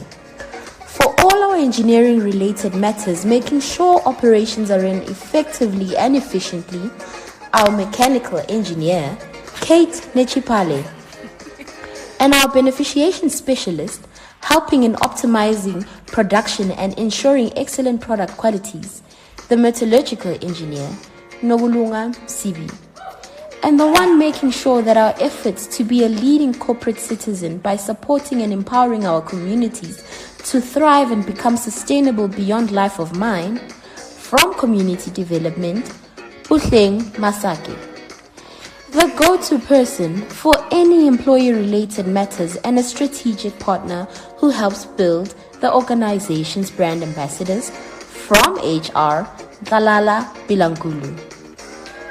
The future is female. Good afternoon, ladies and gentlemen, to our Queen Ages and King Ages and our precious judges. Now that we have all met the future, let's get back into the business of the day. By the end of this presentation, we would have outlined our research and our data-centric approach to answering our question. We would have discussed the identified core and differentiating capabilities for Exxaro. We would have also taken you through our preferred framework, which is a technology-based solution, and its actionable roadmap. Some of the key messages to take away from the presentation is how Exxaro operates in an industry that is characterized by several internal and external factors that influence our ever-so-changing environment and the consumer behavior.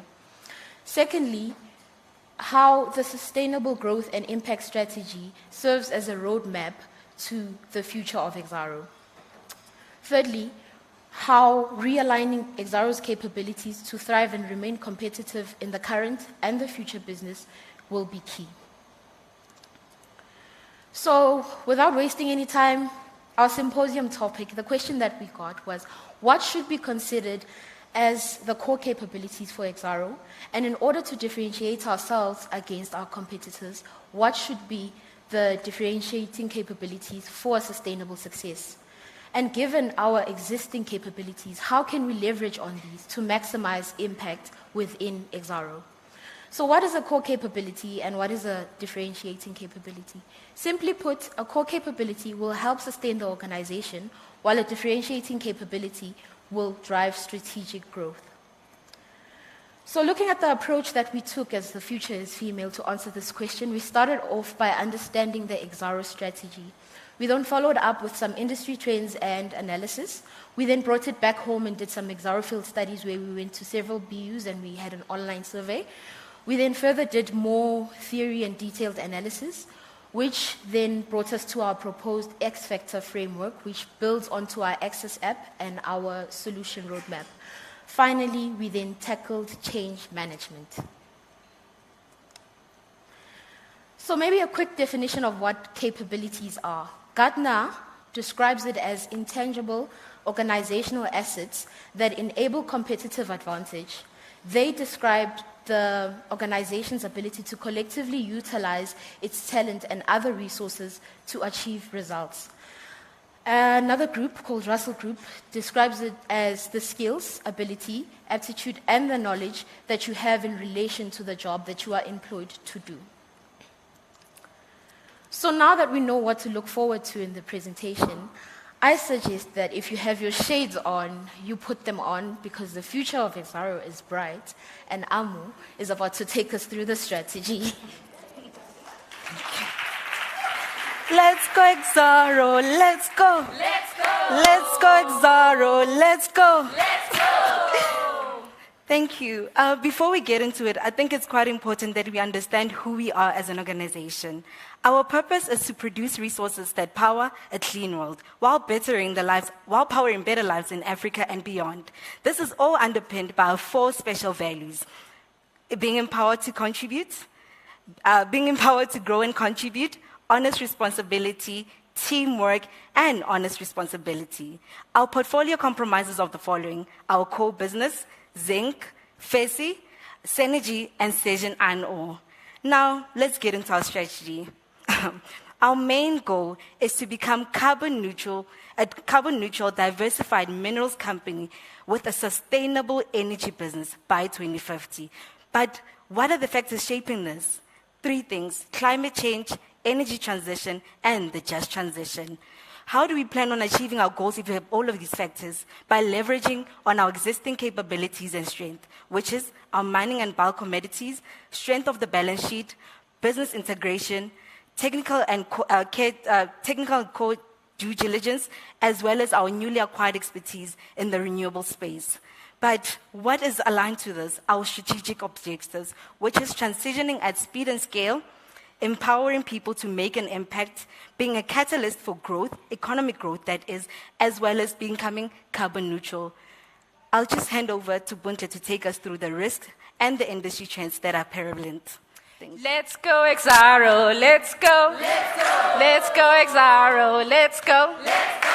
So in terms of the objectives of our research, we wanted to do the following. We wanted to understand the risks and opportunities in the mining industry. Secondly, identify gaps and opportunities within Exxaro. And lastly, understand theories around capabilities.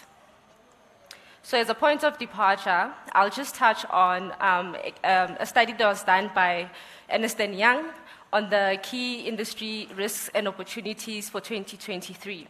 So ESG is going to remain number 1 in 2023, and some of the issues that the study says we need to focus on as mining houses include diversity, equity, and inclusion, water management, and mine closures, amongst others.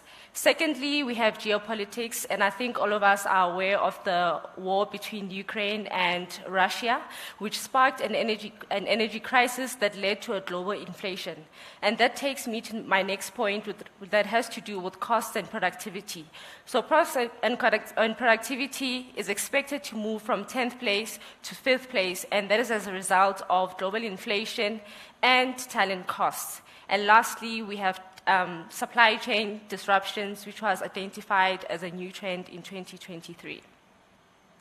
And just to touch on the field studies that we conducted internally, we did an online survey where we sampled 40 employees, where we assessed their perceptions about the capabilities that they feel should be prioritized at Exxaro.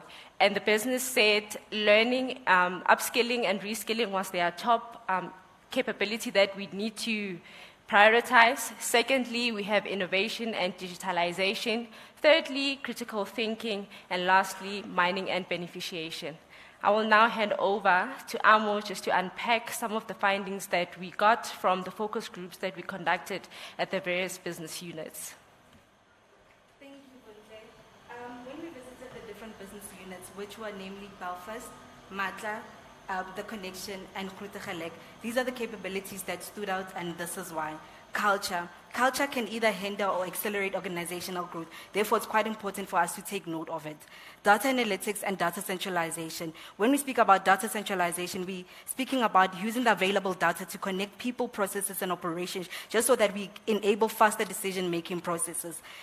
Thirdly, innovation and design thinking. The one thing that stood out in the conversation we had with the different business units is to create a culture of innovation and having innovation fluency, which means every stakeholder understanding the role they play in fostering a culture of innovation. Thirdly, design thinking. This mainly speaks to ensuring that whatever solutions we bring to the table are identified for the right problems. And lastly, change management, which is key enabler to ensuring that everyone is on that bus. I'll now hand over to Kate to take us through the theories and detailed analysis. Let's go, Exxaro, let's go. Let's go. Let's go, Exxaro, let's go. Let's go. Oh, at least everybody's still awake. Now let's go on to the theories and the detailed analysis. Seeing that the main issue at hand is the changing environments, Exxaro needs to realign its capabilities in order to thrive and remain competitive in the changing environments. So the dynamic capability theory is the key enabler to making sure that we keep up with the change. The dynamic capability theory is a theory of competitive advantage in constantly changing environments. It is an extension of the resource-based view theory, which addresses rare skills and competencies that an organization needs to ensure sustainable success. However, as compared to the resource-based view theory, the dynamic capability theory does actually take into consideration the rapidly changing environments. The concept of dynamic capabilities says that an organization needs to sense, seize, as well as transform in order to realize corporate agility. The ability to sense makes sure that an organization can identify opportunities and threats well ahead of time. And once you've identified these opportunities, the next step is to seize them. You seize them by designing and refining the business model, as well as committing the necessary resources through the aid of our strategy. And finally, transformation, by realigning the structure and the culture of the organization through aligning existing capabilities as well as investing in additional capabilities.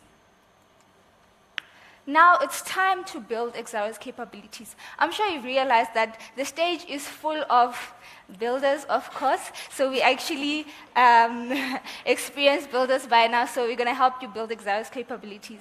What should be Exxaro's core and differentiating capabilities? Let us map Exxaro's capabilities according to the dynamic capability theory.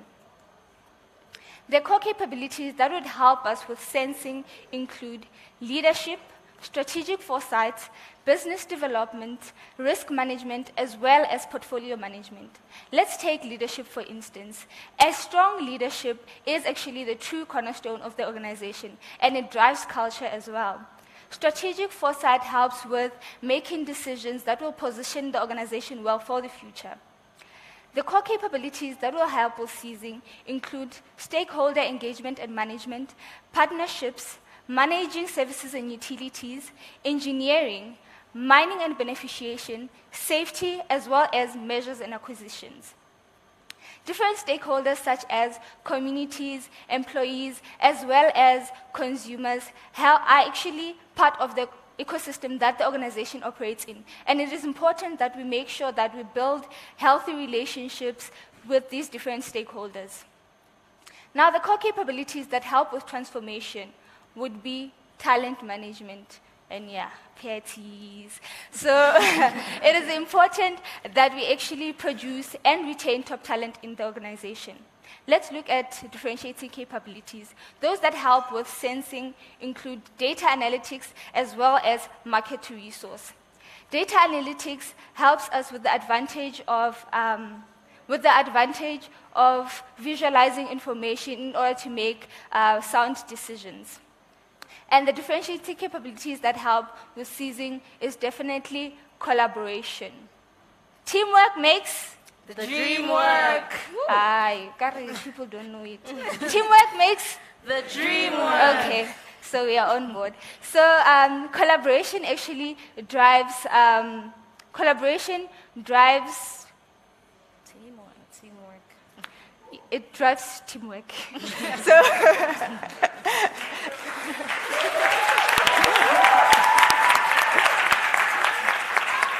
Thank you, everyone. Collaboration drives increased productivity. So we say that when employees engage with one another, we encourage continuous learning. So as we collaborate, we learn from each other, we share ideas, and that engagement helps us to seize opportunities.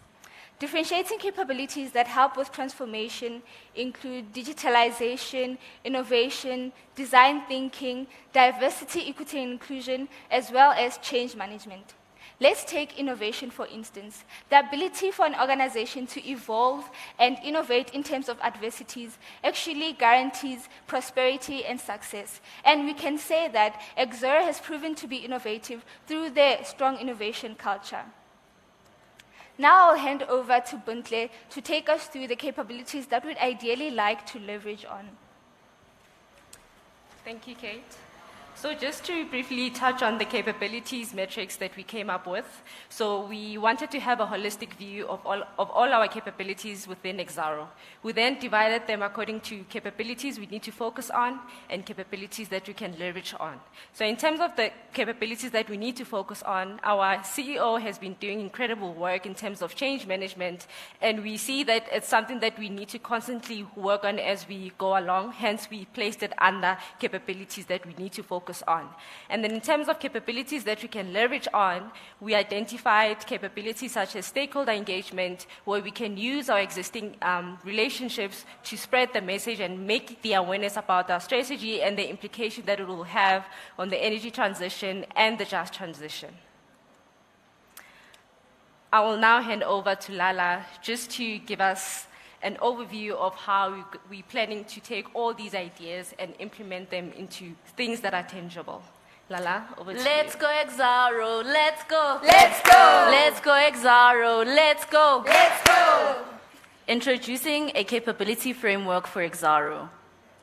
The Future is Female have come up with the X Factor capability framework, which is fit for the X Factor workforce. Thank you, ladies.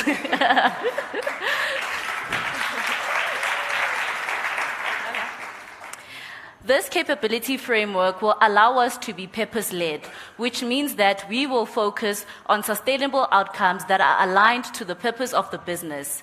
Secondly, we will be flexible and adaptable. Flexibility and adaptability will ensure that we know who, how, and what work gets delivered by drawing on collaboration of skills from our resources within a wide talent ecosystem. Thirdly, we will be digitally driven, meaning that each and every one of us will be digitally equipped and skilled to build our capabilities using technological solutions. Finally, we will have transferable skills, which focuses on soft and technical skills that will allow for collaboration and agility. This will lead us to a place where we harness on human capabilities, which focuses on solution, innovations, and drawing from the best of human ingenuity and critical thinking. This will lead Exxaro to being a place of exponential possibilities and ultimately getting to the future of Exxaro, where we tick off our objectives of being carbon neutral, transitioning at speed and scale, and powering lives in Africa and beyond. However, how do we get to this point where we have this X Factor workforce? Firstly, we have to harness on enthusiasm. According to a study that was conducted by Ernst & Young, having a work environment that has an inclusive culture is very important, as it will ensure that everyone is encouraged to build their career paths. Secondly, we will embrace technology. Technology will help us improve on our ESG, safety, and performance. Thirdly, we will build on skills. When we conducted our own internal survey, building skills, reskilling, upskilling, and learning linked high on our priorities list of building capabilities. And therefore, it is important for us to use technology to leverage on building skills within Exxaro. Finally, we will have a connected workforce. A connected workforce will enable us to upskill rapidly and also have an environment that is interactive and also allow for digitization to happen in real time. Now, ladies, are you ready to bring it all together? Let's take it to the top.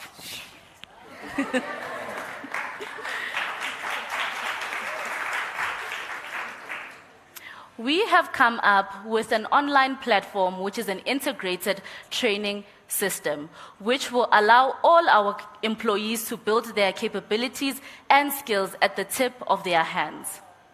This will allow for talent mobility. What do we mean by talent mobility? We want to create a talent market within Exxaro where all our skills will be visible. This is to essentially promote having ownership of our career growth, fostering conversations between management and workers so that if you see that this is a skill that I need, how do you then help me to build my IDP within the organization and ultimately match our skills to the vacancies that are available?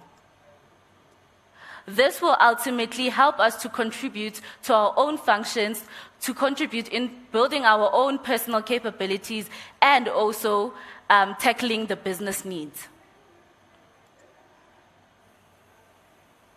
The name of our app is Access Integrate.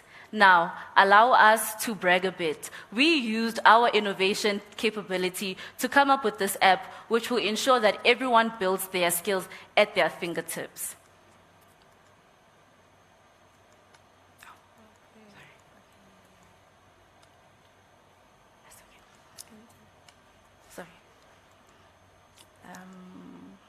Apologies about that. I think the app, they missed the app on here.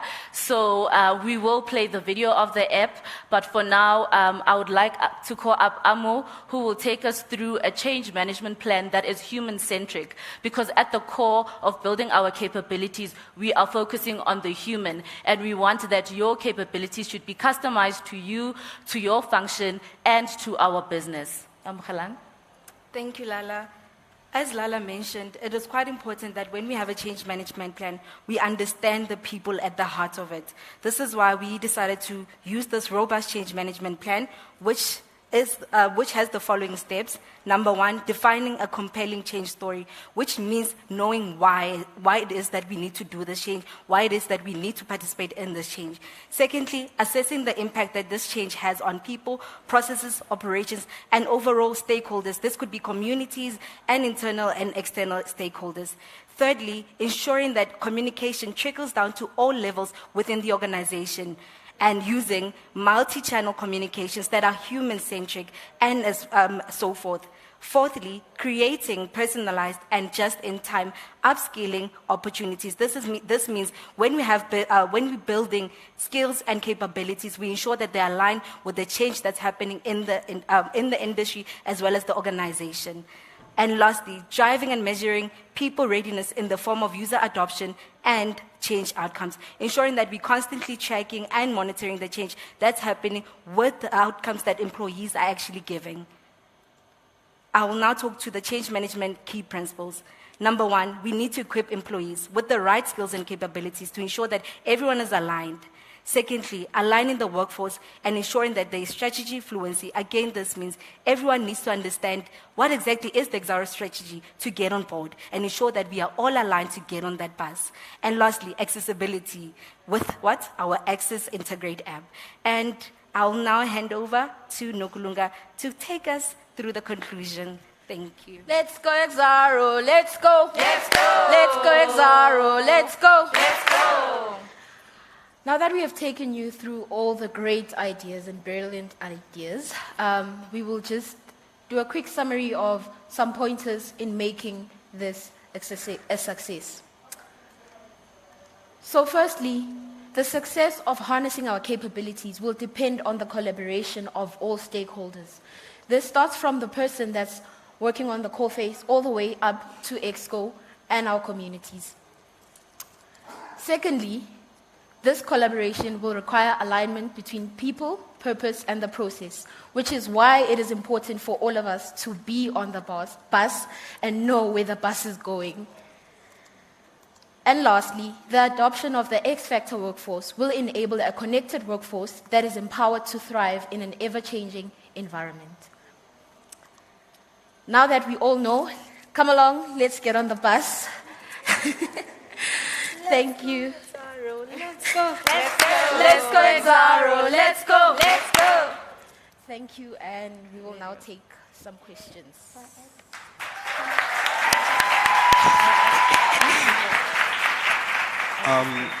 Before we allow our judges to ask questions, I would like to make just one final announcement. We'll allow 2 or 3 of questions to come from the audience. So as our judges are asking questions, please prepare yours as well. Thanks.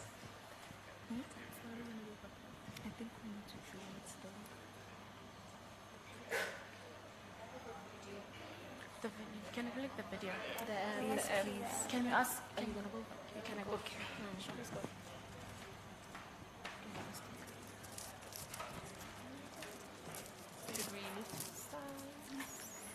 Do we move?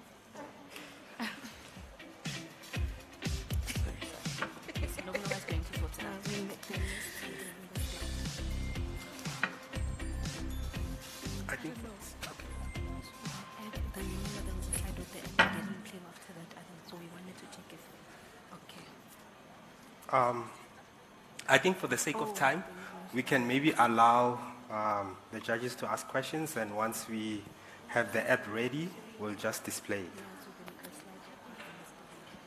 Yeah, so well done. And I think after this presentation, there's no reasonable doubt in my mind that the future is female indeed.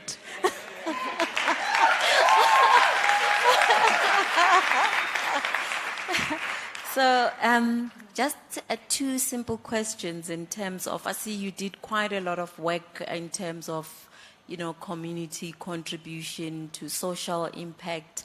What were the key learnings that you took away from the whole initiative of working with communities? And the second one is, what do you see the role of educational institutions, such as universities and TVETs, colleges, being in assisting Exxaro to increase the capabilities of its employees?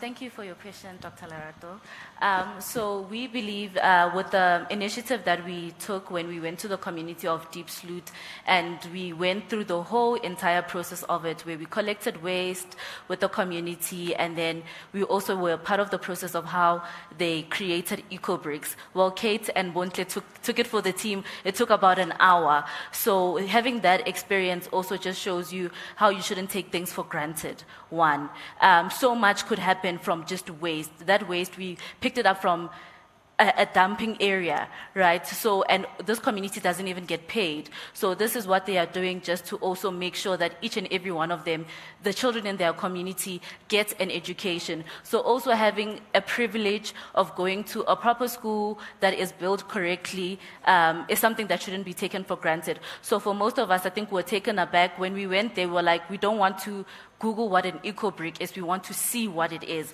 so that we are amazed and appreciate the work that has gone into this. So more than anything, that aspect of the first project allowed us to know what big things can be done by just simple things that we take for granted. Yes. Just to add on what Lala said, the experience also gave us a challenge to execute our capabilities, because it was our opportunity to go out there and look for partnerships that we can partner with as we are moving into the green space. So the Kansani collection does a lot of work within that space and education. So as somebody who works in stakeholder affairs, community development, that opportunity for me going out there was going to meet other people so that I can get those skills and transfer them back to the communities where we operate in Exxaro.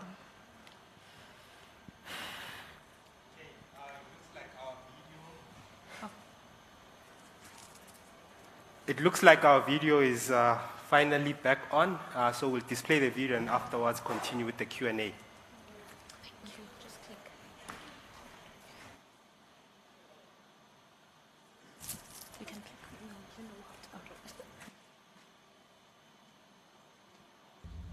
Access Integrate helps you build your career at your fingertips.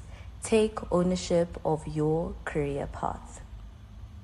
Welcome to a capability space, which allows you to select what's best for you. You can build your business capabilities, generic capabilities, as well as other skills. For example, when you click on coding skills, it directs you to all of the learning platforms within Exxaro. When we go on Udemy, it shows all courses that have to do with coding. When you click on AI coding, it will tell you what you will learn in this course, and then you go on and enroll for the course. If you find yourself stuck, there are tools that will help you to interact with other employees who have taken a similar course so that you can get the help that you need. The search engine allows you to search for courses under your specific function. These may be courses that are offered on our Exxaro online learning platforms, or courses that may be nominated by your managers that go directly to your IDP. Similarly, your progress is then generated and sent to our talent mobility. The talent mobility dashboard will help employees create their profiles where they will constantly update their skills. This will give a view of which vacancies are available and which candidates to source from. This will also give a view of open positions, applicants, the candidates that have been added internally, outstanding offers, and which employees are currently being onboarded. This will further assist the organization to see which employees have specific skills for specific projects that may be taking place within the organization. This will ensure that we hire and promote internally as well as transfer skills internally, given that we have a view of the kind of skills that our workforce is building. This will be real-time data that will be visible to HR managers and line managers for their specific functional needs. Get started with Access.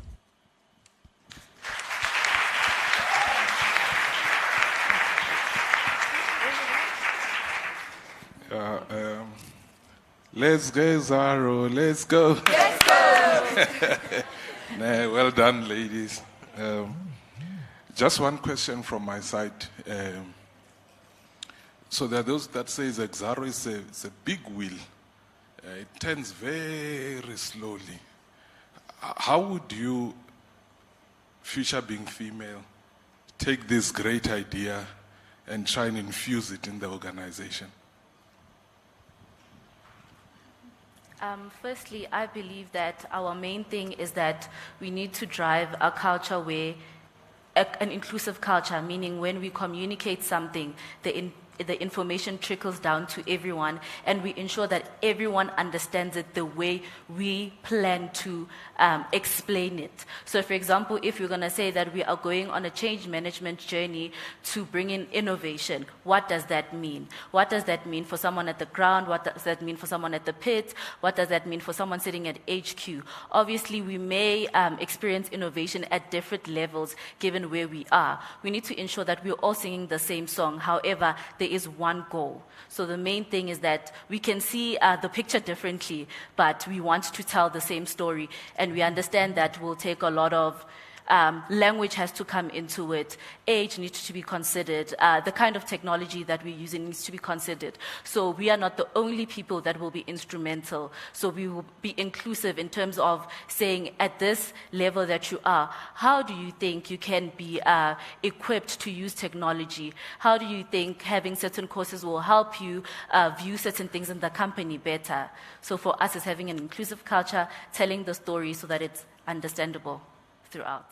And just to add on that, in one of the engagements that we had in the focus groups, one of the points that the colleagues raised is that they never have time.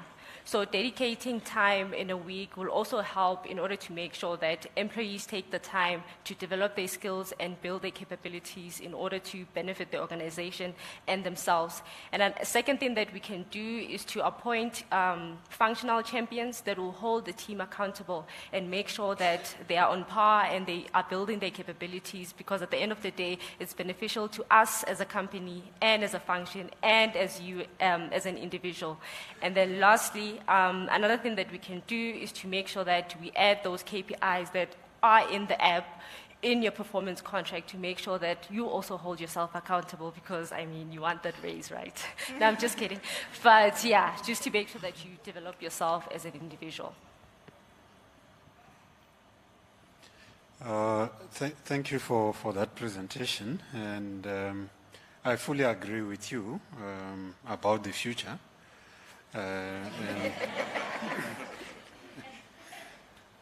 But maybe I think I need to really emphasize that the future will always be female.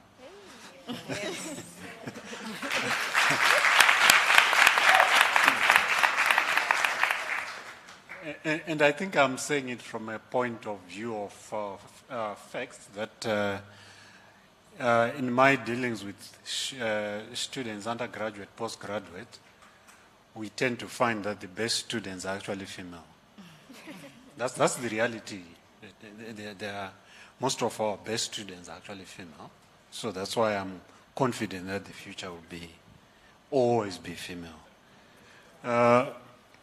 And I really liked the idea of your app, but I just have two quick questions to that. The first one is, I think I might have understood it, that you developed it based on the survey that you did of those 40 employees. Am I correct? Yes, and the findings from the focus groups that we had, yes. Okay. So I just wanted to quickly check in on how did you select those 40 employees for your survey, because it's very important. And secondly, what was the response rate around that?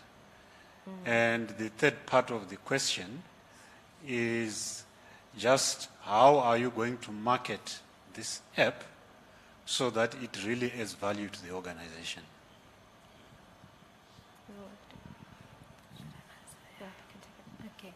I'll just take the first question, Prof. In terms of how did we sample the respondents, we actually shared the survey online to the connection and other different business units, and based on the response rates, that's what we got, and then we worked off that, as well as the research that we had conducted independently of Exxaro, meaning all the research papers we read, as well as the other field studies that we conducted to get to that point. So that's how we sampled the 40. It was based on the response rate, basically, from the questionnaires that we got. Second question. In terms of marketing the app, I'm not sure if it's the second or the third question. When we were working through coming up with the app, we said that we want to have it visible. Visibility meaning if we have to have posters up in our respective business units, for example, if it pops up even on our intranet at work, so people constantly see that there is a platform where you can build your skills, and this platform requires you to be there. It's a one-stop shop. You don't have to go to your My Next and other learning platforms. You just click on this app, which redirects you to other learning platforms within the organization. And then one other important thing is that in the organization, there's work on capabilities in the respective departments. So therefore, we're going to partner with the talent management team to try and find the correct people to work with in the respective departments. As Bontle said, that we need champions. So holding people accountable. Are you building your skills? Do you know what's happening within the organization?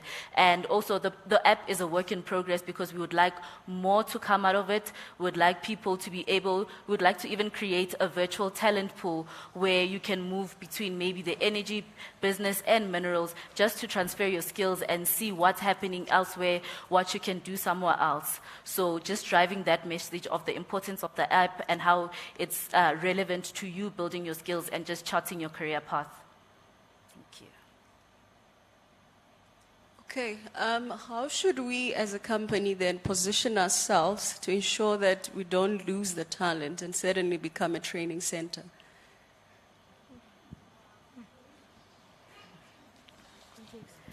That's a good one.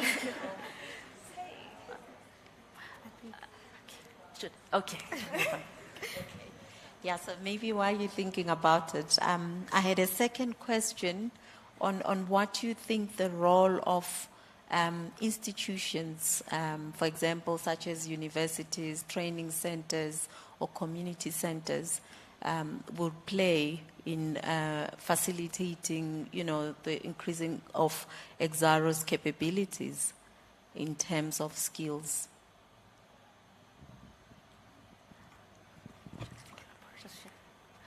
I believe firstly it goes back to also our capabilities, which is partnerships. So by having those partnerships and building an ecosystem of information sharing. So for example, if there are conferences, for example, happening in university, say in the engineering space, there are certain capabilities that have come up, or in mining and so on, we can partner with institutions and say from a tertiary level, this is how you see it. How can you help us, given that we also have a pipeline that begins from learners? So how do we then trickle this information into our organization so that we are also moving with the times? Obviously, there's new information that's always coming up. How do we find ourselves in a place where that information gets to us? So we must create this constant ecosystem of information sharing, and also even just sharing talent within that ecosystem, so that we know that there are universities or learning institutions that we can always go back to and say, this is what we're working on. Can you help us? We are looking for students here. Please help bring them into our bursary program, and so on, because I believe those little things make a difference, because that's when you're bringing in also a different way of thinking, and then that's when you discover that actually we might need this in the company. Thank you. Another area that universities or institutions of higher education, a role that they can play in is things such as people living with disability. In South Africa, there isn't enough research around that, and we are doing quite a lot of work. We want to do a lot of work in terms of addressing the issues of people living with disabilities and including them into our company. So those institutions can help us just to fill those gaps in our communities, and providing us with that research and recommendations that we can apply going forth in the business. Oh, just to quickly help you answer Mosibudi's question, because I always get that question when I develop stuff in my school, and the quick answer to this is what you're doing is right, and my quick answer is always a question back to say, would you rather train people and they leave, or would you rather not get them trained and they stay? No, thank you. Thank you, Prof. I think we have a question from our audience. Thank you, Sandile. I've got two questions for you guys. In your research, which no doubt you did quite a lot, did you look at our current open source platform? What is the current utilization? So that, because I'm thinking, will the app be an answer to that? I don't know what it is, so I'm not making any assumption. But I'm just curious, because we've got a whole lot of good training. We've got Udemy, you've got Coursera, you've got lots of them already we've got access to as an organization. But how is the utilization? And then will your app be the solution to that? Or maybe what is the gap if there's an issue to the utilization? So that's my one question to you. My second question is, and I'm glad that it's people who've just recently completed varsity. Did you find that what you in your research is required to create these differentiating capabilities, the degrees that you received, your learning, 4 years of learning, did it equip you for that? Is there anything that, I know we need to be developing it internally, but what I'm trying to do is the institutions move with the move in the current skills demand. And you guys are quite closer because you've just recently graduated. Thanks. I'm taking the first one. I'd like to respond to the first one. When we came up with the integrated app, it came from that gap that we saw that there are certain places where we use My Next where you would find that it's not user-friendly or really visible, or people really don't even know where to find it, one. And then open source learning as well, the user rate was really low. I think at around July or June when we were doing our research, the user rate was 40%. And then that's when we sat down and we're like, okay, what is the issue? And then we found that the owners of open source learning, they constantly had to call people, please use your licenses, and so on and so forth. So we thought that if we can have this integrated system where you know that this is a one-stop shop of learning, there's everything here. And also, sometimes you don't even know what's on open source learning. So if you can search a skill, for example, as we had on the app, that coding skills, and then you click on it, then it redirects you to every learning platform that you might possibly find in Exxaro that can have courses that will lead you to building that particular skill. So that's how we tried bridging the gap. Thank you. Okay, I think I'll take the second question because I like reflecting back to my varsity years, which is like 2 years back. But anyway, so I would say in terms of the universities equipping us towards building capabilities, what I would say is that it equips us to be able to think in a certain way, whereby we are able to learn and relearn stuff every time. So when you get here, you actually have the capability to build your own capabilities because you can learn stuff, unlearn things, and still learn new things. Because you can't learn new if you can't relearn your past. If you can't unlearn what you've learned before. Because I realized that when I was in varsity, I thought I understood what engineering was and how it works. And then you get to the workplace, it's like, forget everything that you've learned in school. All that was just to prepare you for the work environment, the way you think and all of that. So the universities actually help develop our minds for that learning process that we'll go through when we get to the workplace. Thank you.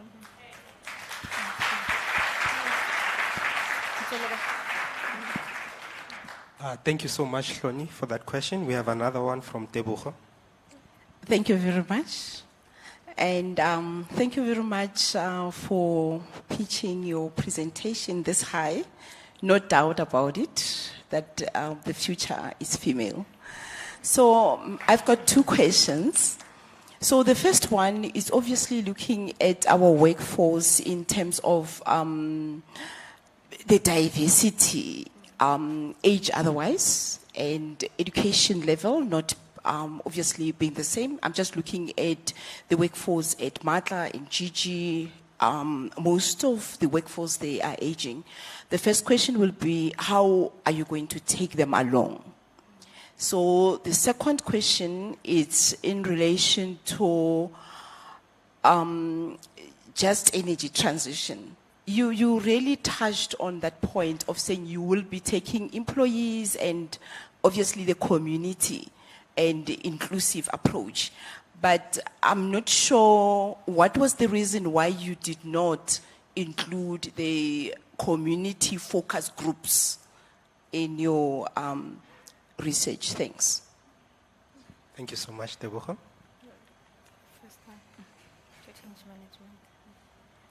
Thank you so much, Tebogo, for your question. I'll answer the first one.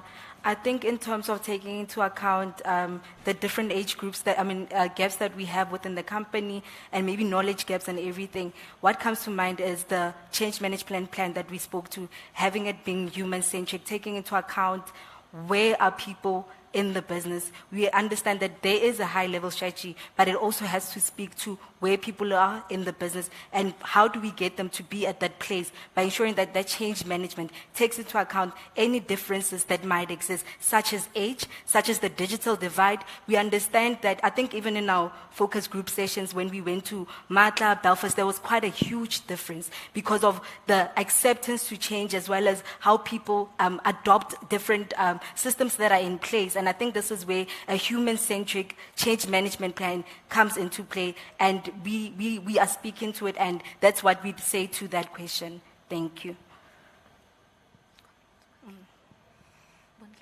Okay, we have one last question. Second question. Oh, The community focus groups. Why we didn't do it here? let's go, Exxaro. Let's go. Exxaro, let's go. To try and answer the question, I remember when we went to GG, at the beginning, we really wanted to take the community with us, right?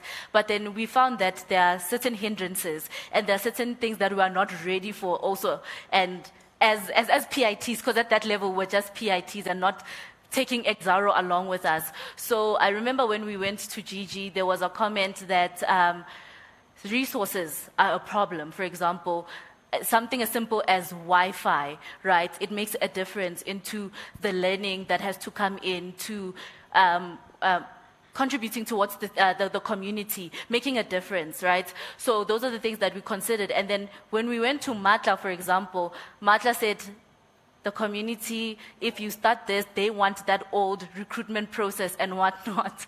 So I think for us, we were like, okay, let's work with the people that can make us understand why it's an issue for us to reach out to the communities and have these conversations. And then once we've figured that out, then we can try and then extend it to the community. Thank you. Thank you. And then we have one last question from Batabi. Thank you. Wonderful presentation. I really liked the vibe that you guys have. In terms of your solution, did you guys consider on-the-job training?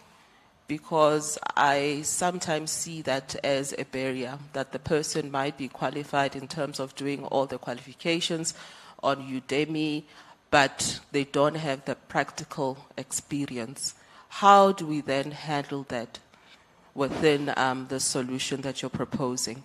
Thank you. Talent marketplace. Must I take it? Okay. So I think this is how we propose it through the talent marketplace. So what we're trying to do there is have visibility of skills, for example, and then we can see what you have completed, for example, and the progress of your skills. So this is when we have that maybe virtual talent, where we say Nogulunga has certain skills. Let me rope in Nogulunga into a certain project so that they can use those skills that they have acquired, and also sort of like a freelancing type of thing that's happening also in the organization, where we are sharing skills and collaborating. Thank you.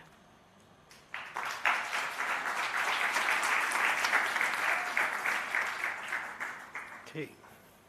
Let's go, Exxaro. Let's go.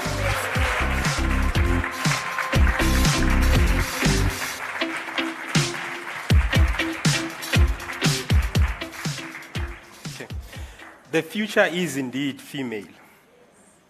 Today is quite a special day, as much as we're celebrating our PIT Symposium, but we also have a special announcement to make. It's the same day that someone very special to the program is sharing a birthday, someone who contributed massively to this program. Ba-doom, ba-doom, happy birthday to you. Ba-doom, ba-doom, happy birthday to you. Ba-doom, ba-doom, happy birthday, happy birthday. Happy birthday to you. To you.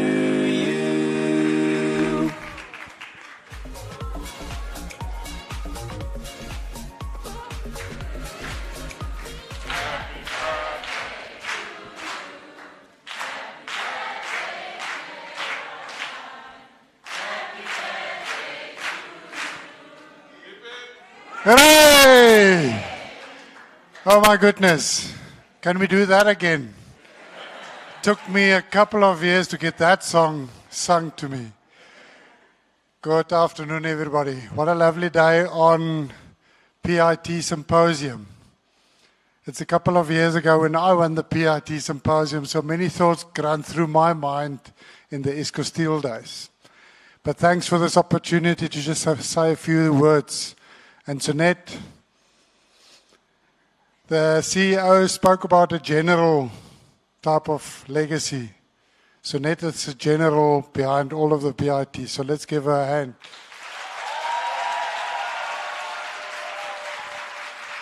It's because of your thought process that I need to now say a few words.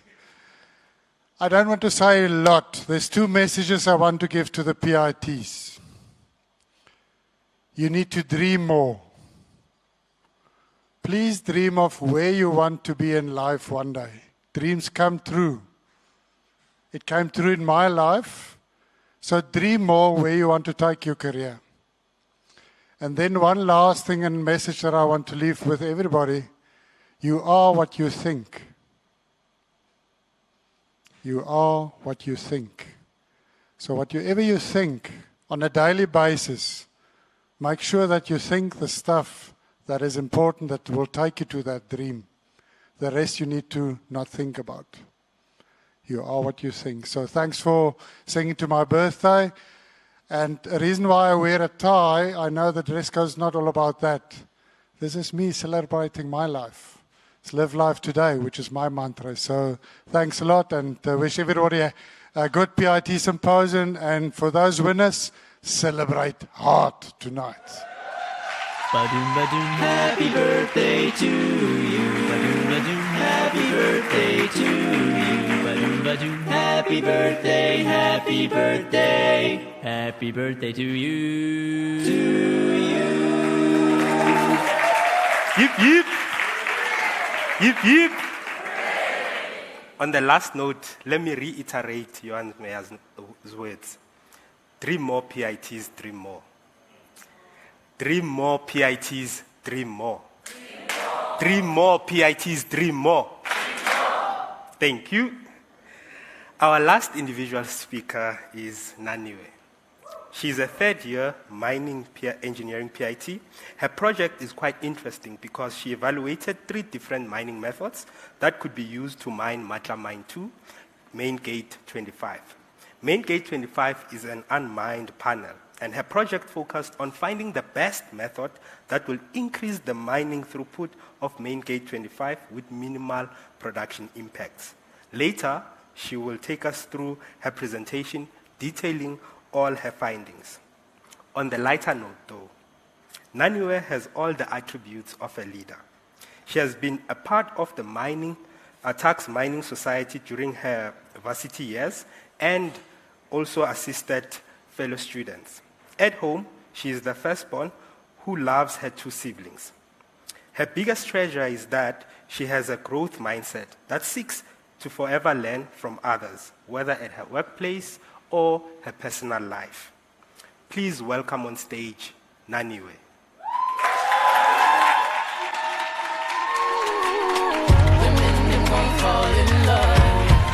My favorite song is Brown Skin Girl by Beyonce. I really like the song because it makes me feel very pretty. It makes me feel very good about myself, and that's why I like playing it.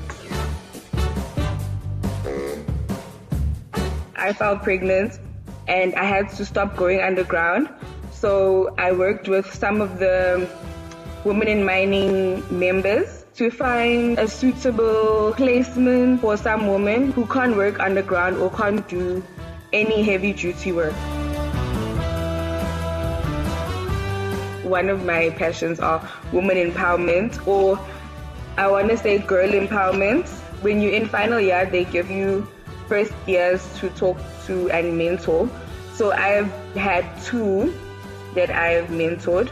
So that's currently what I'm doing. Just being a big sister. I'm there emotionally. I talk to them. I help out with some schoolwork where I can, advise on where you can get extra classes, and hopefully I can do that in the industry as I go up the ranks.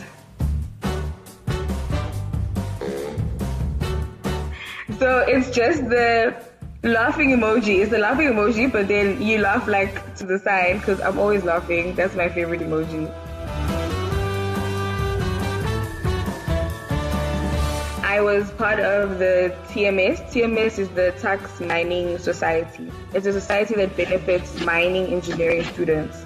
So what we did was we organized events to help the younger groups to meet with older year groups, and we organized events to help people in industry to come explain to us what they do, what do we expect to find when we leave school, and we also did a lot of community work. I am fit for the culture because I am an older sister. I actually have a picture of my family here. This is me over here, and my mom, and my 2 younger siblings. I live the Exxaro values every single day just by being an older sister. I teamwork, I empower my siblings, and I'm committed to excellence just by being an older sister. I strive to be the best person I can be, to do the best in anything and everything that I do outside of Exxaro. In Exxaro, yes, but also outside of Exxaro. And also the other one would be empowering people. So tell me, why do bees have sticky hair? Because they use the honeycomb.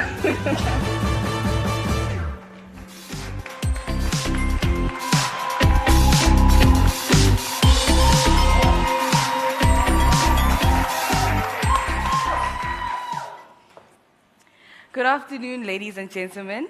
My name is Naniwe Kodisang, and I am a third-year mining engineering PIT from Matla. Today, I'm going to present to you the suitability of Main Gate 25 to short wall mining. Now, because Exxaro is a diverse and an inclusive company, I want to start off with playing a short video so that by the time I continue with my presentation, all of us are on the same page.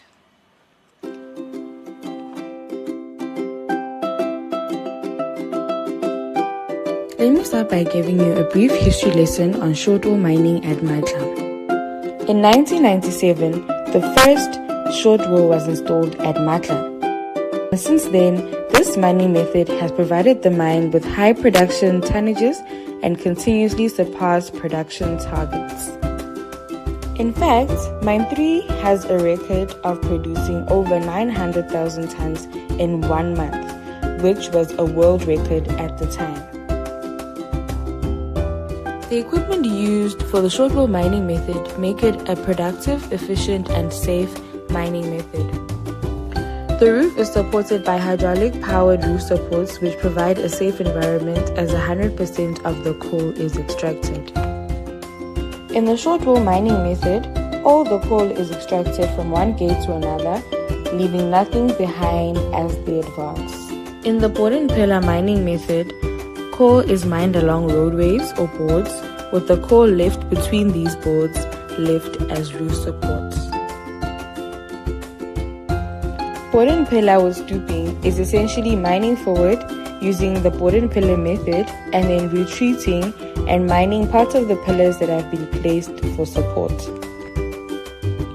I will also be using the word main gate often. This is a word used to name the different panels or mining areas. As you can see, main gate 23, 24, and 25. Now that we're all on the same page, let's begin. So, why short wall mining? Why this panel? The short wall mining method has contributed greatly to Matla's performance in the past. As you saw in the video, we surpassed world records at some point. We were doing great. This mining method is highly productive, it's efficient, and it's safe if it's done right. Now, the panels that the short wall are currently mining are panels that were left behind in the past because of the conditions. Now, due to the position that we find ourselves at Matla, we have to find ways to mine these methods and to do it well, to mine these panels and to do it well. The next factor is Matla's obligations to Eskom. So whether we have challenging ground conditions, Matla has obligations to produce a certain quality coal and a certain production throughputs for Matla, for Eskom. So we need to make sure that we mine the methods well with the qualities required and with the tonnages required. Another thing is that Matla Life of Mine projects are still currently underway. So in short, what I'm saying here is, although we have to mine panels that are not favorable although we have to mine panels that do not have favorable mining conditions, we still have to give Eskom what they need. So we need to make sure that Matla is sustained and that we are able to produce what we have to produce for Matla. Whether we're waiting for our Matla Life of Mine projects to continue or we have to mine in challenging ground conditions. My project today, I'm going to give you my problem statement and project methodology, and then give you my findings from historical data all the way to financial analysis, and then give you my decision matrix and recommendations, and lastly, give you my role in the projects and my acknowledgements. So what is the problem?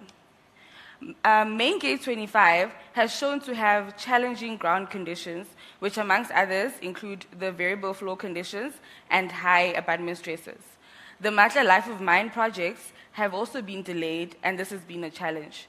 So these two factors have a great influence in the type of mining method that we can use in this area.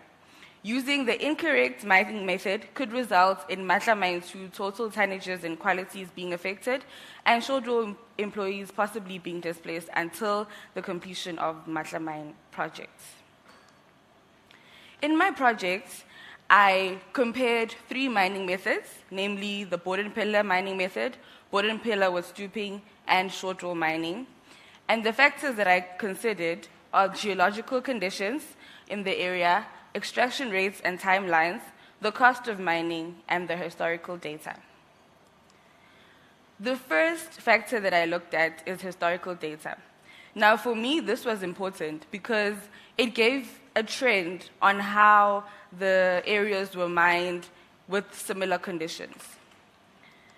So before you have to mine a short wall section, the area needs to be developed. The rows that you see on the screen are the development sections. Now, the information we received from the development sections give us an idea of how a CM section or the board and pillar section would do in the area. When I looked at the data from the development sections, I saw that most of the time the development sections struggled to meet targets, and it wasn't really easy for them to mine these areas. Another thing that I noticed is that the data from the short wall the data that is used from short wall is received from development sections, which I'll show in the next slide. So the red and the blue that you see in the graph above would be the data from the development sections. So imagine a huge block of 100 meters long, and the only information that you have is from the right and the left, and not much from in between.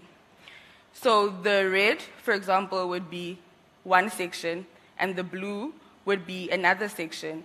And from that, we are able to get what the gate road profiles look like for the short wall that we are about to mine. So when I looked at the main gate 23, which is the previous short wall panel, I saw that we did well in areas where the elevation was less than 5 meters. So in 10 months, in the 10 months where the graph is green, we were able to do well because of the elevation profiles being less than 5 meters. And in the red, it was either sudden steep dips and changes, or the elevation was greater than 5 meters. Similarly, with main gate 24, I did the same thing, and I noticed a similar trend. The same thing happened for main gate 24. So the historical data in this project showed this trend, and it was very useful for the rest of the presentation. The next factor that I looked at was geological conditions, starting with the floor gradient. On the image that you see, the green is a gradient of 0 to 6 degrees. The yellow is a gradient of 6 to 10 degrees. Now, when we mine a short wall, it's favorable for us to mine with a gradient of 0 to 6 degrees. When you look at main gate 25, we have very few isolated areas where the area is more than 6 degrees.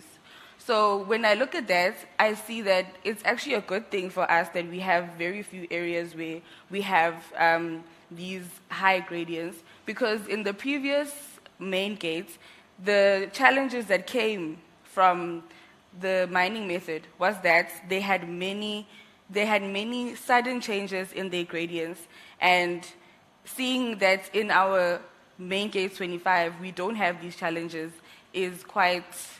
it shows us that it is possible for us to mine this using the short wall mining method. The next geological factor that I looked at was abutment stresses. Now, abutment stresses are stresses that were brought by the presence of remnant pillars in the above seam. So it's basically saying that there are pillars that were mined in the seam above the seam that we are mining that were left behind. So seams can be seen as floor 2 and floor 4. These abutment stresses also give us an indication of how we can mine and what challenges we can experience. It's very important that we know this because when choosing a mining method, you need to know what to expect from every direction, be it above the area that you're mining at or around the area that you're mining at. And lastly, gauge road profiles for main gate 25. So in this risk plan, we divided the areas into 3 risks: low risk, high risk, and moderate risk. In the low risk areas, it's areas where it's relatively flat, no sudden changes. High risk, it's areas with sudden changes or with high elevation profiles, more than 5 meters. And medium risk is in between the low and the high risk. So this is very important for us to see because we are able to not mine blindly. We are able to prepare for whatever comes. From the geological conditions, this is one of the risks that was identified, the unpredictable slopes and varying seam depth.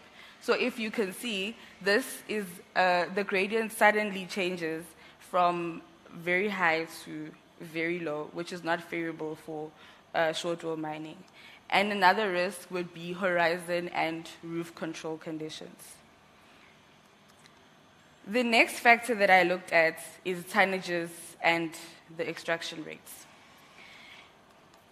Starting with scenario 1, which is short wall, I looked at the tons mined, the tempos, and the mining time for each scenario. So with short wall, the tons that are able to be mined in the area are over 1 million tons, and at tempos of minimum 45,000, maximum 105,000. And the total months would be at minimum 23 months, and with maximum tempos, 9 months. The same thing with board and pillar with stooping. So with this, a number of tons are just over 500,000 that could be mined. And the mining time would be 17 months at minimum tempos and around 10 months at maximum tempos. And lastly, the board and pillar only, we would get around 400,000 tons from just mining board and pillar, and the tempos would be 29,000 minimum and around 54,000 maximum, and the time for this would be around 14 months at minimum tempos and 7 months at maximum tempos. So the tonnages and extraction rates are very important in this project because, like I mentioned, we still have Matla life of mine projects that are underway. So we would like to put that into consideration when deciding which mining method to use when looking at how long it will take. Another thing is that the ESCOM obligations that I mentioned earlier, we need to make sure that we have enough tons and with the right qualities. So choosing the mining method with the lowest tonnage output would put us in a disadvantage when it comes to meeting our commitments to the ESCOM contract. The next factor is the financial analysis. So with this, I looked at the net present cost of each scenario. In this, I saw that short wall mining is quite expensive compared to the other 2 mining methods. But when you look at the tempos, it makes up for that. So considering the net present cost and the tempos, I looked at the rand per ton. When I came up with the rand per ton, then we're able to see that in every scenario, we are able to go below the ESCOM feasible rand per ton, which is good, except in cases where we'd have to mine the short wall at minimum tempos. And lastly, the decision matrix. So I have said a mouthful. I just want to remind you of what I looked at getting towards the decision matrix. So first, it was the historical data to give us the trends on how the panels were mined in the future. I mean, how the panels were mined in the past, and the trends in the similar conditions. The next thing I looked at was geological conditions. The geological conditions gave us the risks. They gave us an opportunity for us not to mine blindly. The next thing was tonnages and extraction rates. Like I said, this was important considering our life of mine projects and our obligations to Eskom. And lastly, our financial analysis. So all of these factors assisted me to come up with a decision matrix. So in my decision matrix, I compared scenario 1, scenario 2, and scenario 3. And the criteria that I used was suitability to conditions, monthly tonnages, percentage extraction, and our cost. I weighted each of these factors, and I ranked each of the mining methods, the factors with the mining methods out of 3. And I found short wall to be the best option. How I came up with this, when it's starting with suitability to conditions, I gave short wall 2 out of 3. Now, the areas that we are planning to mine is not ideal for short wall, but I gave it a 2 out of 3 because it provides us the safety and some sort of safety and certainty that Borden Pillar was stooping and Borden Pillar could not provide us with. Monthly tonnages, I gave it a 3 out of 3 because a short wall mining is 100% extraction. So we're getting all the core out of there and we are getting high tempos every month. Percentage extraction, I gave it a 3 out of 3. Like I just said, it's 100%. We are taking all the core out of there. And with the cost again, I gave it a 3 out of 3 because at the tempos that we are running, we are able to still meet the Eskom feasible rand per ton. So, ladies and gentlemen, this answers my question of whether Main Gate 25 is suitable for short wall mining. Now that I've come up with the answer to my question, my recommendations are for us to cut consistently and continuously in the areas. This is important, especially at our high-risk areas. So even if it means that we have to cut very small portions in every shift, as long as it's consistent and it's continuous, so that the short wall does not stop and we do not run into additional problems. The next is to keep machinery in good working order and regular inspection and cleaning and maintenance.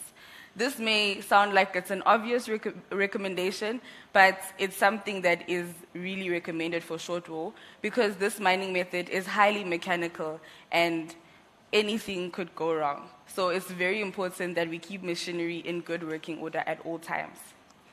The next is to plan to blast the overlying 4-seam chain pillars. So the chain pillars that I spoke of are the pillars that were left behind in the above seam. If we blast these pillars, then we reduce the abutment stresses that are caused by these pillars being there. The next is for good horizon control. So if we ensure good horizon control, we are able to keep our gradient across the face constant and as level as possible. This will help us to not expose any fragile roof layers and to create more problems for ourselves. And lastly, to make use of seismic surveys to increase the confidence towards our mine planning. So this recommendation comes to the fact that I mentioned that you have this 100-meter block and you only know of the right-hand side, the left-hand side, and you have no idea what could be happening in between. So this recommendation eliminates the surprise and helps us not to mine blindly. My role in this project was to investigate and analyze the impact of each mining method with reference to geological conditions in the area, the extraction rates, mining timelines, cost of mining, and historical data. After that, I was able to find the best solution for the mining challenge and provide a plan on how to mine Main Gate 25 productively and safely going forward. My acknowledgements. The following people assisted me in putting my project together. I'd like to give a special mention to Mr. Rafa, who's the shaft manager at Mine 2, who trusted me with those projects that I didn't ask for. Who trusted me in this project and allowed me to attend meetings with management from MRM and finances and to get everything together, and was a sounding board throughout this project. Thank you.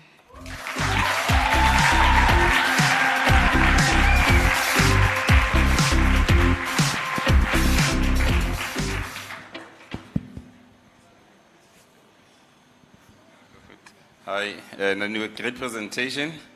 I mean, also for me, it's always good to go underground. I know by just looking at it, I felt like I visited the short hall again. So, I mean, it's always nice to be down there.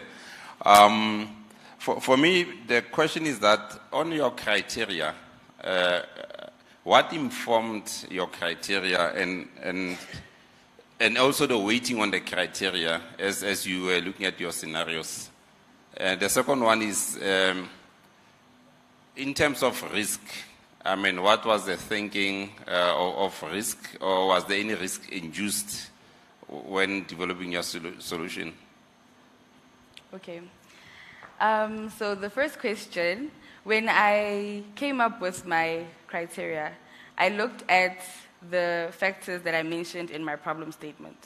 So the main problem was that we have obligations to Eskom. So we still need to produce our tons. We have to produce our tons with the correct quality. The next one was that we still have life of mine projects underway at Matla. So they've sort of delayed many moves around the sections at Matla. So that was another factor that I considered when I did my decision matrix. So those two factors are the main factors that I considered. So that's why I weighted percentage extraction and the timelines to have a higher weighting. And then suitability to conditions wasn't as high as the other two, because for me, with conditions, you just have to make a way. You have to make a way to mine in said conditions. Whatever mining method you use, you could always add support methods. You could always add extra measures for safety. So it wasn't as high in my list as the other two that I mentioned.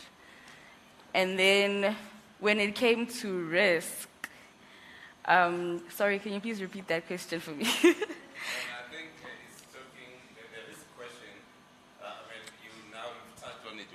When you finish your, now you just said you can adapt to the condition.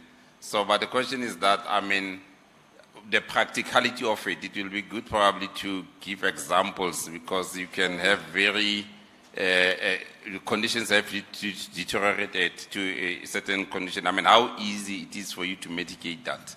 So for me, hence, I'm just trying to understand in terms of the ease of implementation, thinking about the risk.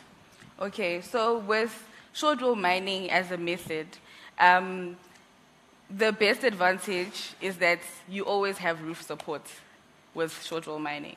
So come what may, you have support. So that, for me, it's one of the biggest deciding factors compared to the other mining methods where I said we'd have to adapt, we'd have to have additional support in the areas, or we'd have to skip mining certain areas.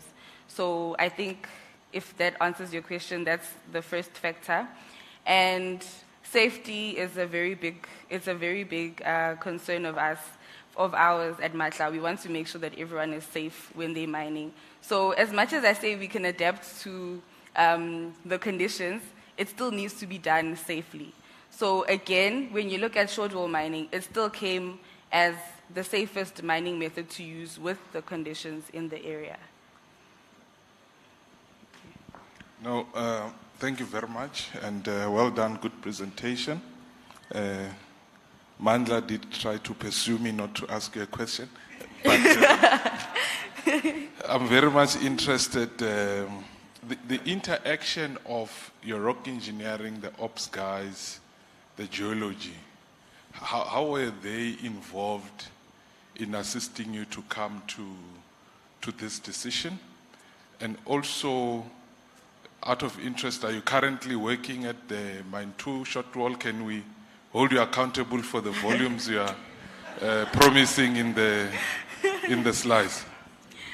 Okay, so the first question, so with the geological data, all the geological data that I required, I had to go ask rock engineering for abutment stresses, for them to plan out and show me where exactly these pillars are. I got that from rock engineering. Geology provided they provided me with the geological plots, the one where you can see the variation in the seam heights, in the gate heights. So I worked very closely with the MRM department for this project. So yes. And no, I am not currently working at the short wall.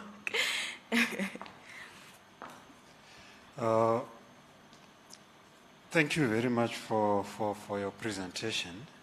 I actually didn't want to ask a question, but Dr. Lerato here forced the mic into my hand, so I have to ask you. I have two questions.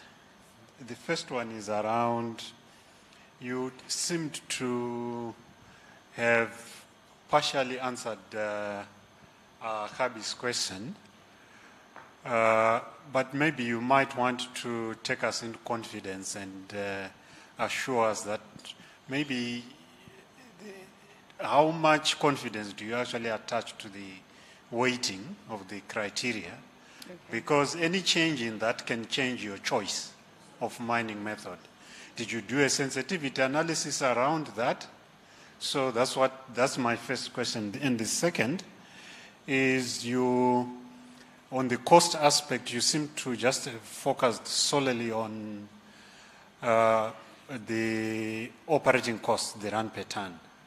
How about the capital cost? Because when you then look at the combination of the capital cost and the operating cost, it may actually change in the end what will be more like your net present cost when you do your discounting and everything. And it may even change the decision that you arrive at in terms of your choice of option. So those are the two questions. Okay, I'll answer the cost question first. So I only considered our operating cost and not the capital cost because no additional machinery was going to be added.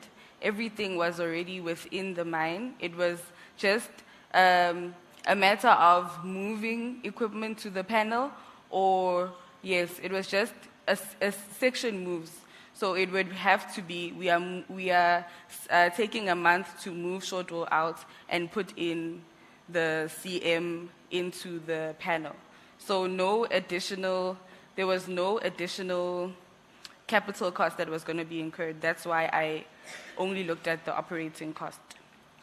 And then when it comes to my decision matrix, so with my decision matrix, like I said, I made the two main problems in my problem statement the most important factors in this project because they were the factors that were driving the project. So that's why I put more weight into these two factors. And yes, that's all I have to say about my decision matrix.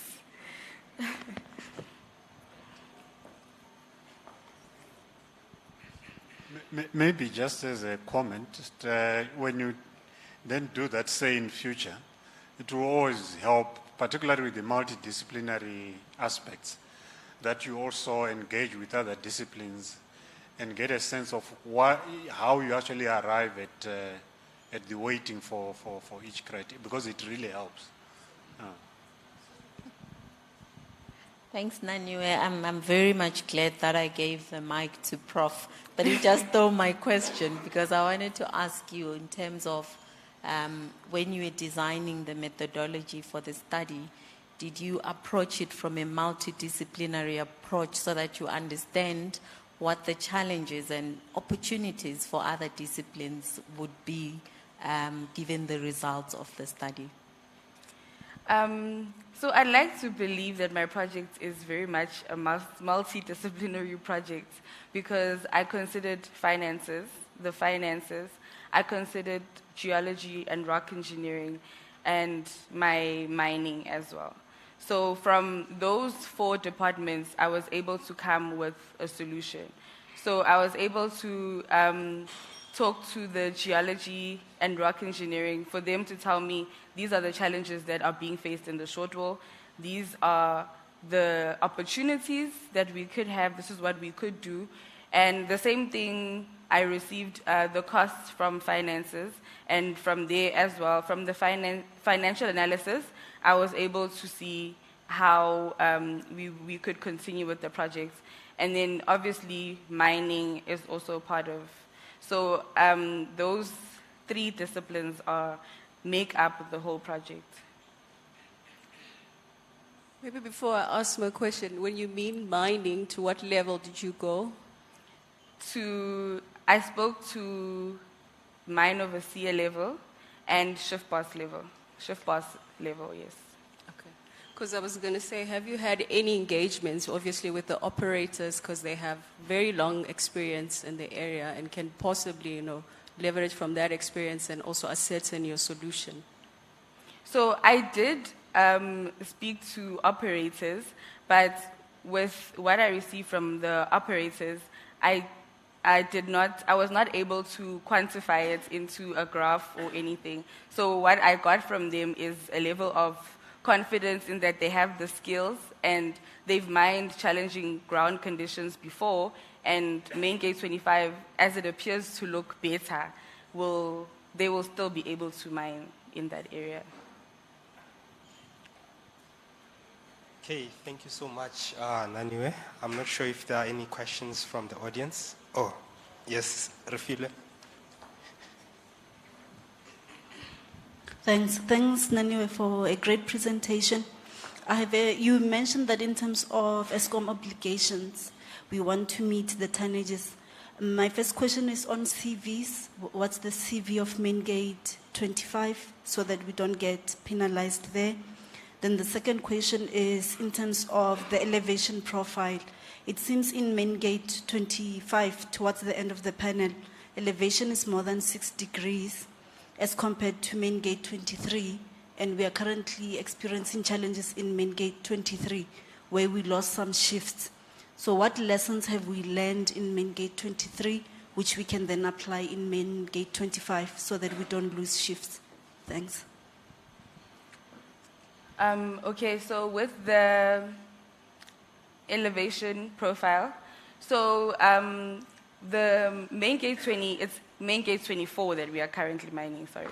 So Main Gate 25, when you look at the elevation profile towards the end, one of the recommendations that I came up with was that we need to have continuous cutting. So it would mean that even when we reach these high risk, we are able to plan these high risk zones, we're able to plan for it, and even if it means we have to cut 0.5 web or 1 web for each day, for each shift, as long as it's continuous and we keep moving until we are past that low risk area. Another lesson learned from this is, so we introducing the seismic surveys into the next panel. So like I said, it's going to be less blind.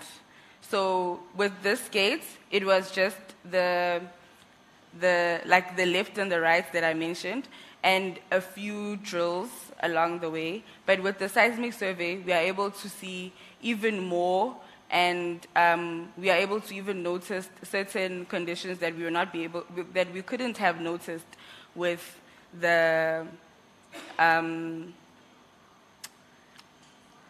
couldn't have noticed with just the drills in main gate 24. So it's the consistent and continuous cutting, and it is the seismic surveys. Yes. Thank you. Okay, we have one last question from Dr. Nombasa.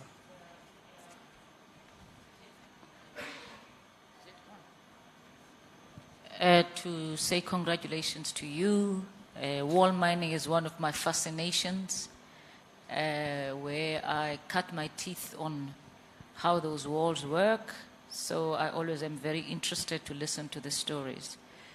Just the other one for me, the big thing for me, I think the prof has asked the main question I wanted to ask on the criteria, but specifically on my other pet project around wall moves.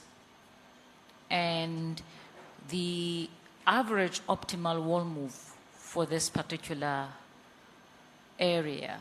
Have you guys discussed it and how that could actually impact on the efficiencies of your extraction? Because for me, I've seen walls stand for a long time sometimes, beyond, not because of the risk of your roof instability, or because you're waiting for a gulf, whatever that is, which is normal run, but because your wall move has taken way too long, sometimes up to 2 months. Have you looked at an optimal a wall move average in terms of days? And if not optimal, does it impact now on the efficiency of extraction as you've talked to? The other interesting issue, I had stepped out, so I apologize, about what is there to say about just the sheer numbers of people that you deploy on a long wall, short wall mining versus those in the board and pillar plus stooping, because there are more people who can actually get opportunities for those areas. So now, what then also comes to my mind to say, if then your board and pillar and stooping, which is not full extraction, is done well, and you still get some inefficiencies from the wall, wouldn't those really be comparable? Just curious from a layman's point of view. So I've asked you a few things here, just for your comment, wall move being my main question here. Okay, so starting with the wall move.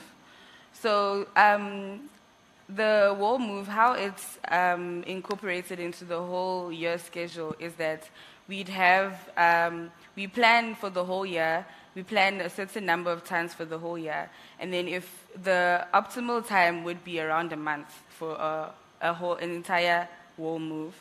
So we'd have tons projected for the whole year, and we incorporate the tons in the 11 out of the 12 months to account for that 1 month where we will not have any tons coming from the wall. So it's sort of saying, if you have to give me 10 tons for the year, then you do those 10 tons in the 11 months, so that that 1 month is not affected. And what I'm asking is, if you say that you plan for a month, is this particular wall area we're talking about, given its challenges on the slopes and the gates, the main gates issues that you've mentioned, does that give you an average of a month, or do you often get delays that can impact on the credibility of the answer that we're giving, that it is actually the most efficient? I think that's where I'm going. I know what you're supposed to plan. You have an average. You think it will take a month. Does it take a month? That's the question. Do you know why, if it doesn't? And if it doesn't, to what extent does it impact your results?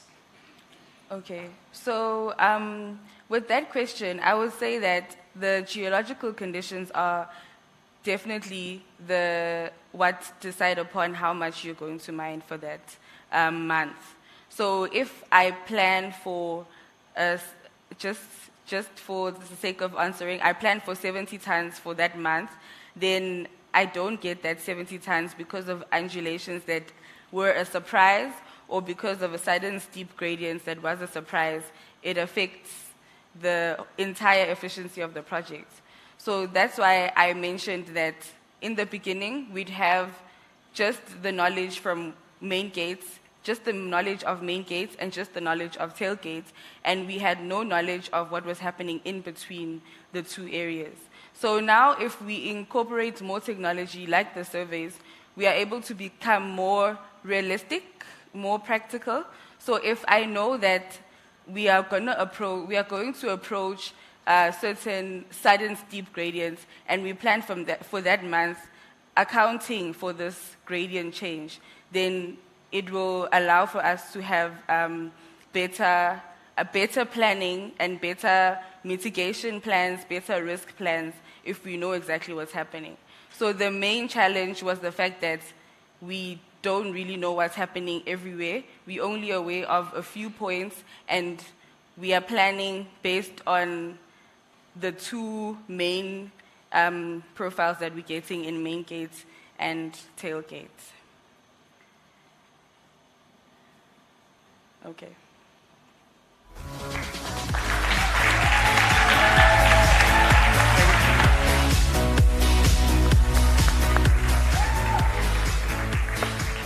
Okay, well done, Naniwe. I think we should give her one last round of applause. Yeah, as someone who has a metallurgical background, I must say we always used to blame miners for not having coal, but it's quite a complex method to actually mine coal, safely so though. I think we've been doing quite a lot of things, and there's an item that we've been skipping quite a lot. So I think it's time for us to have a break for 30 minutes. You can grab your lunch and then come back, sit on your table if you want to, but then we'll be a bit stricter with time. Thank you.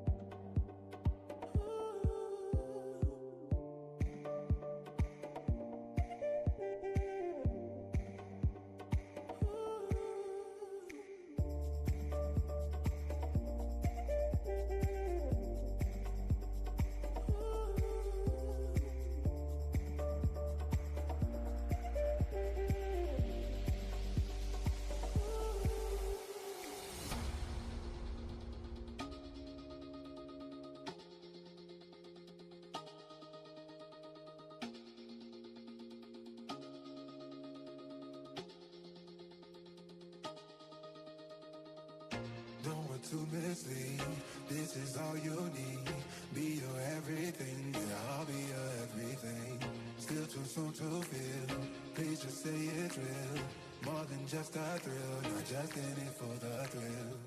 I'm in it for the love. Cause love it needs to touch it. Your person on my body. Babe, let me tell you something. I'm in it for the love. Cause love it needs to touch it. Your person on my body. Babe, let me tell you something. I'm in it for the love. I'm in it for the love. I'm in it for the love. I'm in it for the love.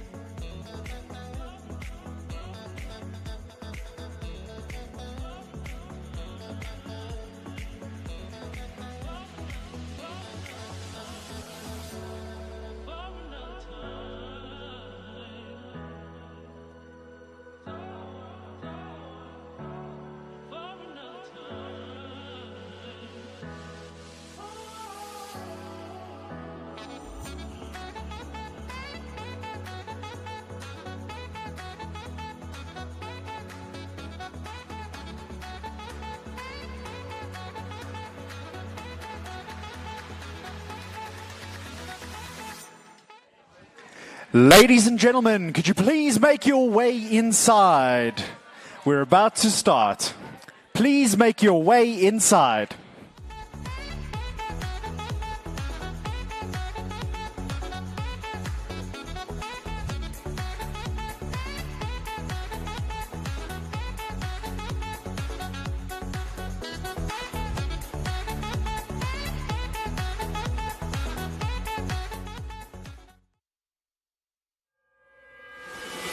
Let's do this! Ladies and gentlemen, please take your seats as we're about to start. Are you ready for a comeback? Are you ready to fly? Are you ready for the moment? Get ready to ride. Calling all the fighters, calling on survivors. Are you up all nighter? We can take it higher. Let's do this!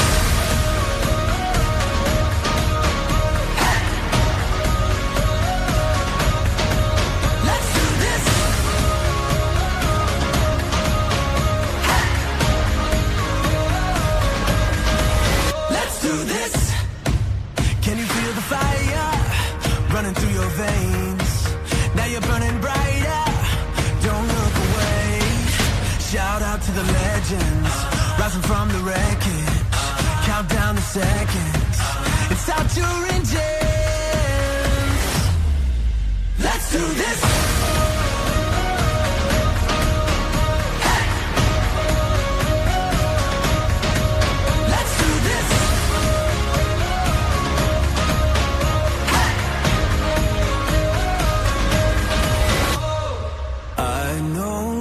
Got a long way to go. I know we've got a long road home. I know we've got a long way to go.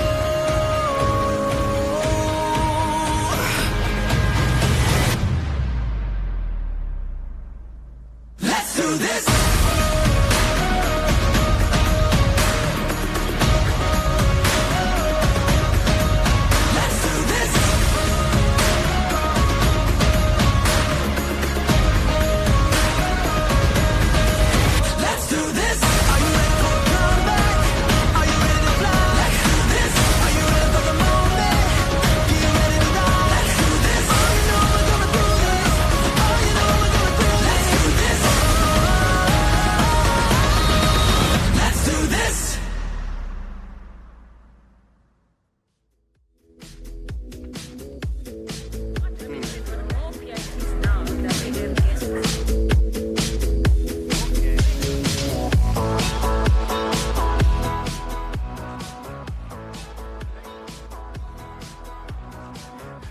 Ladies and gentlemen, please take your seats.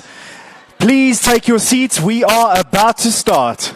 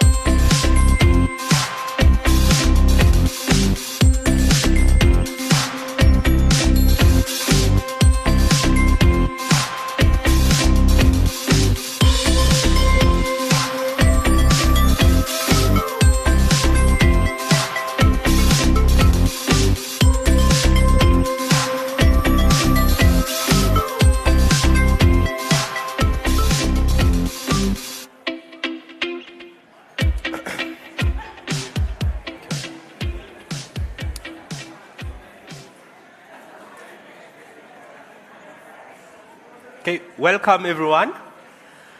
I hope we had a very refreshing break. So let's continue with our program.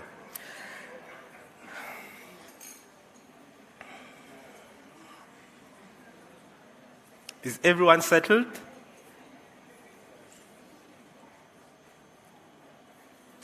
Okay.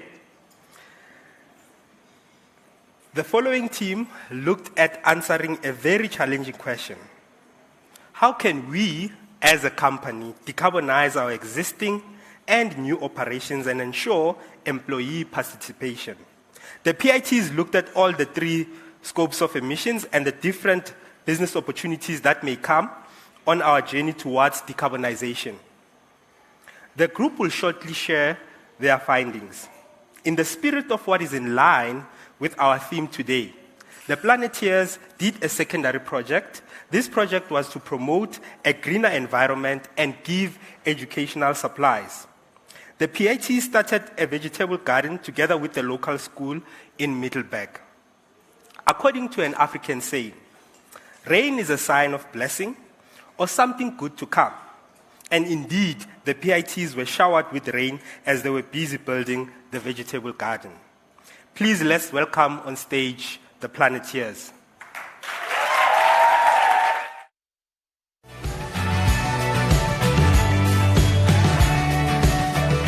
Today is not about us, but about the community.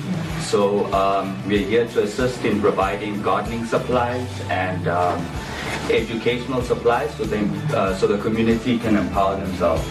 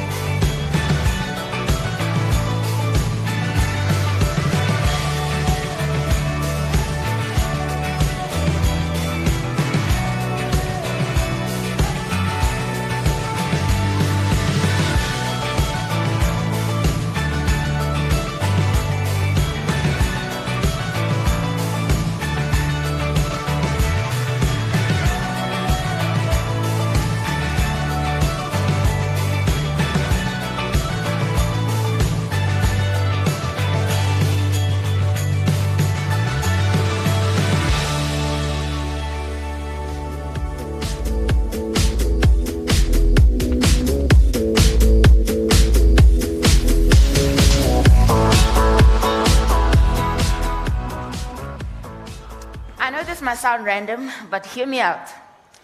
There are different theories about how dinosaurs went extinct, but here's how I imagine it. His name is Timothy Rex, just for context.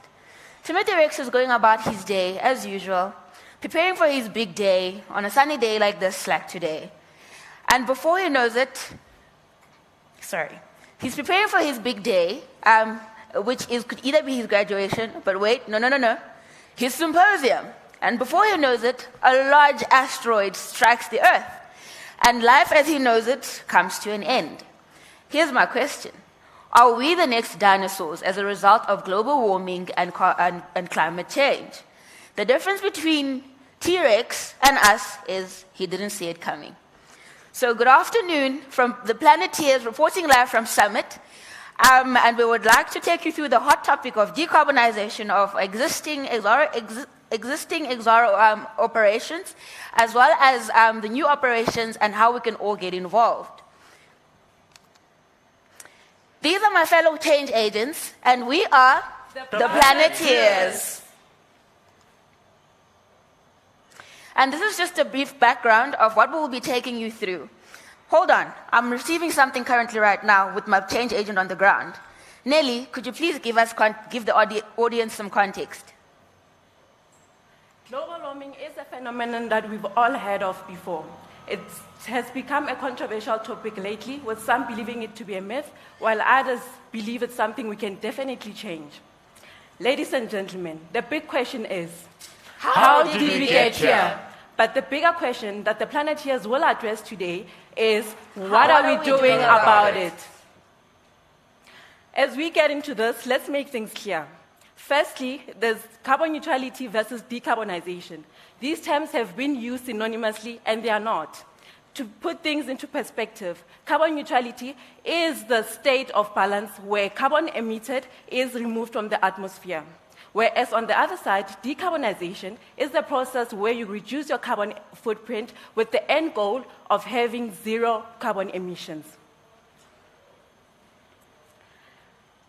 In 2021, 197 countries, including South Africa, pledged to become carbon neutral by 2050 and to keep the global temperature increase below 2 degrees Celsius. In support of this commitment, Exxaro established a portfolio management office which focuses on various initiatives on how we as an organization can lower or reduce our carbon emissions. This also sheds light on how each of our choices can make a contribution to this commitment. As can be seen when comparing our emissions by region, the Limpopo emissions are more than double that of the mines in Mpumalanga combined. We're going to be mentioning a lot of the various scopes a lot in our presentation. So just to make everybody comfortable, we need to know what these scopes are. Scope 1 emissions are direct emissions from our operations, from our day-to-day activities such as blasting, the burning of diesel. Then our Scope 2 operations, our Scope 2 emissions are emissions from the use of our electricity. Then Scope 3 emissions are, on the other side, indirect emissions that we get across our value chain. That's basically emissions by our clients and our suppliers.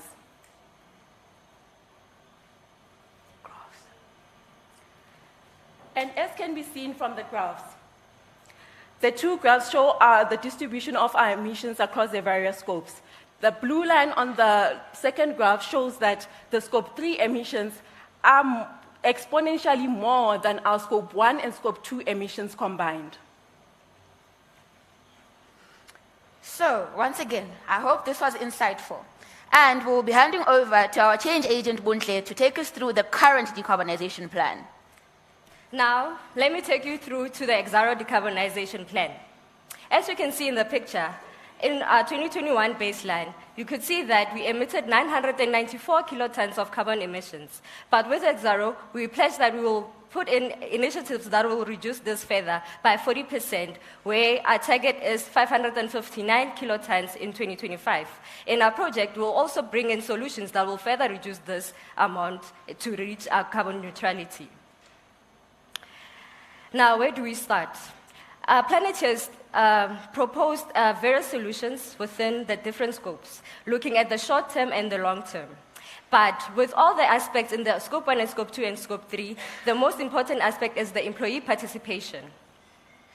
Now, our people are our greatest resource. We need to ensure that as Exxaro, we need to ensure that they know and understand our strategies so that they come along with us. They will be able to drive our strategies. How do we go about doing that? We can implement campaigns, weekly fun facts, workshops, and green initiatives. In this way, we know that the future is in the great hands.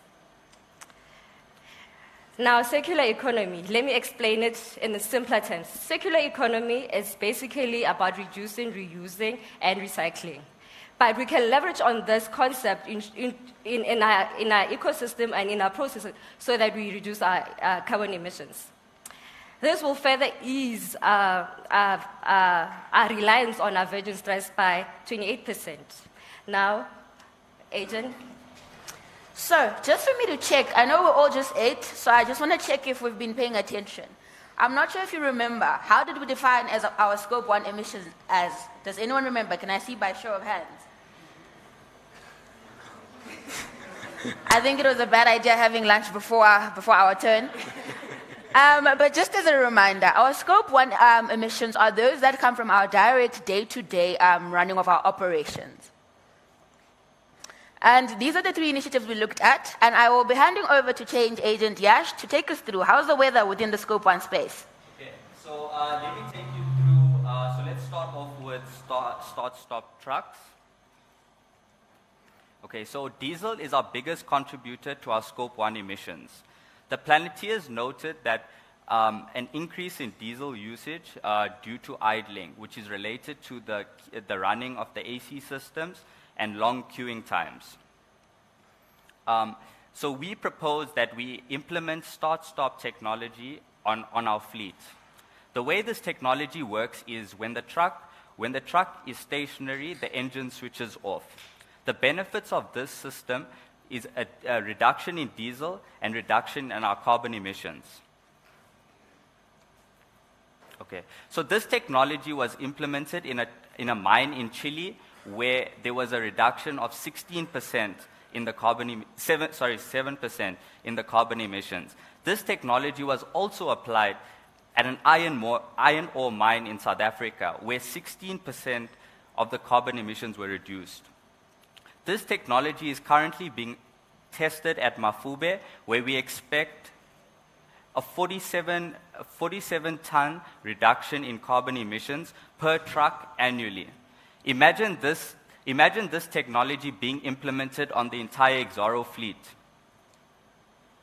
Okay, so in conjunction to the SSR technology, we looked at alternative energy sources. So let's start with pantographs. So pantographs are electric lines which trucks connect to as an energy source, similar to the way trains do.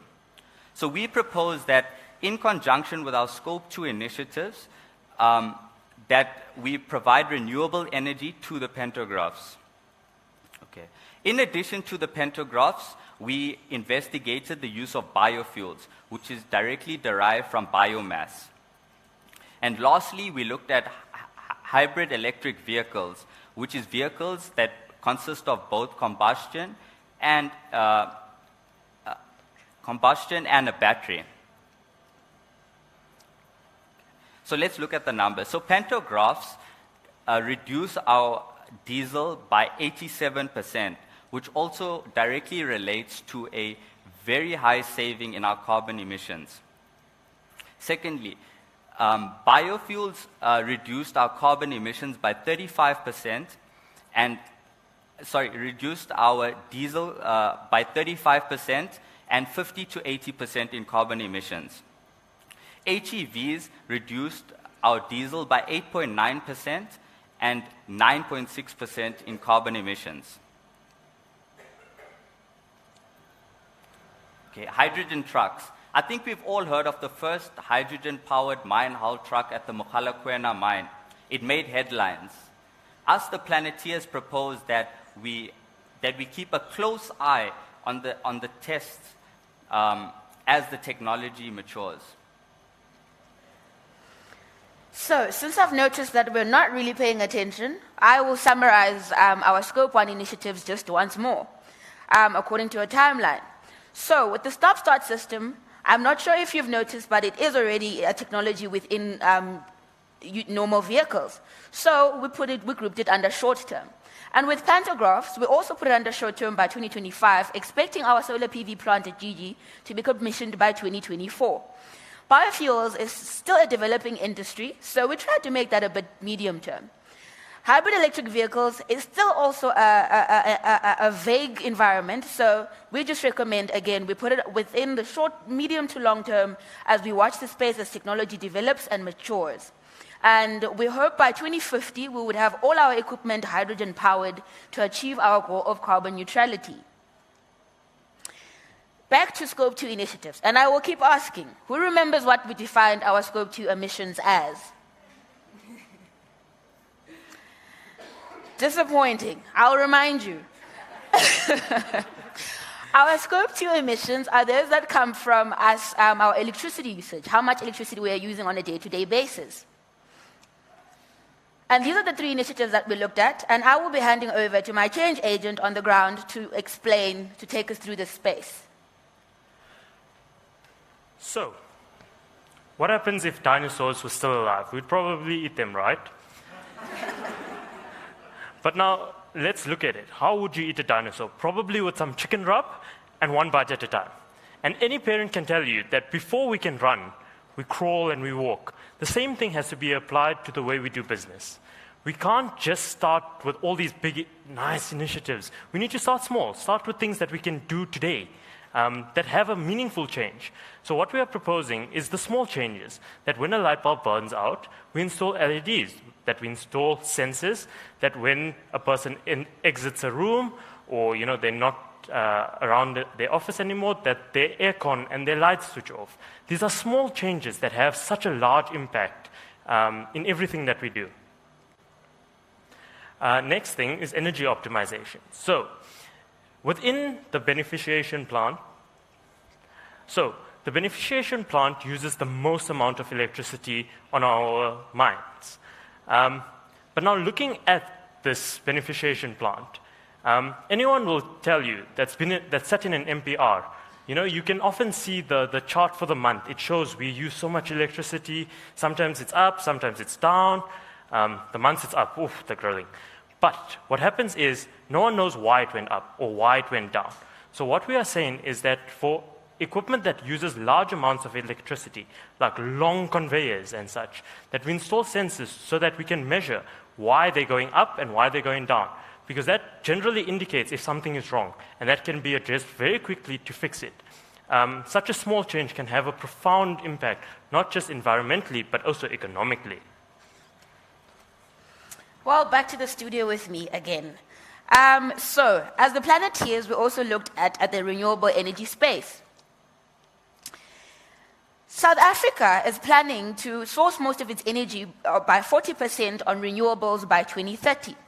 Currently, electricity by renewables only accounts for 11.5% according to the 2021 report. So this will definitely be a benefit to us to address the energy security within the country, avoid the hiking tariffs within Eskom, as well as our carbon footprint. And I'm pretty sure to assist Eskom, as Sandile said, with load shedding. We saw that earlier today. And I think we're on the right track. With Synergy, which is our renewable energy business, and as we look to the future as the Planeteers, we already looked at proposing 100 megawatts that we're going to be adding to the grid. And again, I mentioned the benefits through tax reduction, empowering our communities, and powering better lives.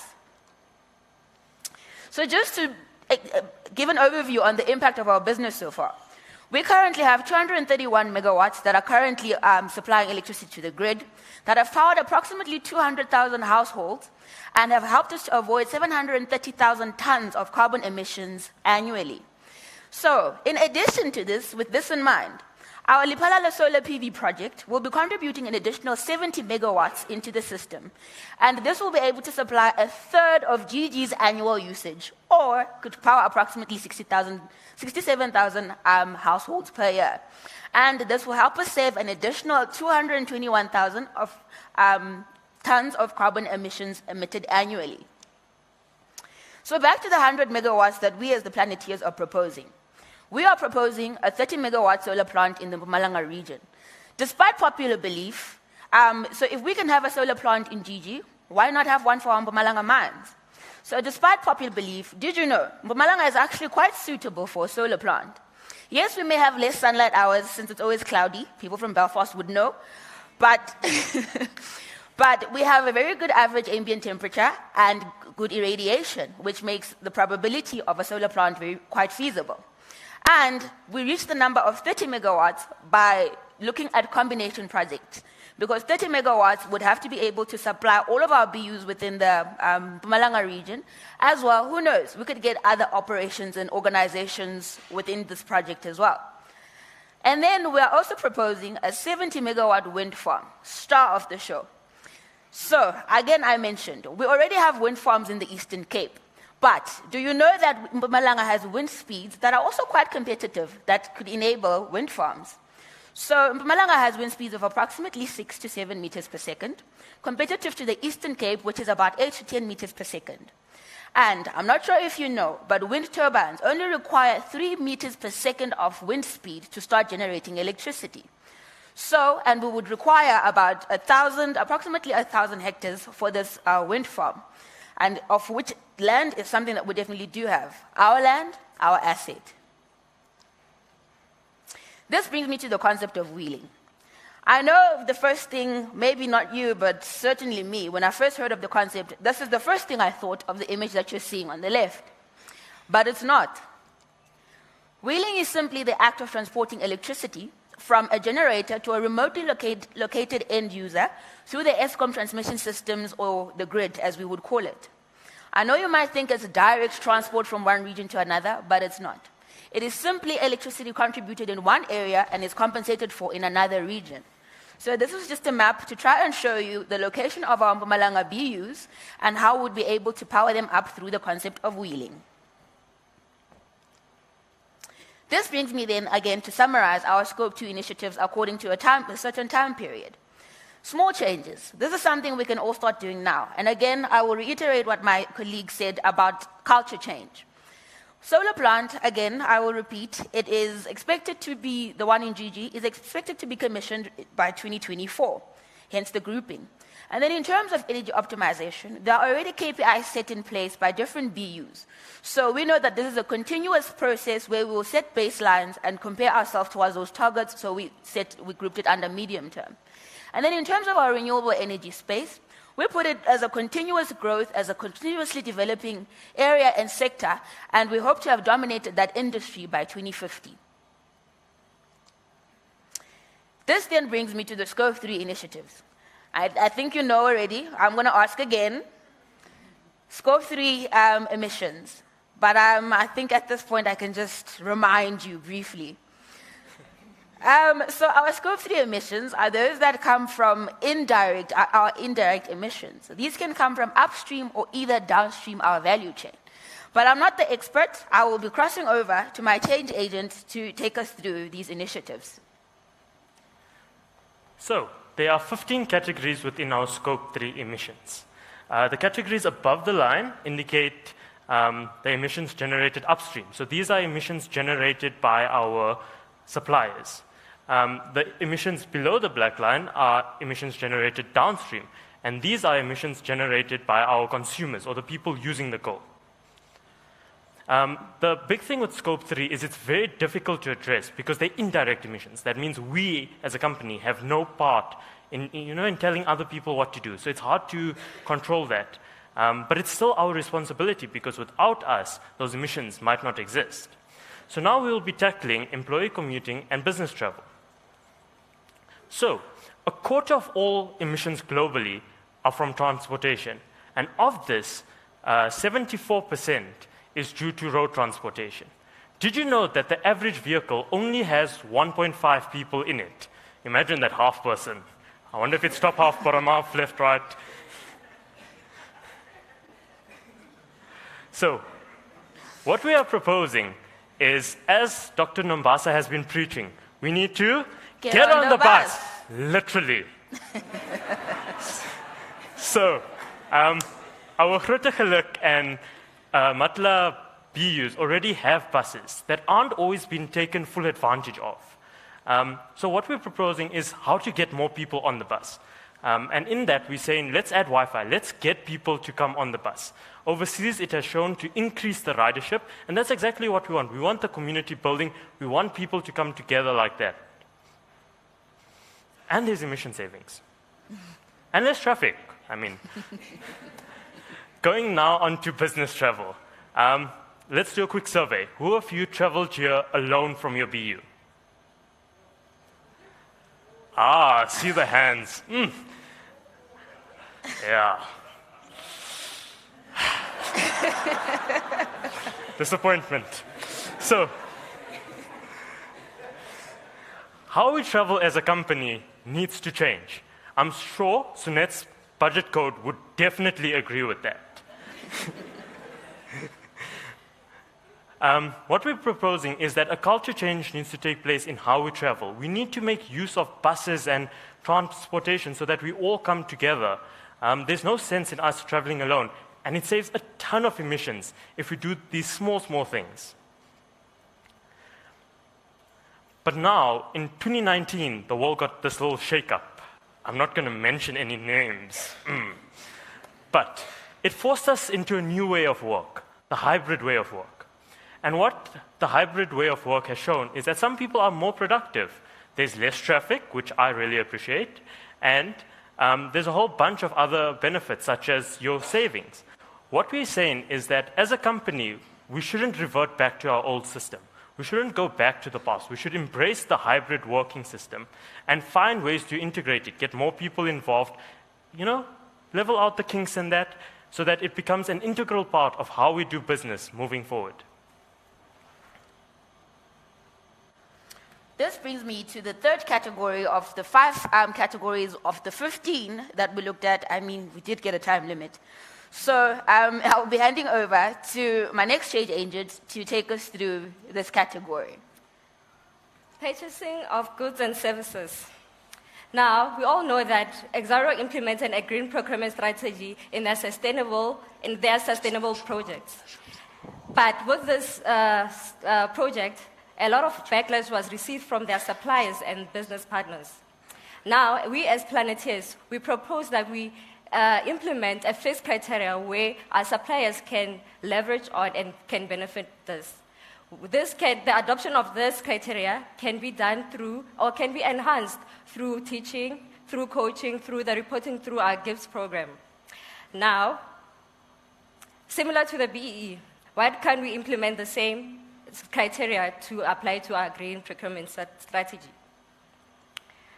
Now we're looking at investments. We all know that Exxaro is diversifying within their minerals, which is copper and bauxite and manganese. And they are very notable with their low carbon contribution in the carbon space. Now, as a Planeteers, well, we also went further into looking into future-facing minerals. We all know that the renewable energy business is growing. So will our demand within the demand for other minerals to grow our synergy business. So we looked at lithium, cobalt, and graphite and zinc. And with our research and our findings, we found that as the market grows in the renewable business, this proposed minerals will also be, the demand for them will be greater as well. So to the last category we looked at, the use of sold product. I think we know the elephant in the room in that particular case. So I will be handing over to my next change agent to take us through the use of sold products. The use of our sold product. The concept of carbon offsetting can be applied to Exxaro in order for us to reduce the emissions by our consumers. Exxaro can take advantage of the already existing carbon offsetting market that was established in 2005 by investing or by putting their current and future rehabilitation projects into registering them for the carbon offset credits. But how do we achieve this? Our land, our asset. We can use the Exxaro's existing land, which is more than 25,000 hectares of land that we have. So by so doing, we can yield a revenue of more than 50 million rands. And also, by doing so, we can further reduce our carbon emissions by 5 million tons. The plants that we can look into for this is carbon sponges. The best suited carbon sponges in our studies show that it's hemp and the spec boom plant. We can further use this the hemp sequester to invest it and use it for suggested initiative in Scope 1, which is the biofuels. So it's me again with the summary.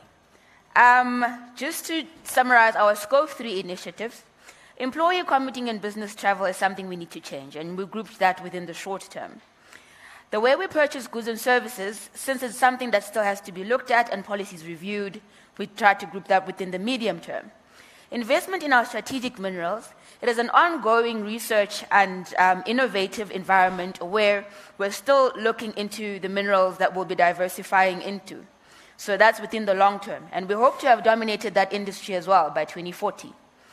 And with the case of the category of the use of sold products, since it is quite difficult for us to manage other people's assets, we are waiting and we are proposing that we watch the environment and watch that space carefully as that environment matures so we can contribute to our suppliers and to our consumers to achieve our goal of carbon neutrality by 2050.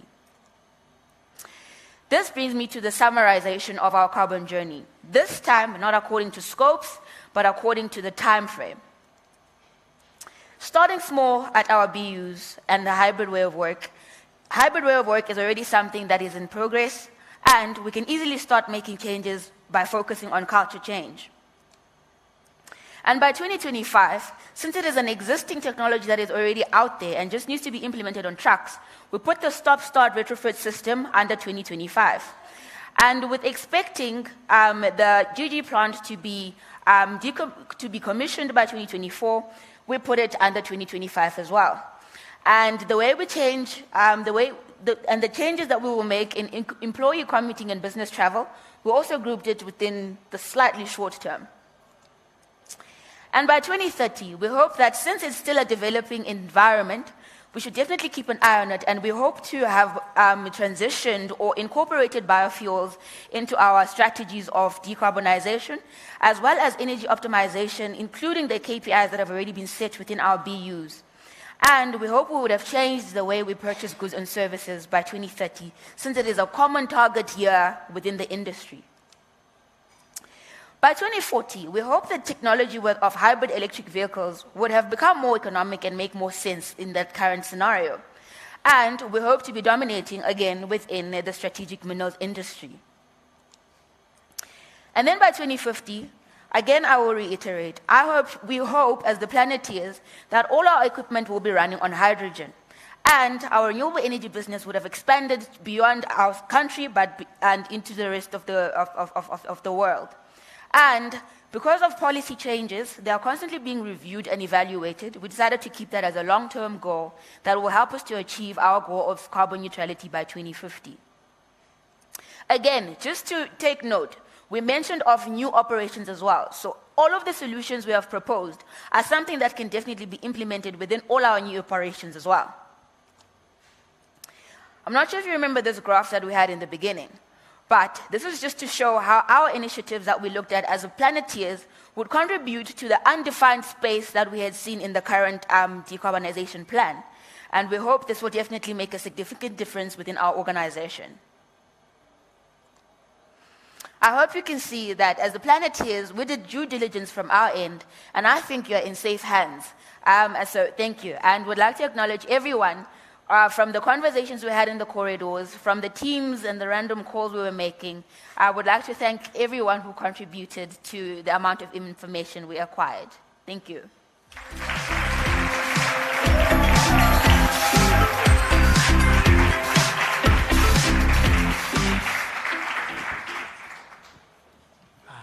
That's good. I tried, thank you.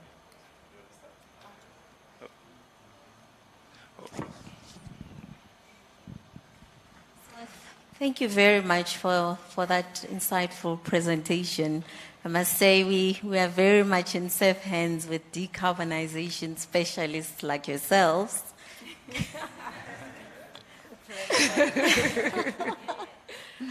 Yeah, so just a few questions and comments. Look, I think I would have loved to hear about fugitive emissions as well, particularly when you talk about Scope 1 emissions, because it's not only diesel that contributes to our direct emissions, but you also get emissions from the coal seam, particularly methane, when you open up the seam. So it's also very critical that we also look at fugitive emissions and also look at the potential measures that we can employ to deal with fugitive emissions. And in this case, it's carbon offsetting, which quite a number of businesses are implementing to get rid of the fugitive emissions footprint. And then the second comment is on, you referred to low carbon minerals. So there, I think we should also be cautious because they're not necessarily low carbon minerals, especially given the fact that we still mine them using diesel equipment and other infrastructure that gets energy from fossil fuel sources. So we should be cautious of that. And then in terms of Scope 3 emissions, I would have loved to hear more detail in terms of what mitigation measures we can employ, particularly for use of sold product, given that it's the elephant in the room, like you mentioned.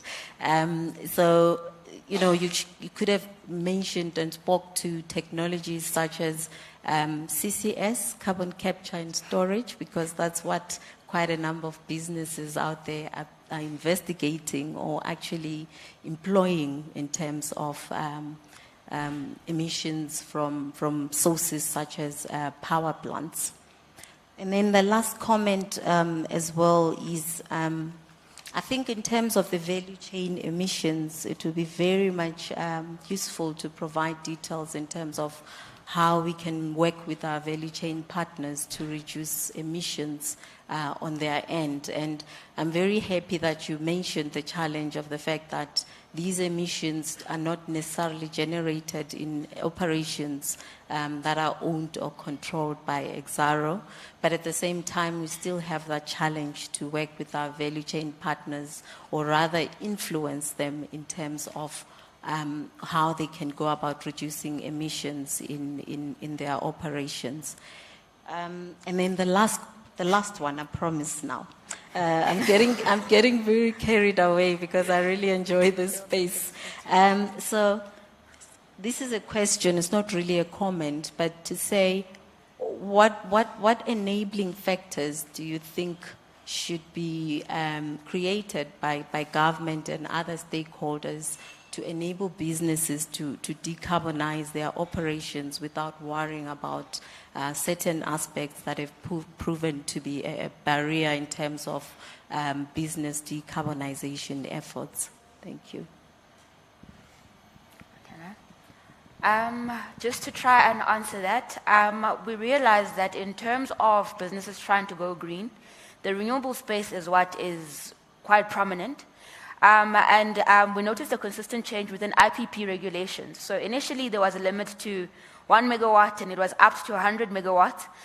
So we think the government needs to re-review the 100 megawatts that an independent power producer can contribute to the grid. I mean, that will definitely cover the shortfall that we're suffering from. If there is an organization that has the capabilities like we do to cover that gap, then we should be permitted to do so. If I can just add to that. So how we looked at green contracts from our end, the people we buy from sometimes don't always have that information. I think that also applies on a national level, where your big international companies from Europe and America may have this information about the green things and how to present the numbers, all those sorts of things. Whereas your small mom and pop shops, the guy in your local community, he might not know how to do it. So I think not more information, but a better way for people to understand the information needs to be put out there.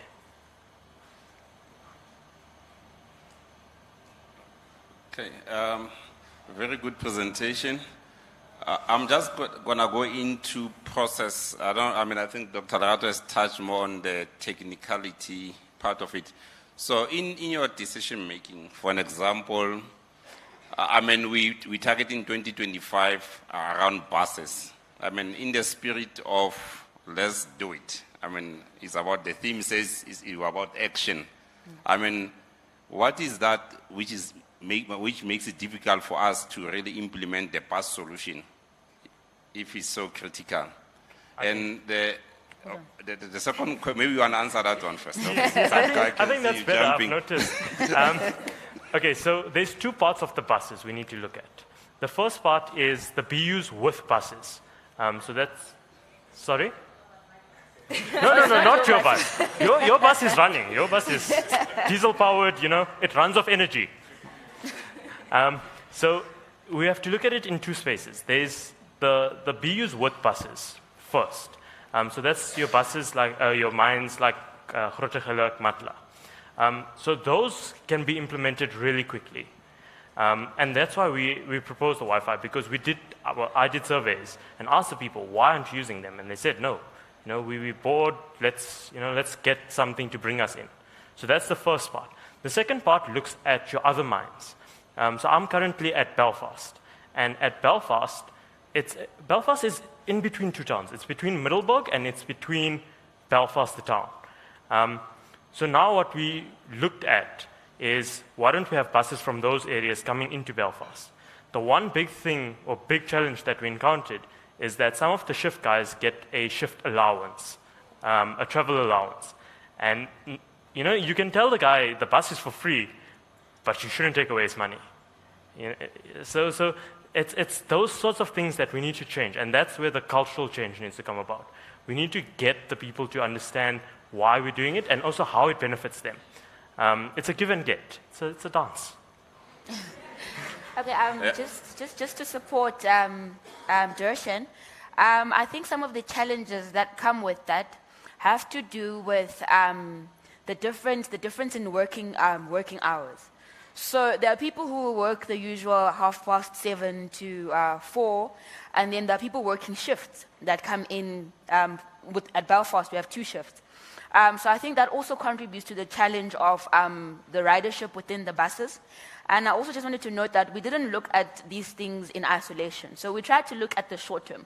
What can we do now while we wait for the economic environment or the current sector to change?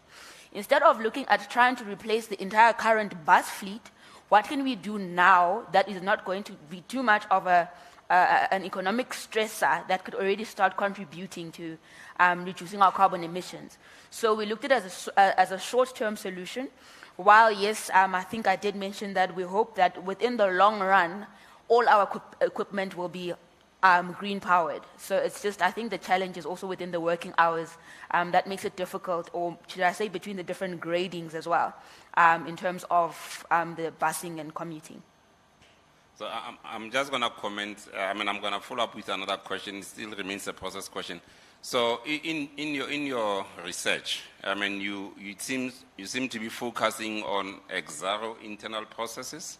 Then you've looked at the Anglo hydrogen truck. Yes. And in that now, you want to come up with a proposed solution. So, do you feel that we've done enough to convince us in terms of investment? You're talking issue of pantograph, biofuel, and hydrogen in one sentence. And then the question is that, what are you going to do? Is the hydrogen talking to the pantograph? Is it talking to the biofuel? Because you buy a truck, it has a 10-year cycle. So, I'm trying to understand in your decision making, what do you see the path in terms of what type of equipment do we invest on? Where do we put the capital? So, is a lot of stuff you're mentioning. Thank you. Okay. I think looking back at how we tried to approach this, most of the solutions that we started with were short-term. But what we've noted, what we suggested in our solution is that we start with the stop-start retrofit system, which we already know we have in our cars. If we invest in that, we are not taking away that for future solutions, we're not going to invest in. The stop-start can also take us along with the decarbonization journey as we bring in other factors so that we ultimately have that green-powered powered truck. So basically, we're not looking at our solution in isolation. We are building up to our truck, our future truck, which is the green, the green truck. So that's our process thinking in terms of our solutions. Yes, just to put it in more simpler terms, the way we looked at it, it's in such a way that we say, okay, we put in the stop-start retrofit system, then what's next? How can we better our systems? Then the next thing we looked at is, okay, we're going to have the renewable energy solar plant, so why don't we use that to advantage? Then you put in the pento lines. Then after that, you say, okay, we have the pento lines, but how can we better now improve also again? Then you take it down to the other solutions to say, we can look at alternate energy sources like your biofuels, then ultimately go to a completely green truck, which is the hydrogen truck. Okay. So I'm just going to make 2 comments. Okay. So the enablers of what you want to do, you've mentioned in in your presentation, you talk about a portfolio management office. The question, maybe reflect on it, is that how institutionalized and how is it working in Exxaro? Is it really working? Are we really organized to enable what we're talking about? I'm not sure you have an answer for it, but just reflect on it, because there are things which needs to happen which probably didn't come out as a comment in that light. And also you've mentioned the issue of a 30 megawatt plant, and then you mentioned 70. The question is that, do you know how much electricity do you want for our plants? Why do we need to do more? And why, what is our focus? Why are you going to have so much renewable energy? Why do you want to invest more in it? And what are you going to use it for? I think I'm not sure if there was a question or a comment. But I guess I can add a little something there. So in terms of what was informing our decision making, I'm currently based at Belfast. So in terms of these plants, they're quite capital intensive. So if you are to do it on a small scale, it might not make economic sense. So rather, we decided that we combine them. Belfast alone would require probably 4 megawatts off that plant. So with the BUs combined, and we're taking into account as well the losses that will happen within the conversions of that power. So that's why we set those values at those certain numbers. And I think in terms of what informs our investment, the reasons we should invest in that space, again, the shortfall within electricity and load shedding. But just to add to that, I don't think we mentioned it, but carbon tax. I think in 2019 we paid about 3.4 million on carbon tax. I think 2021 last year, if I'm not mistaken, we had accrued about 5.4 million. And that is expected to increase annually, so it's hiking tariffs. So if we could save within that region of carbon tax, we could redirect those funds into investments that will definitely benefit us within the long run as an organization and also as a nation. Okay, if I can just quickly add to that. Sorry, Dr. Nombasa. So my answer is now specifically going to answer the wind. Why so much wind? The thing with wind energy is, the first one there, it's like the early bird gets the worm. This is really the case. Because if you're the first one with wind, your streams and everything are perfect. You rely on Mother Nature to now be in your favor. Whereas once there's already an existing wind operation, everyone else has to now align with that company. And there's some charges, and there's all these fun things. So if you're going to do wind, it's very beneficial to go at it first, and if you're going at it, do it properly.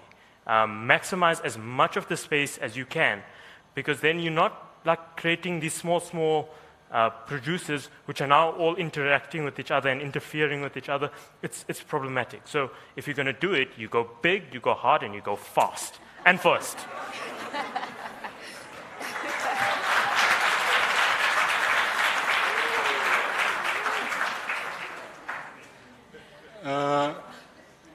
I really found your presentation quite enthusing and insightful. But I need your guidance here. In terms of, I normally say to my staff that we always need to be, I think, extra careful whenever we're looking at our overall strategy, because what tends to happen is over the long term, operational initiatives will have those strategic initiatives for breakfast. And too often when we then measure, try to see where we are, recalibrate, you see that we have deviated a bit or quite significantly from our strategy. So what I wanted to check in with this group here is how your decarbonization roadmap fits or dovetails, say, into the diversification strategy, because that is a given, the diversification strategy. Exxaro wants to move that direction. So, for example, if one of the things that will come out of that strategy is, say, mergers and acquisitions. You will maybe acquire a manganese mine somewhere. How do you then make sure that your roadmap, your decarbonization roadmap, is talking to that? So that things are not in silos, but you actually have this integrated approach to these different initiatives. To answer to that, the way we looked at solutions, it was in such a way that we were saying we have to start here, we have to start now. What do we do about the problems we have? Then we came up with the solutions. But our thing is, as we diversify, we then go there with proper foundation, because we've been working on these things. So when we go to the other side of the business, we're already equipped and ready for taking those solutions that side. So it's sort of a foundation. Whatever we do here, we won't just leave it behind and say, okay, that was for coal mining and all of that. We're trying to see what can we do now to better equip ourselves for what we're going for in the future. Yeah, I was about to say just to support Nelly there. I'm not sure how to put it exactly, but I think currently within the organization there are already certain strategies that have been put in place to assist with the decarbonization journey across all BUs, where a baseline has been set and a target as well. So I think for an asset we haven't really acquired, then there is nothing for us to measure as of yet and set a baseline and then create a target for that. So we did look in that way of saying whatever we've implemented now, you might find that by 2030, within the current assets, it will have progressed to a certain level, whereas with the new assets, would have to go back to the beginning with the initial strategies that we implemented within the current operations just to achieve the same goal.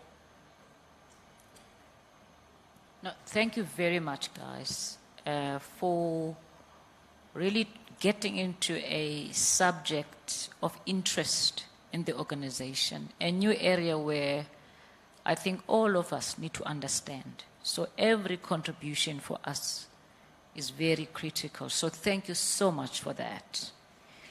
Now, we hear the drive by our government to go independent or private power producer direction, all of us. And we know there are a lot of companies like us who've got that capability to really push those green electrons onto the grid. And you kept on mentioning that. Hence, the 70 megawatts that you've mentioned, the 30 in Mpumalanga, becomes very important in achieving that national objective and growing that beyond.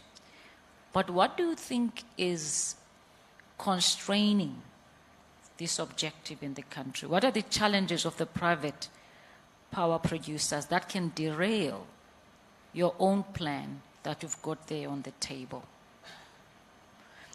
And also the challenges that we may face as an organization in dealing with scope 3 emissions. So there's two-pronged question I'm asking you on a challenges side. Realities of the fact that we're still a very immature market when it comes to energy, let alone trading, because that is still a very big monopoly in our country. But just being that producer at this time has got its own. Have you looked at that and how that could really disrupt you? And obviously dealing with scope 3 issues, what have you seen? What are people doing in other parts of the world in dealing with scope 3? Can I answer the first part of the question? And can I please use an example to do that? So if we look within the solar panels industry, a few years ago, solar panels were extremely expensive. And not everyone could just decide that they wanted to get off the grid and install solar within their homes. And then China came in, and due to the mass production of it, the price of that came down. So they took the risk to invest in it in terms of forecasting the scenarios or expected outcomes within that area. So I think the challenge might be companies worrying about taking quite a significant financial risk. Because the green energy space is quite actually costly. You tend to pay more. So I think if we were to take a standpoint as an organization, the same way that China did, and we start focusing on one thing and investing in it, the more we do it, the more popular it becomes and the cheaper it will become within the long term. So I think in that current space, the challenge right now might be in terms of the investment into such spaces. I want you guys to think a bit more.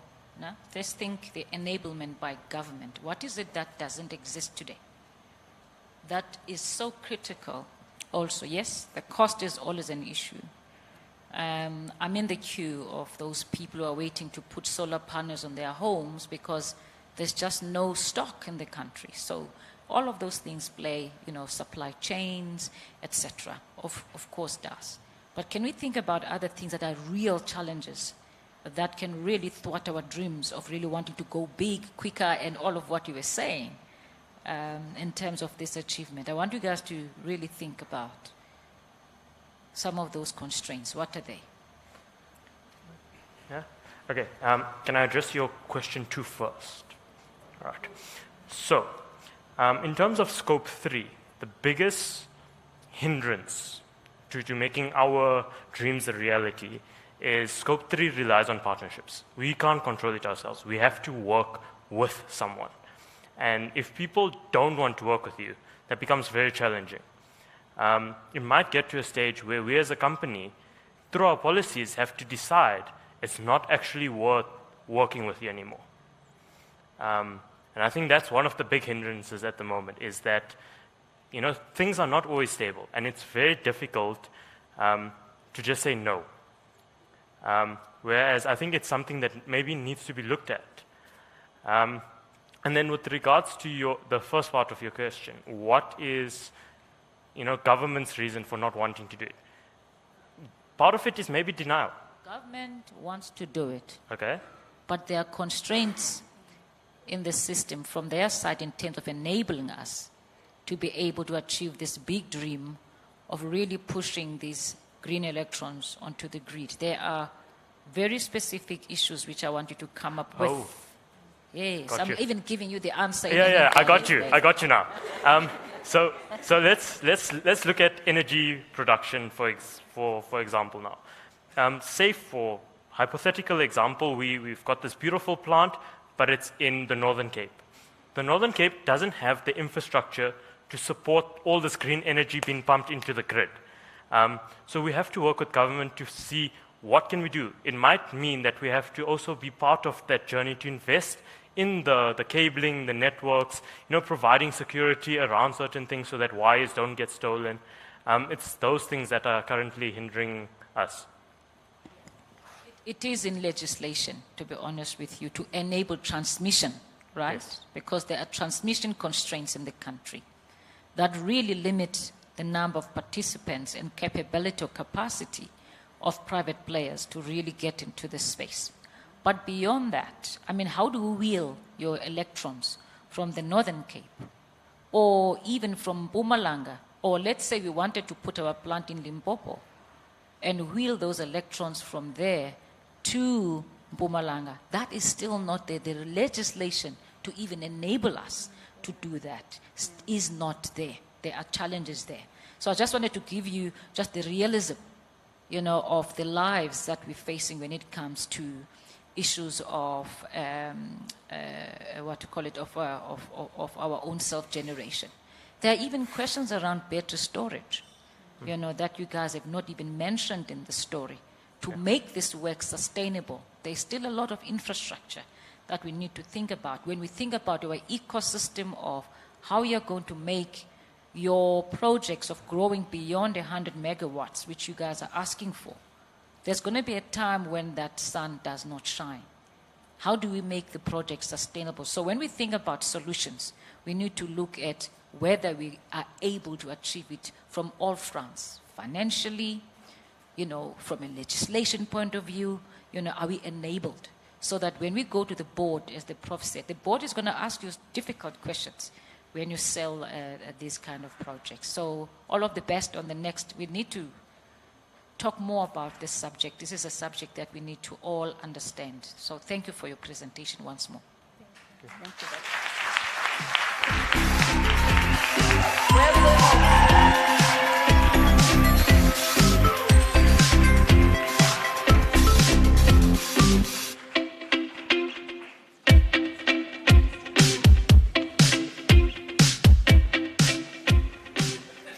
Let's go, Exxaro, let's go. Let's go, Exxaro, let's go. Thank you so much, the Planeteers. I think for the sake of time, we're going to combine two programs into one. Firstly, I would like the judges to please excuse us, step outside of the venue and add up all the tallies. Then secondly, I would like to call Mr. Johan Meyer so that we can start giving prizes to the best academic performers on our Baza program.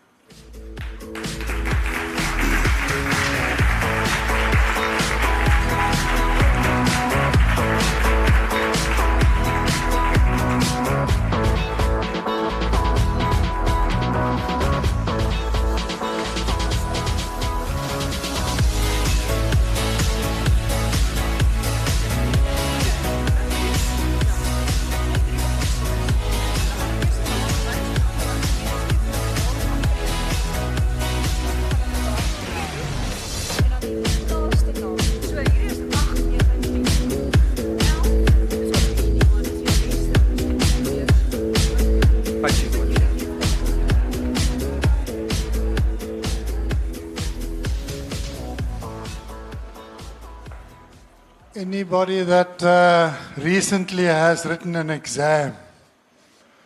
I think this is a conversation back in many of your minds when you had to study and really pass your exams. And some of them still are writing exams, so we only have 3 individuals here in the group.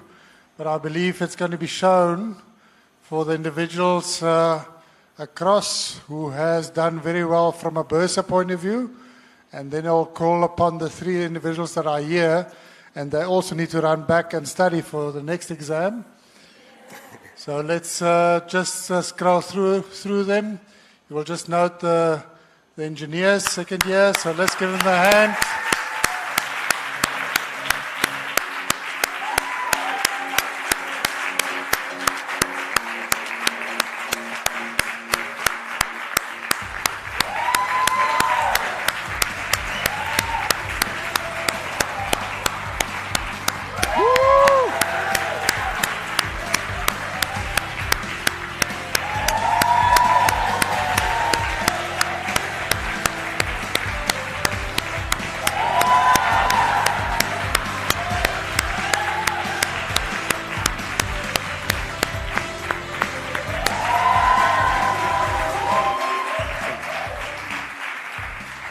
I would like to announce, so the next 3 individuals, they are actually present here. They are present here. So, Kenechi, Obisi, come forward, please. Mechanical engineering. It seems like you have to solve many mechanical problems going forward as a PRT future. Well done.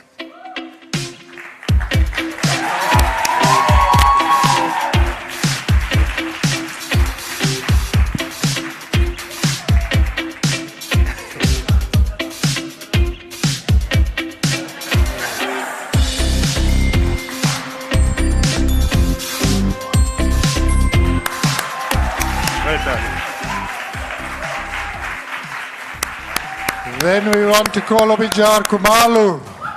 Come step forward. Electrical engineering.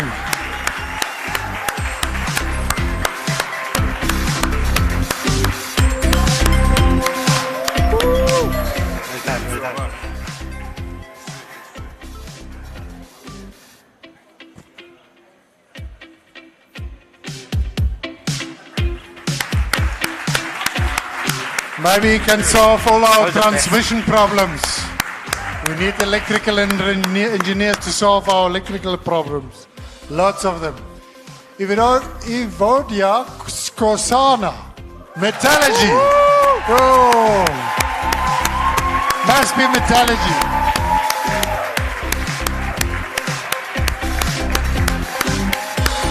Well done, Evodia.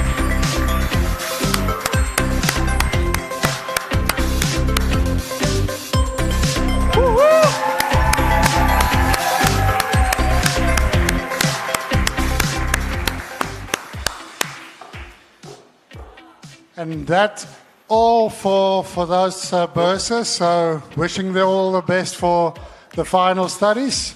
There's one last... And then there's one last announcement. Yes, a very special announcement. I think Prof mentioned it earlier on, that throughout the academics, best performers are always ladies. And the future is indeed female. So we'd like to announce the overall Exxaro best performer for 2021. And unfortunately, she's not here with us. She's also preparing for exams. But it's Sipogazi Mataka. Let's give her a hand.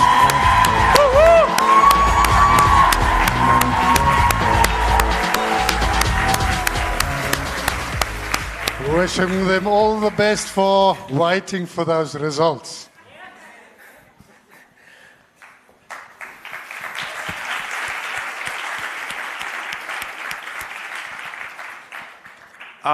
Whilst our judges are still busy tallying up the scores, I think we can have a 10-minute break, freshen up, chat with colleagues, then we'll come back.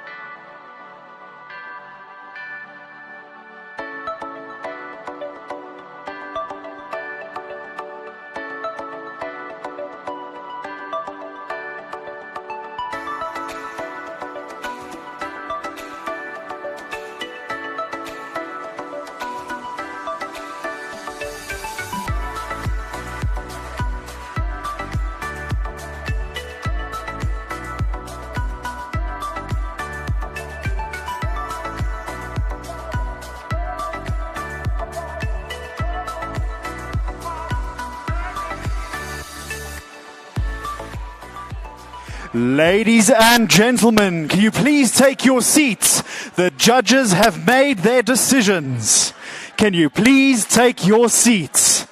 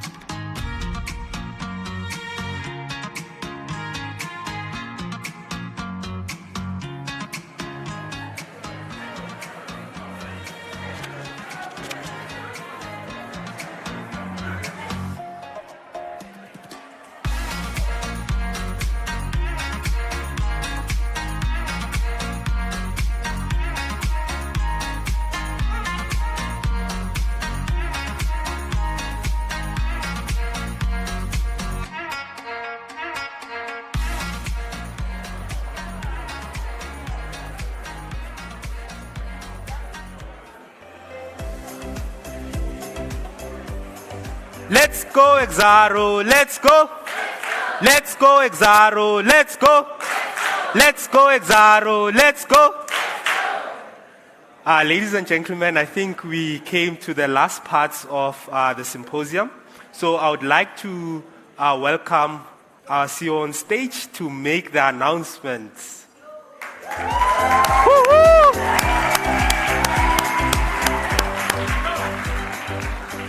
Wow. Yo. Please call everybody to come in and listen to this. Guys, this is the moment we're waiting for. It's going to be very quick. We're going to do it quick.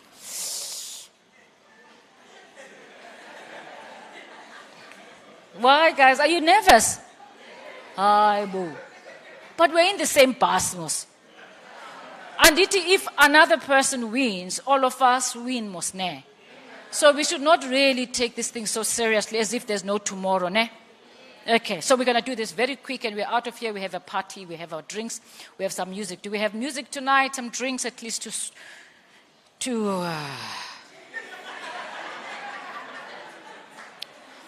So I had to really make sure that these guys write this thing really big, ne? So that I can see who number one is for the groups, who number one is for the individuals, number two, number three. There's no number 4 on any of these.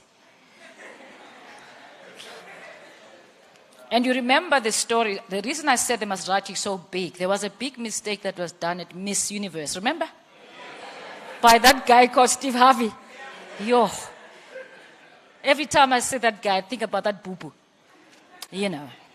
By the way, happy birthday, JM, once again. Can we sing for Johan once again? Happy birthday to you. Happy birthday to you. Happy birthday, dear Johan. Happy birthday to you. Hooray!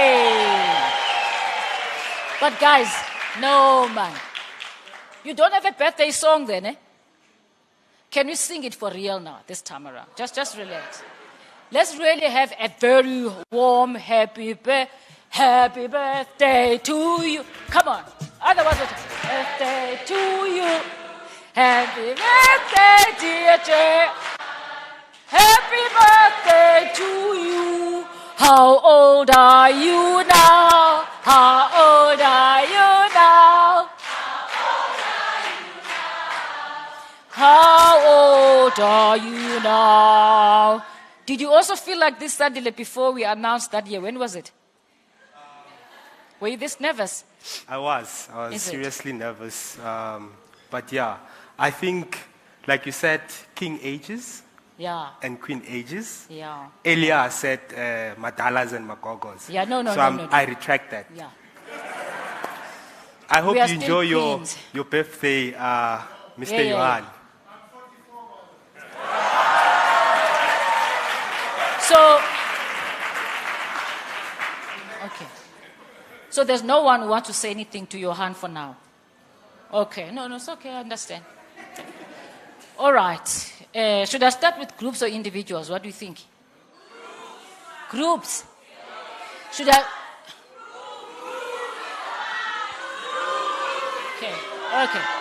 Okay. So if you guys are not decided, I ain't moving.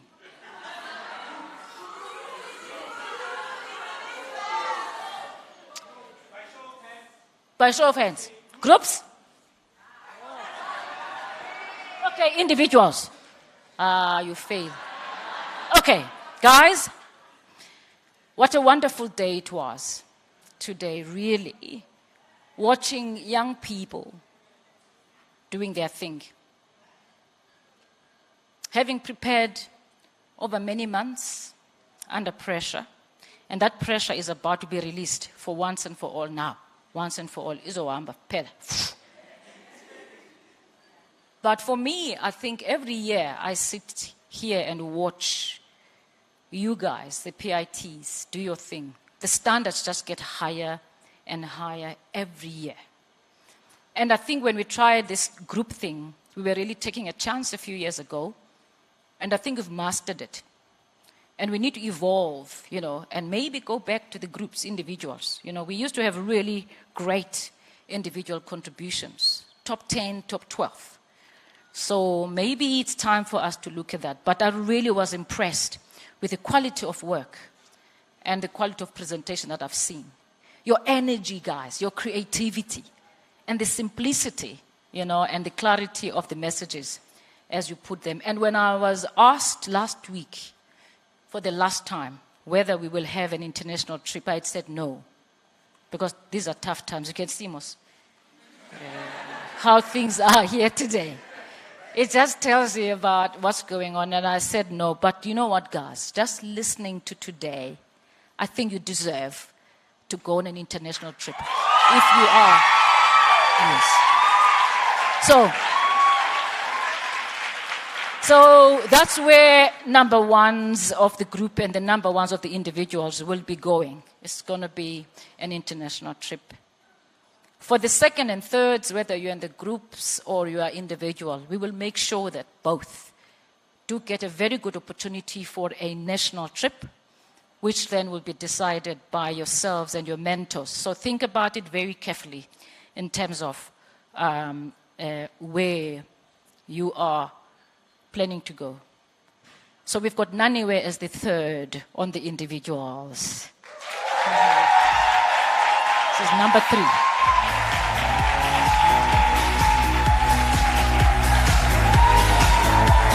But you must smile.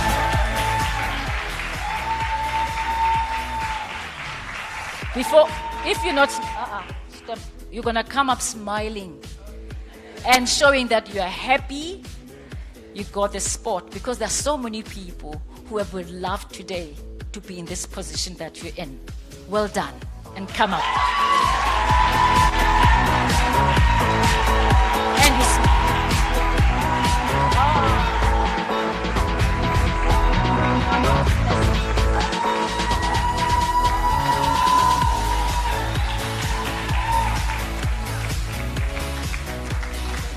Okay, you see, I even made a mistake and started with individuals. You said I must start with groups. No, stand right here. Please stand right here. So, where's Offense, by the way? I called you earlier, to find out whether you still think social media is the best thing. Have we convinced you? Are you as nervous as the people who didn't even present and yet you are nervous? Okay. Planeteers, number 3 of the groups.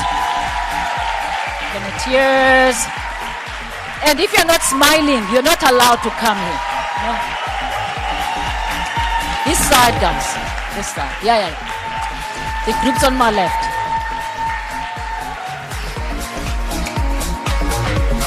Great effort. Well done to you guys. Very proud. Huh? Well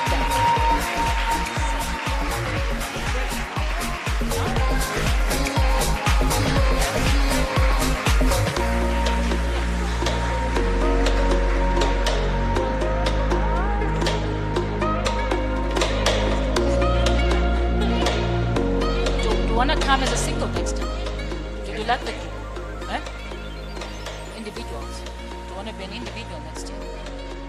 Don't think so. You want some? Okay. So you must stand here. Your guys are going to join you that side. So no, you guys must separate all the groups. Okay. Cherise, you're number 2. Individuals.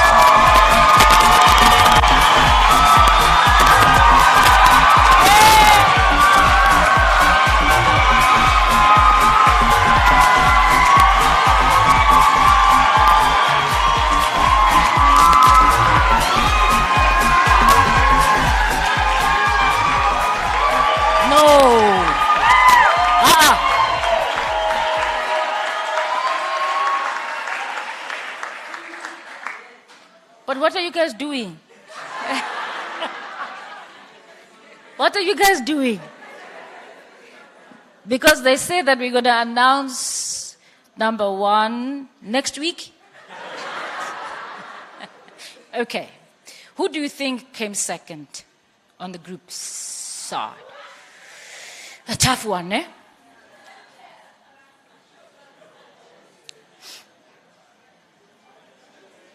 Can I ask the mentors, please, if they're in the room, to please join their groups and their individual mentees, please. StrataGEMS, you're number 2.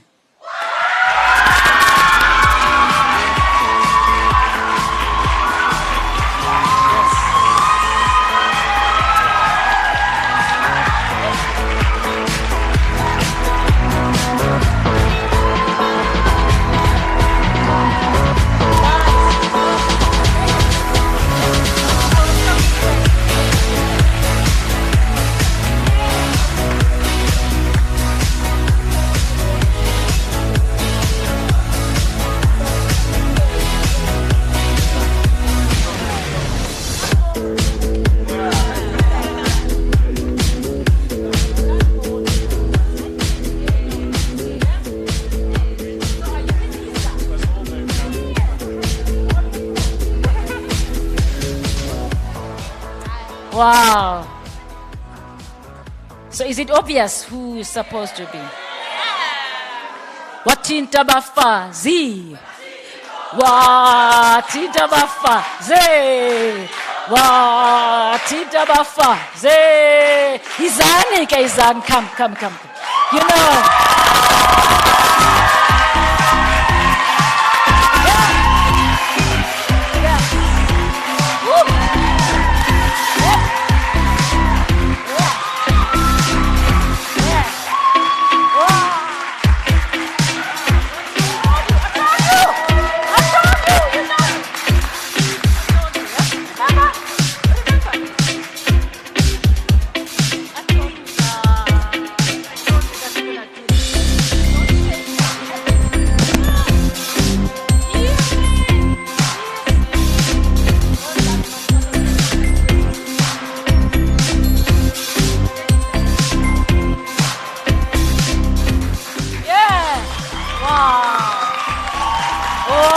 Guys.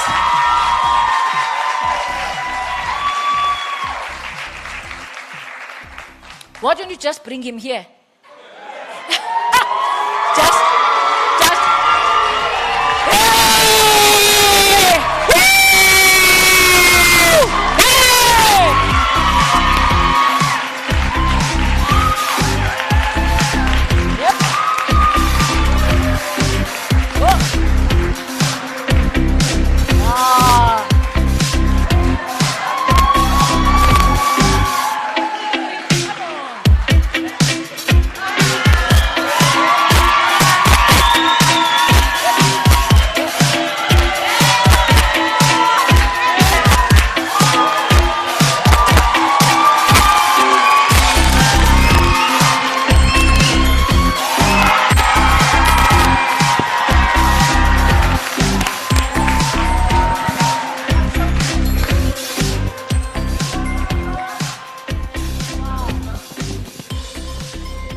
Are you not excited, guys? This is amazing. You know, here the deck now is all sorted. But I can say, guys, you've all made us so proud today. You've been all special, really. You know, I was saying to them, you know, each one of them, for me, really distinguished themselves. Others were best at delivery. Others were best at content. But really, guys, the appeal as well. Very well done. And thanks to the mentors, guys. I know you've also worked very hard. Thank you. Thank you. Sandile, back to you. Am I allowed to step off now, ne? And go home? The Queen Aja is saying bye-bye. Wow. So, but we still have one. Very well done, young man. Photo. The tall man, should he not join? That tall guy? And Hemuna must come as well. I know Hemuna is going to remain on stage.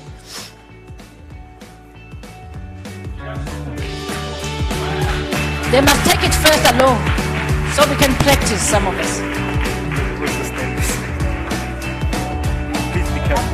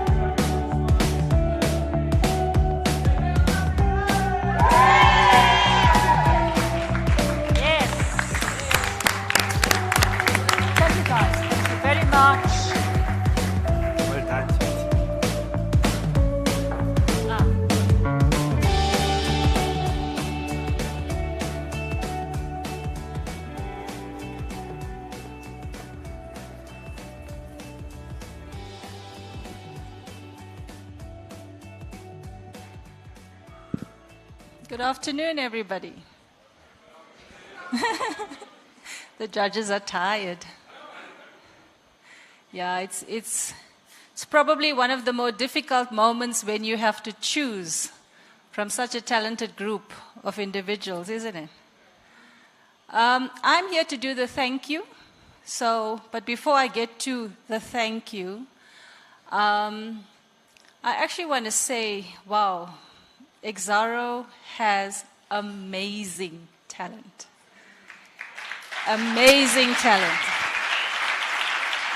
And I'm very biased because I play a part personally, and the team, and all of the executives, and all of the line managers in sourcing this talent and bringing them in.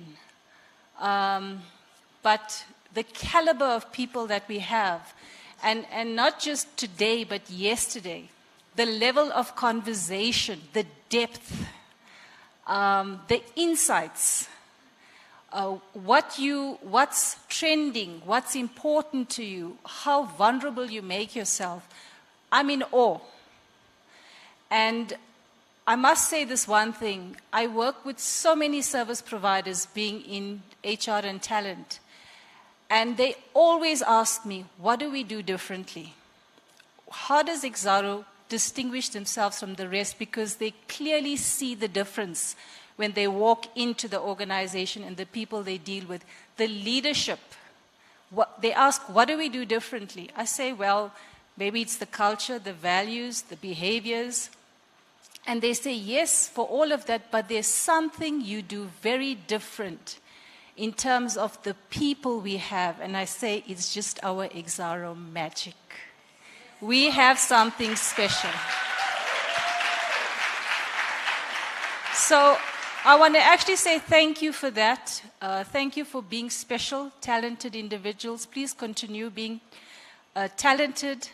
Please listen to the words of all your mentors and coaches. And this morning when Dr. Nombasa gave a message, take every word very seriously. She picks her words very, very, very well. She doesn't mince it. You would notice that. Take it seriously when she gives advice about social media, when she gives advice about waiting your turn, getting the depth. Don't oust people out. Do what you need to do, and your time will come where you will need to shine. Okay? I've got a list of people to thank. Firstly, the judges. Thank you so much. You're very, very esteemed, and the job you've done, wow, well done. Professor, thank you so much for taking the time out. You probably will be a standing member in the judging committee, but thank you, it's very appreciated. To the PITs, both those that didn't make it through, those that participated, those that didn't participate, the ones that got to the mini symposium and the ones that landed here today, we recognize you, we recognize your hard work, we recognize you through your reports, through your behaviors, through the projects, and we commend you for the people you are. To the bursars, wow, Exxaro has such a fantastic pipeline coming through. And I will acknowledge the women representation. It's awesome. We're aiming for 50%. And guys, be careful. Might just move up to 70%. Who knows? Okay? To the coaches that coached today in the terms of the presentation, and to the coaches at the business units that actually do the hard miles. Thanks a million for nurturing the talent. We know where the actual experience comes from. To our PCC mentors, the guys that actually spend the late hours reading those reports and got saved the last time with the how many shortage, small percentage of reports submitted? To the PCC mentors, you make the PCC, the professional in training program, come alive. You give life to it. You put in the hard work and you are commended for it. To Johan, I think last year I gave you a lot of recognition in terms of the number of reports that you have to go through. He chairs the PCC forum. He manages a very, very difficult job, which is growing or chairing the growth of the future pipeline. That's not an easy task. Thank you for that. And he does it with a lot of dignity and respect.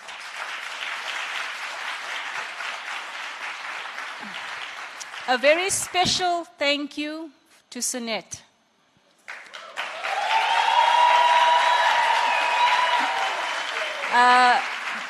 Nombasa, we're going to wow you with an absolutely expensive symposium next year.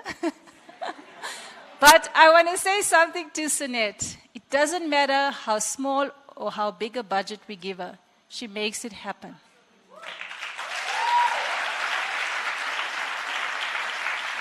To Sunette and Boitemelo and our previous Krista, who is retired, they actually look after the talent pipeline. You will not believe the amount of work that goes into it. We acknowledge you. And I know we say a lot and we demand a lot, but we acknowledge you. So thank you for that. To Erki and Gary and team, thanks a lot. And to the venue, thank you. Thanks a million.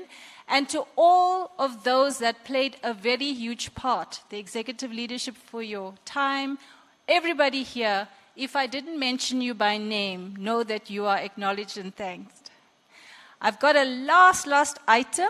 If I can ask our CEO to close her eyes, you think she'd be upset with me. So can I ask our CEO to close her eyes? And can I ask for that which we need to do very silently and quickly? And no, she's blocking. If she's peeping, oh, she's in trouble. And can we have some very nice music?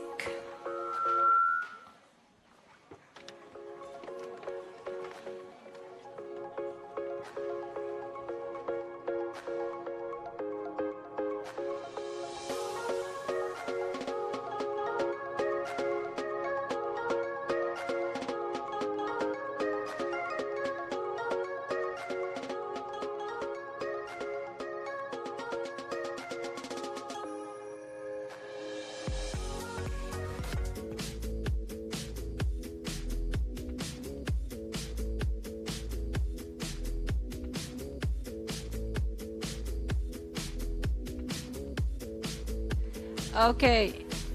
Dr.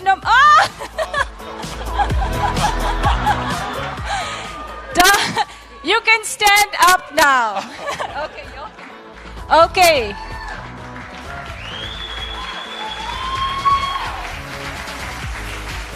On the count of 3. 3, 2, 1.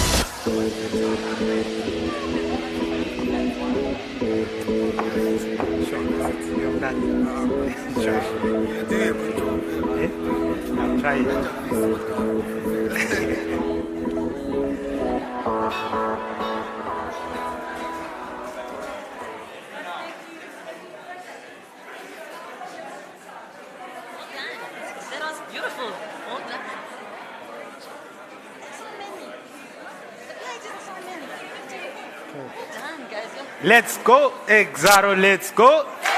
Let's go, Exxaro, let's go. Let's go, Exxaro, let's go. Are we on the bus? Are we on the bus? And we're cruising nicely. I would like to thank everyone. You guys were such a lovely audience. To the PITs, your guys' projects, they really stood out. Me saying officially close the symposium, and those who are traveling far, please travel safe. We want to see you well, arrive and be alive. To those who are traveling closer, also would like to see you safe, guys. And lastly, whoever that's staying for drinks, drink responsibly, and please do not drive. Uber, or use the bus.